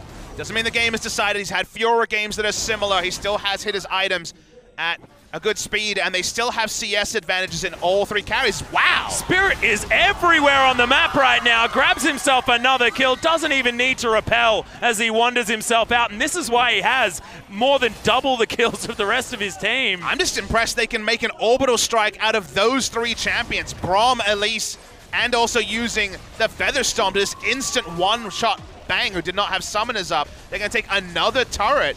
Afreeca are so decisive. And you can hear their fans cheer because they're smelling a 2-0. Yeah, it's feeling very, very good. The outer ring already dead, and we mentioned this. When it comes to Elise compositions, that is exactly what you want to do. You just want to stand in the jungle now, collect yourself some kills, make it very dark for SKT. But it's still SKT. 23 minutes in, they're most certainly not out of it, and 3,000 gold isn't enough for you to feel comfortable against this team. I do need to just address the ridiculous thing that I just said. Of course, Spirit doesn't have more than double the kills of the rest of his team, but he's got double the kills of the next highest, which is what I was trying to say. I just got overly excited. I think people would have given you the benefit of the doubt there, Atlas. I don't get a lot of benefit of the doubt. That's true. You're a play-by-play. You don't really deserve it. Hey, thanks. Who's better, Bjergsen or Faker? Oh. Damn it. You're on record here. Damn it, quick shot. We love you, quick shot, by the way. We certainly do. Sometimes it's so tense that you really do need to cut the tension with something else, because SKT going down 2-0 twice in a week. Yeah. Again, like I only had a couple of minutes to check stats, but I don't believe that's happened in the LCK era since the start of spring 2015. Hasn't happened yet here either, but the mind does start to wander. And you were talking about item timings and things like that, Papa Smithy. Afreeca Freecs have got themselves to a fantastic point at this particular stage. Kuro has 20% CDR, building towards that Zonya's Hourglass's item number 3, and look at him going toe-to-toe against FLICKR, feeling pretty good about it. But the redemption does come down to try and turn the tide. Teleport going to be followed, but Kuro will, of course, have the Rift Walk to get himself out. Arrow glazes some spiderlings as it moves past. Teleport used, Ashe ult used, outer top lane turret still up after all this time. Oh, Kuro, gets himself out of the way with the flash. Is there a turnaround here? Yeah, we have the Glacial Fissure coming in as Peanut is going to get stunned multiple times as Antara has to get out of underneath this turret. Now Kramer getting free damage onto Peanut, who has been wild growth. Not a lot of ultimates left remaining here on the side of SKT as Spirit looking to try and claim some lives. But Afreeca, they probably don't want to chase too far forward. Unbreakable's good from Tucson to deny the damage from the Talia. Okay, double teleport used to answer the single used by SKT. So no teleport now advantage for anyone on the map. Only the Weavers one, even that's down as Kuro's really playing with fire now. He's got to chill out just a little bit. That seismic shove, not necessarily in the direction FLICKR wanted it to go, but still going to get him out of there. I felt Baron, Papa Smithy. I felt it in the waters. A Crit Cloak on the way to the Infinity Edge, but still Kramer 2,200 gold away from his goal. Maybe even more than that. Has been sitting on those items for a little bit of time so far. Might be a little bit closer than we imagined. Can't check it just for the moment. We're going to take down this blue buff, complement that 20% CDR that he already had. Antara actually pivots from basically the Jax build we've seen from everyone since Jax has come back into the meta, the Titanic Hydra, even the Tiamat, obviously a second item, but Titanic Hydra rush straight up. Yeah. And is going for more of a team fighting approach. He's going a lot more respectful with his build. And what this means is that the early inevitability of, well, you guys do whatever you want, I'm going to split push as Jax, is lower because his wave clear is pretty limited with this build. He takes time to go through minions without the Titanic Hydra proc to clear the backline almost instantly. And that means that SKT are really going to call him into team fight more than expected. And they really do start to fear the relentless aggression of specifically Spirit, who is basically using flash off cooldown to try to kill Bang. Well, now the Afreeca Freecs moving towards this Baron. There is vision available for SKT, but remember, no teleports from either top laner or Kuro. But FLICKR does have the Weaver's Wall to close some distance for himself. Sweepers are on cooldown now, and there's warding trinket on Kuro and Marin, so not enough exclusive vision, so not going to be a real start. Wow, hitting Kuro with an Ashe Arrow is a very difficult prospect. Thankfully, that was more having vision available rather than anything else. Helped him out. But what is SKT's plan? Because SKT so often have a plan. You almost always know what their win condition is, how they'll move forward. They drafted early in this particular draft and also a Jax to have a secondary win condition. But so far, I'm not convinced in terms of what they've been approaching to do. They've lost the highest priority Drakes. Map control is pretty even. And Kramer has been able to take free CS and basically trade waves with an Ashe, which is the dream. It's the equivalent of Ashe and Kog'Maw being in a side lane and Kog'Maw getting free farm. Yeah. Whenever the hyper carry or the higher scaling carry is trading CS with an Ashe who's more for the utility and, of course, does respectable damage in the late game, usually you need to be getting multiple wins elsewhere on the map to make up for what is very clearly a mismatch in the mid. Well, now you've got Kassadin going back to base. Most likely will be, oh no, doesn't quite get towards the Zonya's Hourglass. About 800 gold left remaining on that. It's Kramer successfully clearing out minion waves, and yeah, his damage is improving, and that means that that ability to clear out minion waves also improves along with it.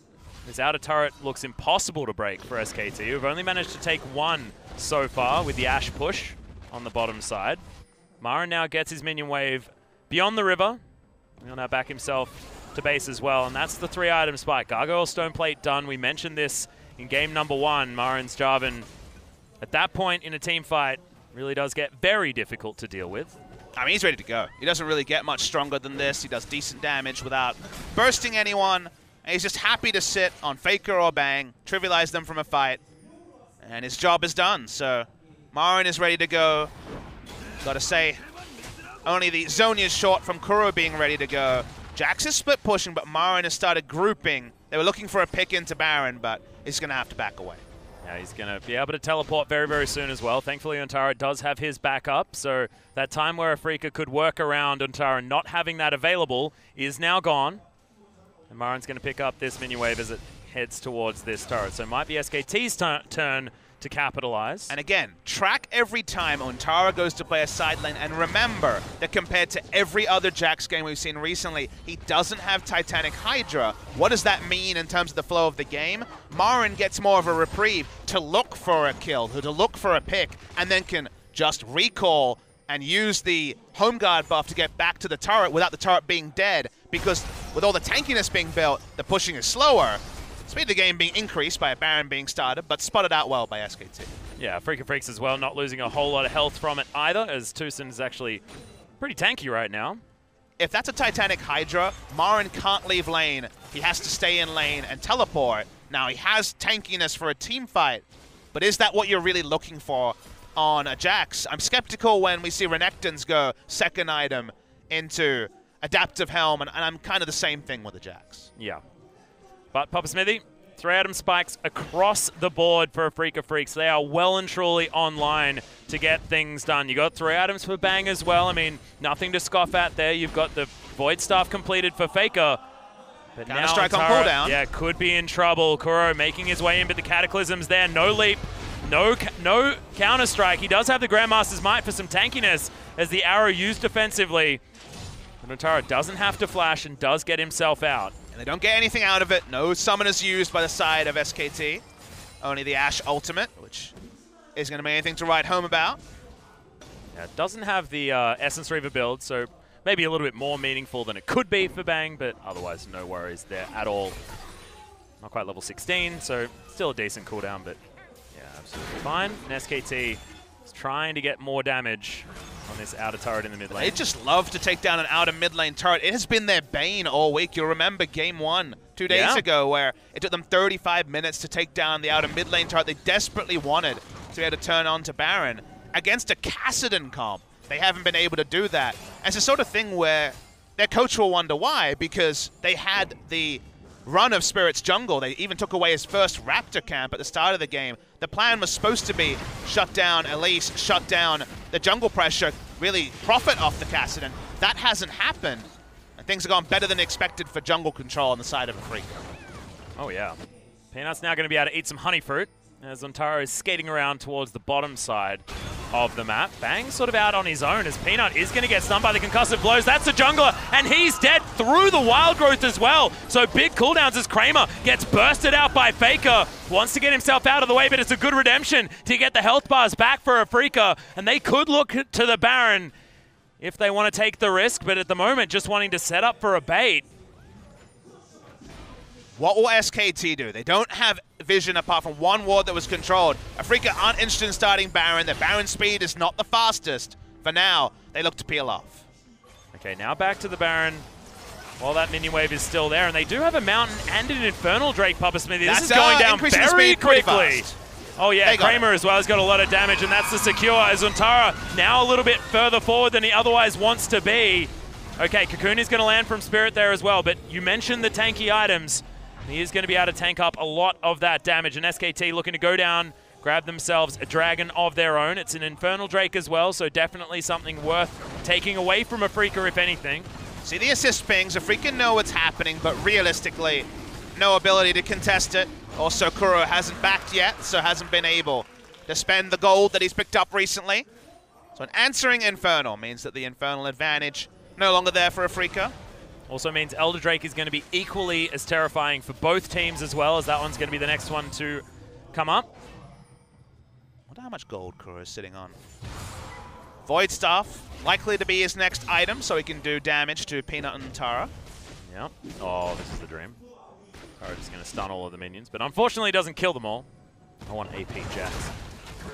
FLICKR not going to be able to do enough damage here. And by AP Jax, I mean Gunblade into old Trinity Force Jax, who just had AP for some random reason. Can't really shove minions at all. Again, we come back to the build without Titanic Hydra. Jax has a big weakness in wave clear. Yeah. Kuro probably does want to go back to base, like you said, but this split push against the JAG seems to be working for him. So he's just going to keep the pressure on. Inner turret was free on the bottom side for Afreeca Freecs. As now Kuro's actually just going to go for a kill. Faker's in there as well, as he's looking to try and get himself out. Trade There flashes. it is. No, doesn't even Oh, it's flash. just a riff walk. My apologies. So Antara does flash. Faker was there. Freeca move up the super minions in mid lane. Aaron taking a bit of damage there from Bang, who's slowing him down with each of these shots. The Q doing some extra damage, but that just spells the end of this inner turret, and Afreeca move themselves to about a 7,000 gold lead, almost on the dot. We'll just transition around. They just want to keep the Baron power play as big as possible. Can't catch anyone in transition. Just looking to brute force down the third inner turret, sorry. Okay, Kuro. Damage blocked by the Banshee's Veil. Peanut has linked his Knight's Vow with Faker to help him out. It's helped a lot of junglers in the past pick up world championships. My liege. Yep. Jump on the back of him as, okay. Just going to use a zoning Glacial Fissure to grab the last one of the ring of inner turrets. And Tara now starting his split push on the bottom side, but I feel like the damage has been done. Afreeca now need to go back to base, spend what is the money in their pockets from this 8,000 gold lead and continue the destruction moving forward. Well, Dominic's Regard done for Kramer. Probably wants some form of lifesteal to come in next, and I'd expect a Mercurial Scimitar would be on the way. But he has managed to get in front of Bang as far as farm. He's hit 4 items on the Xayah, and you have to remember that this guy is 6-1 on the pick as well. He's very comfortable on this champion, even if now he's taking a lot of damage from Faker, as in goes Spirit, looking for the cocoon but doesn't get it. Faker is just getting all the flashes from Spirit. He is exclusively looking to assassinate down the mid laner. Makes sense. Faker has no mana, so won't be putting any pressure on the map, but it's the Braum walking up at level 13, so he doesn't have too many cares. Okay, Weaver's all going to come in. Tucson going to go for a ride. Yeah. Bang looking to try and take this one away, but Spirit is going to smite at Mara and looking for the Cataclysm right on top of everyone as there's the double knock-up. They're looking for Antara. Does get a decent snap, but what the heck was that? So much damage coming out as now Kuro's going to jump on Wolf. Good arrow, but Kuro doesn't care. Bang now. It's just so many kills in a row for this Kassadin, who's just getting Riftwalk after Riftwalk. Peanut in trouble. Yeah, that's going to be the Featherstorm, and that'll do it. And now Afreeca looking for the base, but they don't have a minion wave, and that's actually getting stopped by the minions further forward. Faker getting some follow-up kills here is the goal, but just can't move forward. Oh my god, Afreeca Freecs playing incredibly well, and you felt it in the waters. You felt like this could be their opportunity, but they've been capitalizing with excellent play on top of a possible slumping SKT. I know you don't want to say that word, but it does feel that way with a potential 5 games in a row. It's unheard of, Papa Smithy, but this is such a pivotal moment for Afreeca Freecs. They don't have those win streaks to rely on if Untara does go down here. Both Blank and Untara's win streaks separately, interestingly, will be shattered in the same week. With the double hyper carry ban, SKT decided to reinforce their early game that has become queried in recent weeks. No longer the Cogmore, now the Ashe. But the moment that Afreeca got away with rotating their dual lane mid, we still have an outer mid lane turret up for the Kassadin comp this late in the game. We'll see the replay. You're wondering, will Marin pull the trigger? He gets both of them on the initial knockup, and then the moment the Counter-Strike is down, goodbye, Jax. Doesn't matter how many tank items you have. And they just keep diving in. You know, this is a level 18 Kassadin with Zonius, soon to be Void Staff. Kramer, as you say, is at 4 items. It's the killing fields, and it's through turrets, it's through logic. Afreeca Freecs. It looks like it's going to be that fateful 2-2-0s in a week, Atlas. It's just incredible, and you have to go back and remember that Afreeca Freecs are a team that likes to play 3 games as often as possible. The only teams that they've got 2-0s against are MVP and Jin Air very recently. Normally, they're going the distance, but this is looking like a consistent Afreeca Freecs. I know I don't really want to say that because it feels weird. Atlas, in the same series, we said don't bet on SKT and a consistent Afreeca Freecs. Are we dreaming? I'm not sure this would be my dream, but it's been an interesting day. It has been a very interesting week. Samsung getting the 2-0. You wouldn't think that SKT, there's a team in a league in the LCK that SKT hasn't taken a game off in a season. That's happening as Ontara now looking for some damage onto Kuro. They take down the inhibitor unanswered to Afreeca Freecs. Only team to have done that before. You can guess it. It's Afreeca Freecs. Different roster that time, but Afreeca have, under the org name, always had the lead. They came into this particular series 11-7 in games. Would be 13-7 if they go 2-0, and they have the win in series as well. Elder's going to be pretty free, you think, although Peanut, he's walking up. Have to remember that Samsung, another organization like that, phenomenal Unbreakable comes out of Tucson, who's been having the series of his life. Teleport in from Marin. They're looking for the flank, and he's right on top of Bang. If he wants it, Kramer's going to get that kill. And it's like you said before, Papa Smithy, killing fields for Afreeca Freecs. 4 easy ones. Faker the last man standing, but not for long. Phenomenal shove you have to throw in, but that's the ace, and that is going to be the game for the Afreeca Freecs and the 2-0. This is the week that SKT fans will want to forget. They'll probably make it to Worlds. They'll probably make it far in Worlds, but in this week, on the 15th of July, SK Telecom are 2-0 twice. I don't know if they had the right read on the meta. The Untara win streak is gone. The blank win streak is gone. And Afreeca Freecs outplayed them pretty considerably. And today, drafting concerns that a lot of people said about the earlier series this week, I think those really can't be the full story. Yeah. And yeah, you can't just talk about a slumping SKT, because I said it and I regretted it immediately, because this game isn't about an SKT slump, in my opinion. It's about Afreeca Freecs finding a winning formula and making it work 2 games in a row. And it wasn't exactly the same comp. It was the same sort of idea for Afreeca Freecs, but it wasn't the same composition. They have multiple ways to win. Just looks brilliant. And both sides of the map as well. I mean, this could be an Afreeca Freecs ready to make a gauntlet run. It didn't matter to some people that SKT lost at Rift Rivals. It wasn't a tournament for Worlds points. It was just a tournament for fun, people think. They lost there. The fans were unhappy, understandably, from Korea. They move forward. That one game has become 5 Atlas, and now is where everyone around the world starts to take notice. I feel like they've over-indexed on split pushes. They've tried Jax with multiple different members. It doesn't work for them. They've had other identities, gone a bit more standard in this game. Didn't really work for them. They really do need to go back to the drawing board. They play very soon. They play on Tuesday against Jin Air, who admittedly also lost today.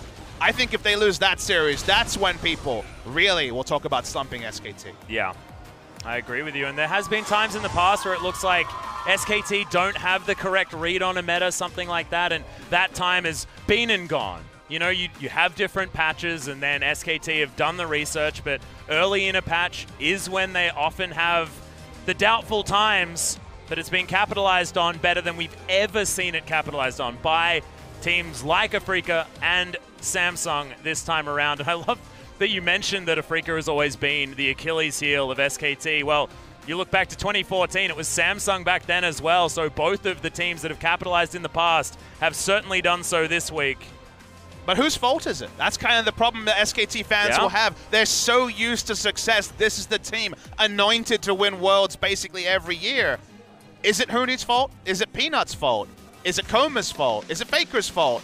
I don't really feel like there's one person that's letting this team down. Faker was trying his best to wave clear and buy time. I think the Untara hype needs to die down a little bit. Again, he's had good results, but to me that was a strong 4-man, and just him being less dive hungry than Hooney, for example. Untara Peanut, Untara Blank, it's more defensive, and defensive is where SKT have been able to shine for the majority of these years. But really working out exactly what the problem is, I think, is going to be complicated even for Koma to work out, because they've now tried a few different things these weeks, and all of them have left us wanting. And I just don't know who you'd give the MVP to. It is going to go to Kuro back-to-back games, so we are going to get the solo interview. Moves himself 300 points ahead of the second-place MVP. But so many players deserved it. Marin played incredibly well with his teleport flanks, with his keeping down of Untara on the top side of the map on his Jarvan. Tucson once again had a standout performance. So many huge plays, but Kuro able to assist in this first blood, and felt like it's very difficult for SKT to make anything happen afterwards, and that was a cute flash. And I'd like to shout out Spirit as well, who had a really tough game with how much of a contest there was at level 1. The plan from SKT seemed to be battle ward, hold down Spirit. He went boots of mobility. He had tough lanes he needed to turn. SKT had a CS lead in 3 lanes for the majority of the game, and yet Spirit did his job, pressured, they got off successful ganks. He took a Rift Herald with a Kassadin mid lane. In general, I think everyone from Afreeca holds their head up high, and no longer is it one person functioning at once and then someone tilting or someone getting unhappy or everything falling apart at the seams. It was a team performance from Afreeca, and their decision-making more often than not was spot on. Yeah, and we haven't even mentioned Kramer, who's, once again, his Talia, incredibly strong. That's because it's just another good game from Kramer. Kramer is having a wonderful summer season, reminiscent of his spring season last year, where people were saying, where does this guy stand on the AD carry charts? Once again, you have to ask those questions because he's now a consistent machine. Yes, and there's a lot of them now in the LCK as well. Bang didn't have his best performance ever. That shove looked great from Faker, but this game was all Afreeca Freecs in every single role. Kuro certainly looking great. And he has for the whole week as well, but we are going to throw it to an interview with the man himself, so let's throw it to Joel for some translation. Thank you very much, guys. This is Joel with your last interview translation of the day, and we're here at Afreeca Freecs. Just another surprise day for these guys as they pick up another 2-0 victory, but this time against SK Telecom. But right now, we are going to be having an interview with the MVP, the only MVP of the series, and that is Kuro for the interview. I'm just seeing you so often nowadays. What's up with you? You're at 1,100 points with the MVP points. And it just seems like that solo MVP is just like a trend for you now. Yeah, I think I'm very thankful for the Elise for coming with these successful ganks early in the game. That just got me big enough, fed enough that I can control the game right after that. 그 정도로 사실은 모든 팀원들이 잘해줬기 때문에 오늘 MVP를 받은 것 같습니다. 솔직히 저희 팀원들이 다 잘해줘서 이긴 거라고 생각해요. And I think that I owe it all to my teammates that I actually won the game today. Every single one of my teammates did their part and did it so well. And they're just wonderful teammates to work with, and I'm really thankful for these guys. 1세트에 재밌는 좀 구도를 가지고 왔어요. And the first game was one of the most interesting we have in a while. We had a Rumble jungle. Yeah, Spirit was constantly telling us that he was really good at his equalizer. He was a ghost at equalizer, so you know we wanted to test him, see how good he was at the equalizer. So you know we gave him a chance. So we thought that we could rotate it around with Martin and Spirit. So I thought that Spirit did well. And I think it was a reliable pick for him. So, was it an intended pick when you guys first took out the Rumble? Was it intended to be a jungle? Or was it supposed to be rotational? Not really sure about that one. But I think it could go either way.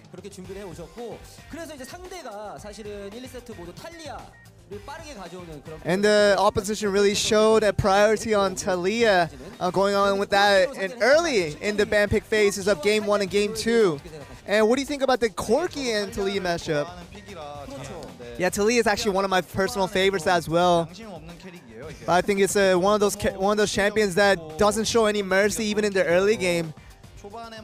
So I think as long as you're careful in the early parts of the phase, I think you're gonna be patient enough to get through the early parts, which gets you strong enough that you can take it on during the mid phases.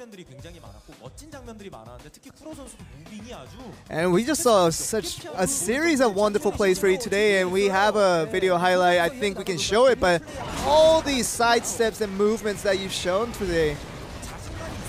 And this confidence has been rising up from your side recently. I think the champions that will always be my favorites are now meta picks, and that's just getting my confidence up way higher. Is there any tips regarding those champions? Oh no, it has to be your teammates putting in the CC, then it makes an easy target, so that's kind of what you have to rely on.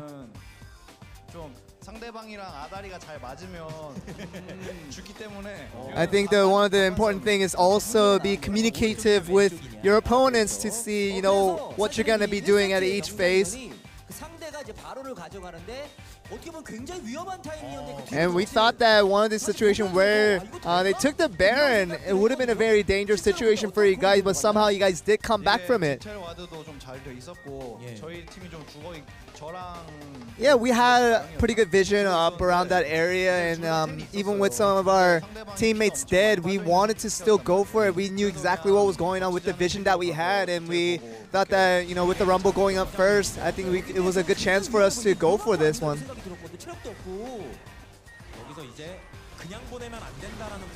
Yeah, I believe the communication was that you would not let these guys go. And I believe this was the decider for the actual result of Game 1. This is where Corki popped off right here, killing off the opponents one by one. How do you feel looking at yourself play? I usually do monitor my plays, but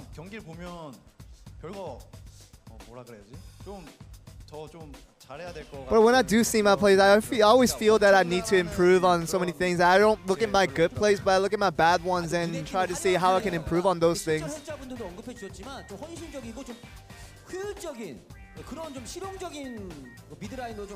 And a lot of people do say your efficiency is the strength of your mid lane, and that's kind of the strength that a lot of people look up on you. I think a career worth 4.5 years to about almost 5 years, I think that experience goes a long way. And I think that it allows us to be more stable and efficient. In the second game, you showed up with a different pick this time around with the Kassadin. And what did you think of that pick, particularly with the composition? Yeah, Kassadin is one of just my favorite picks that I like to go with. And it's a very comfortable and very convenient one for me, so that was just a comfort pick that I wanted to go with.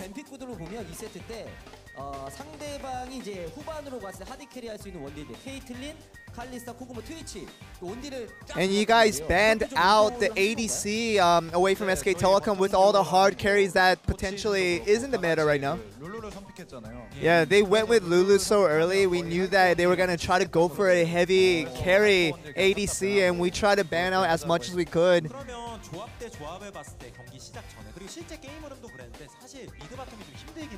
And I'm sure, you know, even in the early game, all the way through the mid game, the mid lane and also the bot lane was a struggle for you guys.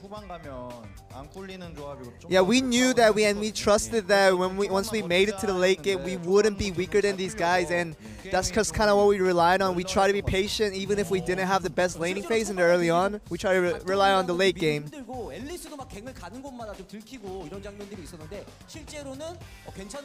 And so you felt that even despite the bad early game, you thought it was a still reliable thing. But what we want to talk about is actually the Baron play was actually a very swift Baron call by you guys. And it seemed like you guys were a little indecisive at first, but you guys went for it regardless. But how do you feel about that play? I don't know if they have a video highlight for that. I want to see if I can see it and talk about it.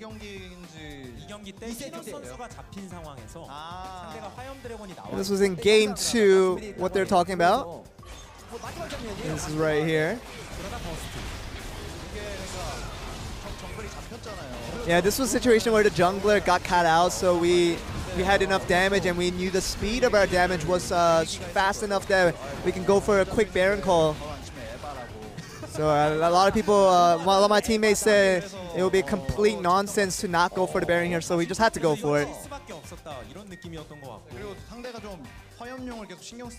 And they were kind of having their eyes on the Infernal Drake as well, so that just got us a little more room to go for the Baron quickly.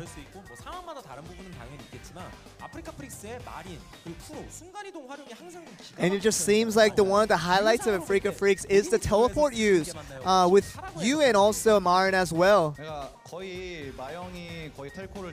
Yeah, Marin really is the primary shot caller with the teleports.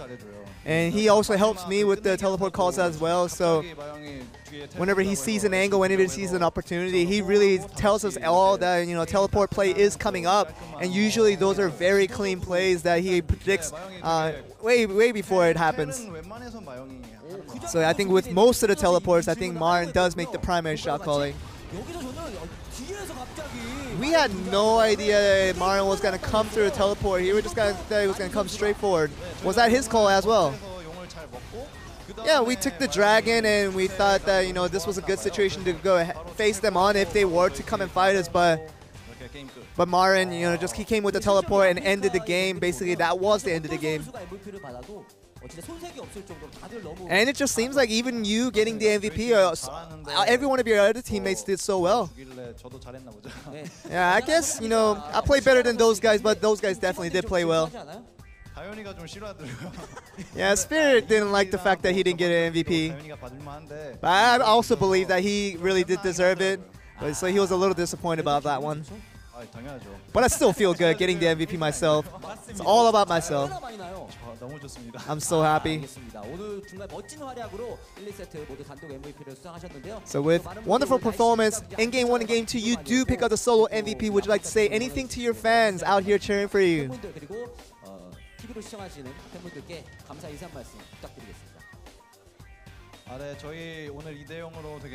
We did get a very clean 2-0 victory against SK Telecom, so we feel very good.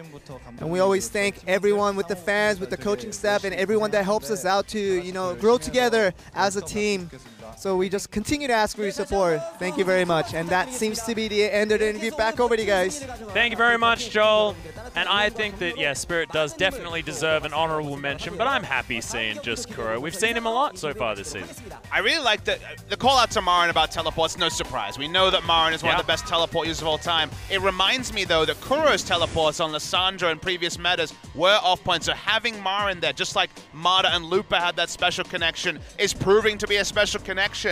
And now the 5, the connection they're showing, propelled them to, like they said, a clean 2-0 victory. And here's where it gets interesting. Longzhu do leapfrog SKT. And tomorrow, KT Rolster play Everate over at the Gangnam Stadium. If they win 2-0, Atlas, SKT go into this week, 3 weeks before the end of the season, in 4th. And they started this week in 1st. Outright 1st. Yeah. Just insane. What a swing for the team. And of course, no one's feeling like SKT are down and out in any way at this point. What if SKT finishes 4th and Afreeca finishes 5th? And we have a best of 3 between Afreeca and SKT to decide who goes to the best of 5 stage.